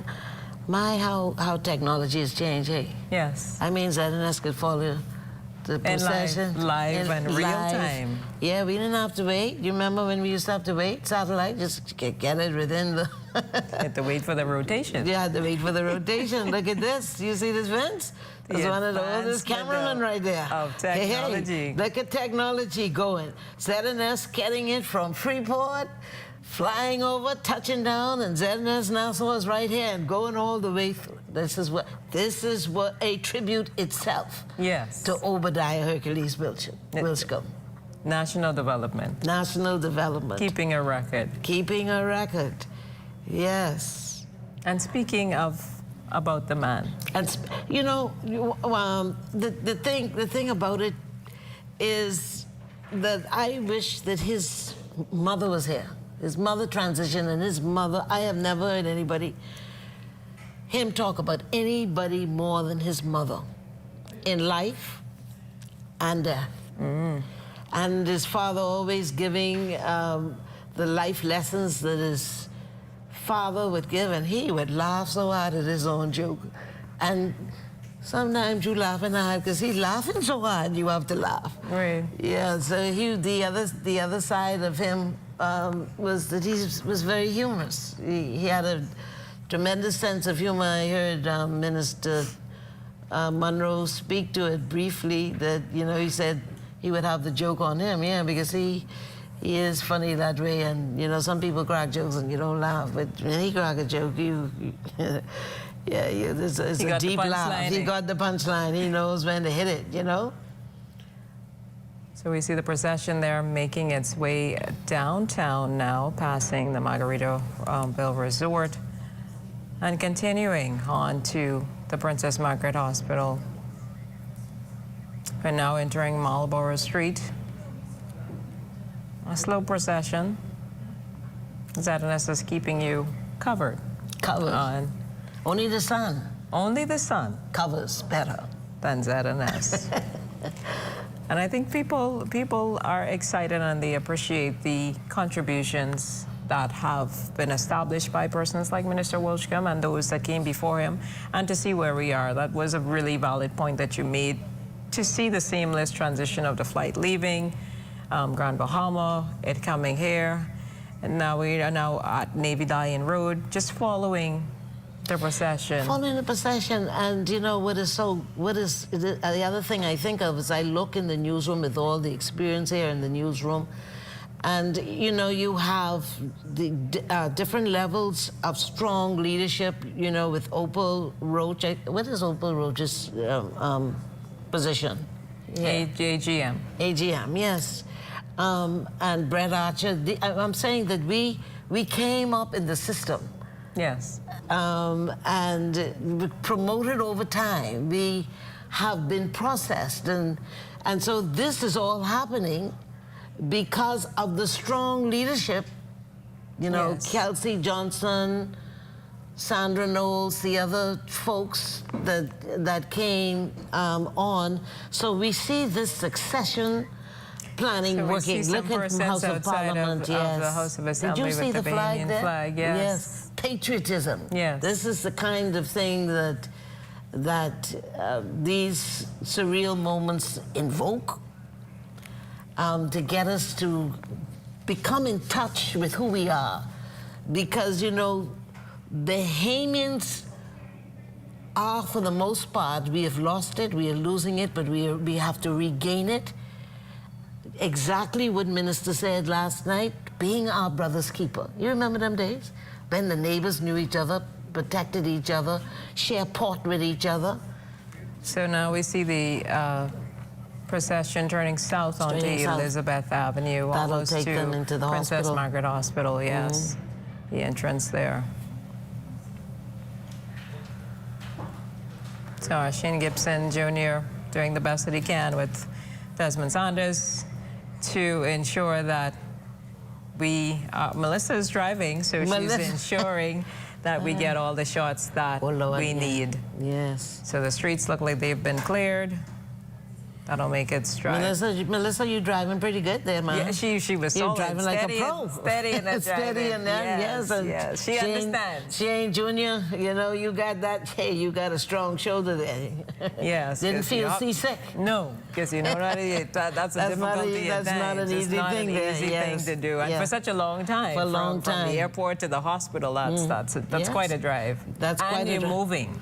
Yeah, that means he's in shape. Hopefully. Yeah, absolutely. Hopefully he's executing. Yeah, at least his arms are strong. Oh my God, somebody must be doing like this, but he's doing a good job. And obviously our team is repositioning themselves to give us an eye view of what will unfold once the procession stops there at Princess Margaret Hospital. But you touched on the fact that this is transition in the sense that we all start out as cub reporters. You move up the ranks, like you touched on Opal, GM Watson, and who knows, the future leaders are now coming up to fill those roles as well. And it's consistency and building on that legacy that has been established by so many former broadcasters like yourself. Yes, thank you. It is consistency, and consistency includes consistency and preparation. Yes. Preparation comes from the word to make ready. So they always insisted that we make ourselves ready to respond to whatever we are faced with.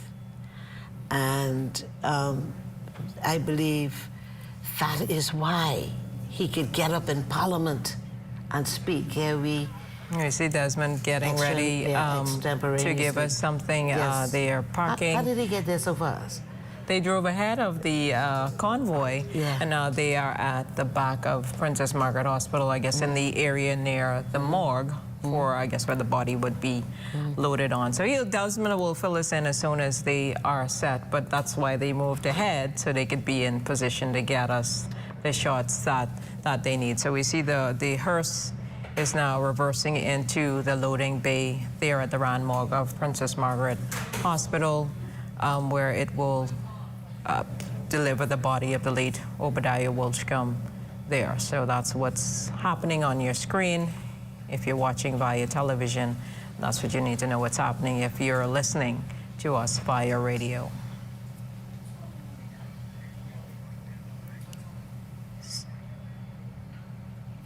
So we see that so now the gates are now being closed.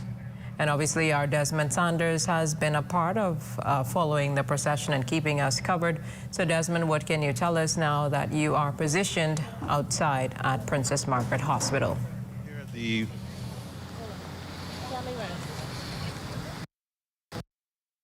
Princess Margaret Hospital morgue, where the body of broadcast icon and Minister of Social Services Information, Obi Wilchcombe, is being received.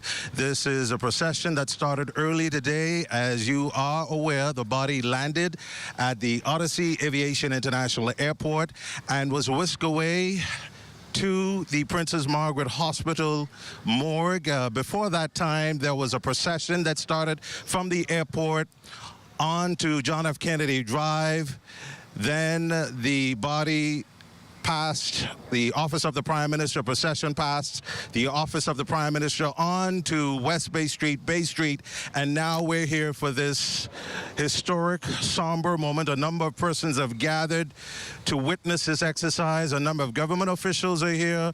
I saw earlier the Minister of Education, the Honorable Glenys Hannah Martin, the Minister of Education. I saw the Minister of National Security, along with Alfred Sayers, the Managing Director of the Public Hospitals Authority, also present here to witness this event. I can tell you a number of Bahamians are really taking this news not too well. A sudden passing of a broadcast icon, a public servant, parliamentarian, friend, colleague, broadcast icon, Obi Wilchcombe. As we got here at the Princess Margaret Hospital, a number of Bahamians were on the sidelines waving their national flags, showing their respects in their own unique way to today's event. And as I can tell you now, the scene here picking up at the morgue of the Princess Margaret Hospital, where the body of Obi Wilchcombe is being received. We're going to continue to follow the developments that are taking place right here at this moment at the Princess Margaret Hospital, the morgue at the Princess Margaret Hospital.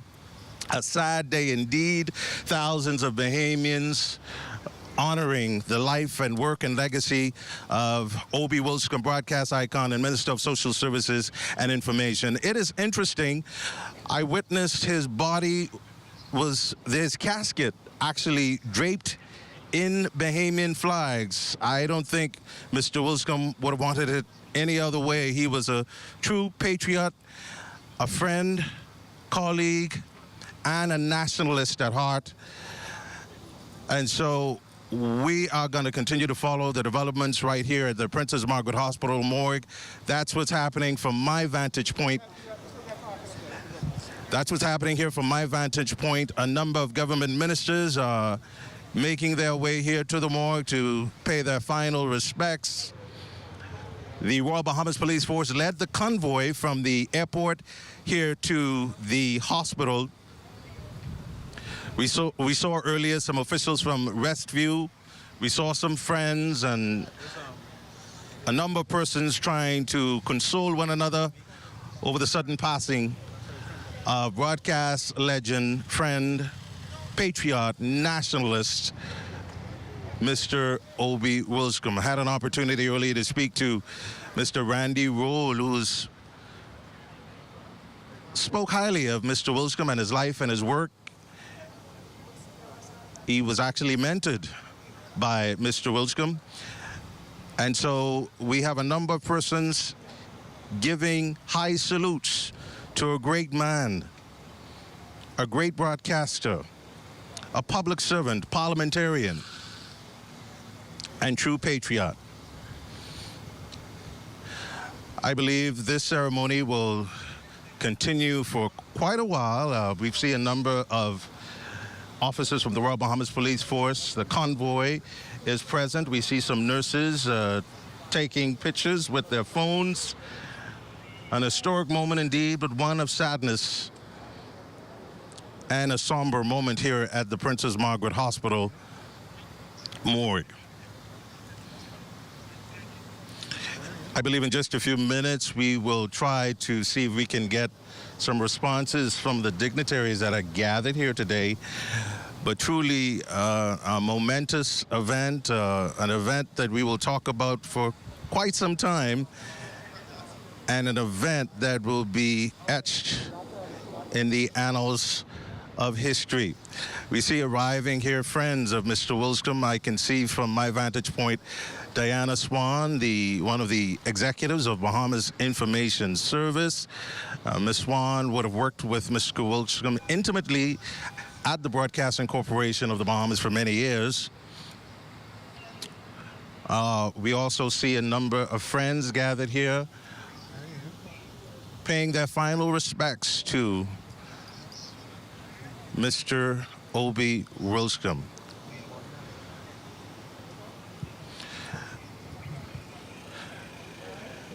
A very tearful moment indeed for a number of friends who are gathered out here this evening to witness the occasion.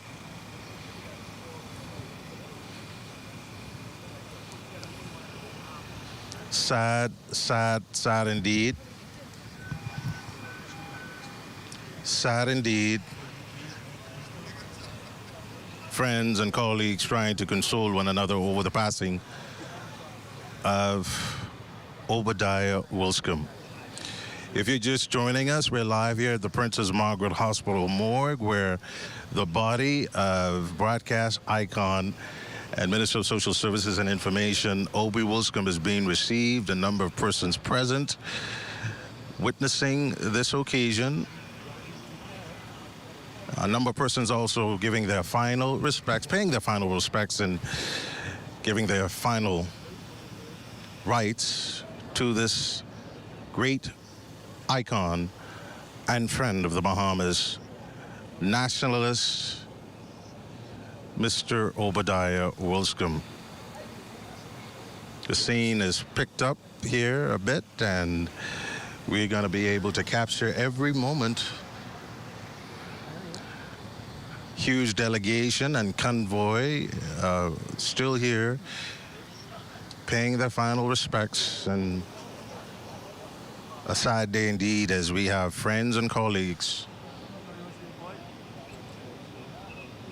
witnessing, yes, an historic moment, but also reflecting on the life and legacy of Obi Wilchcombe.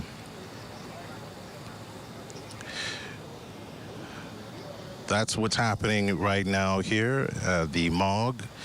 And as more developments pick up, we will provide live continuing coverage.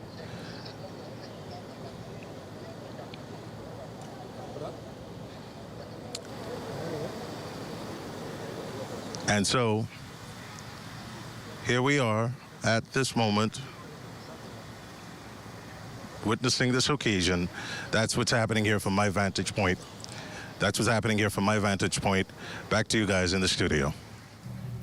Well, thank you, Desmond. Of course, he is outside of Princess Margaret Hospital. A lot of activity there. Debbie Bartlett, I want to thank you for joining us on the broadcast. Again, my condolences to you and your family on this loss. But right now, we are going to throw it to the Northern Edition for that broadcast. Good evening.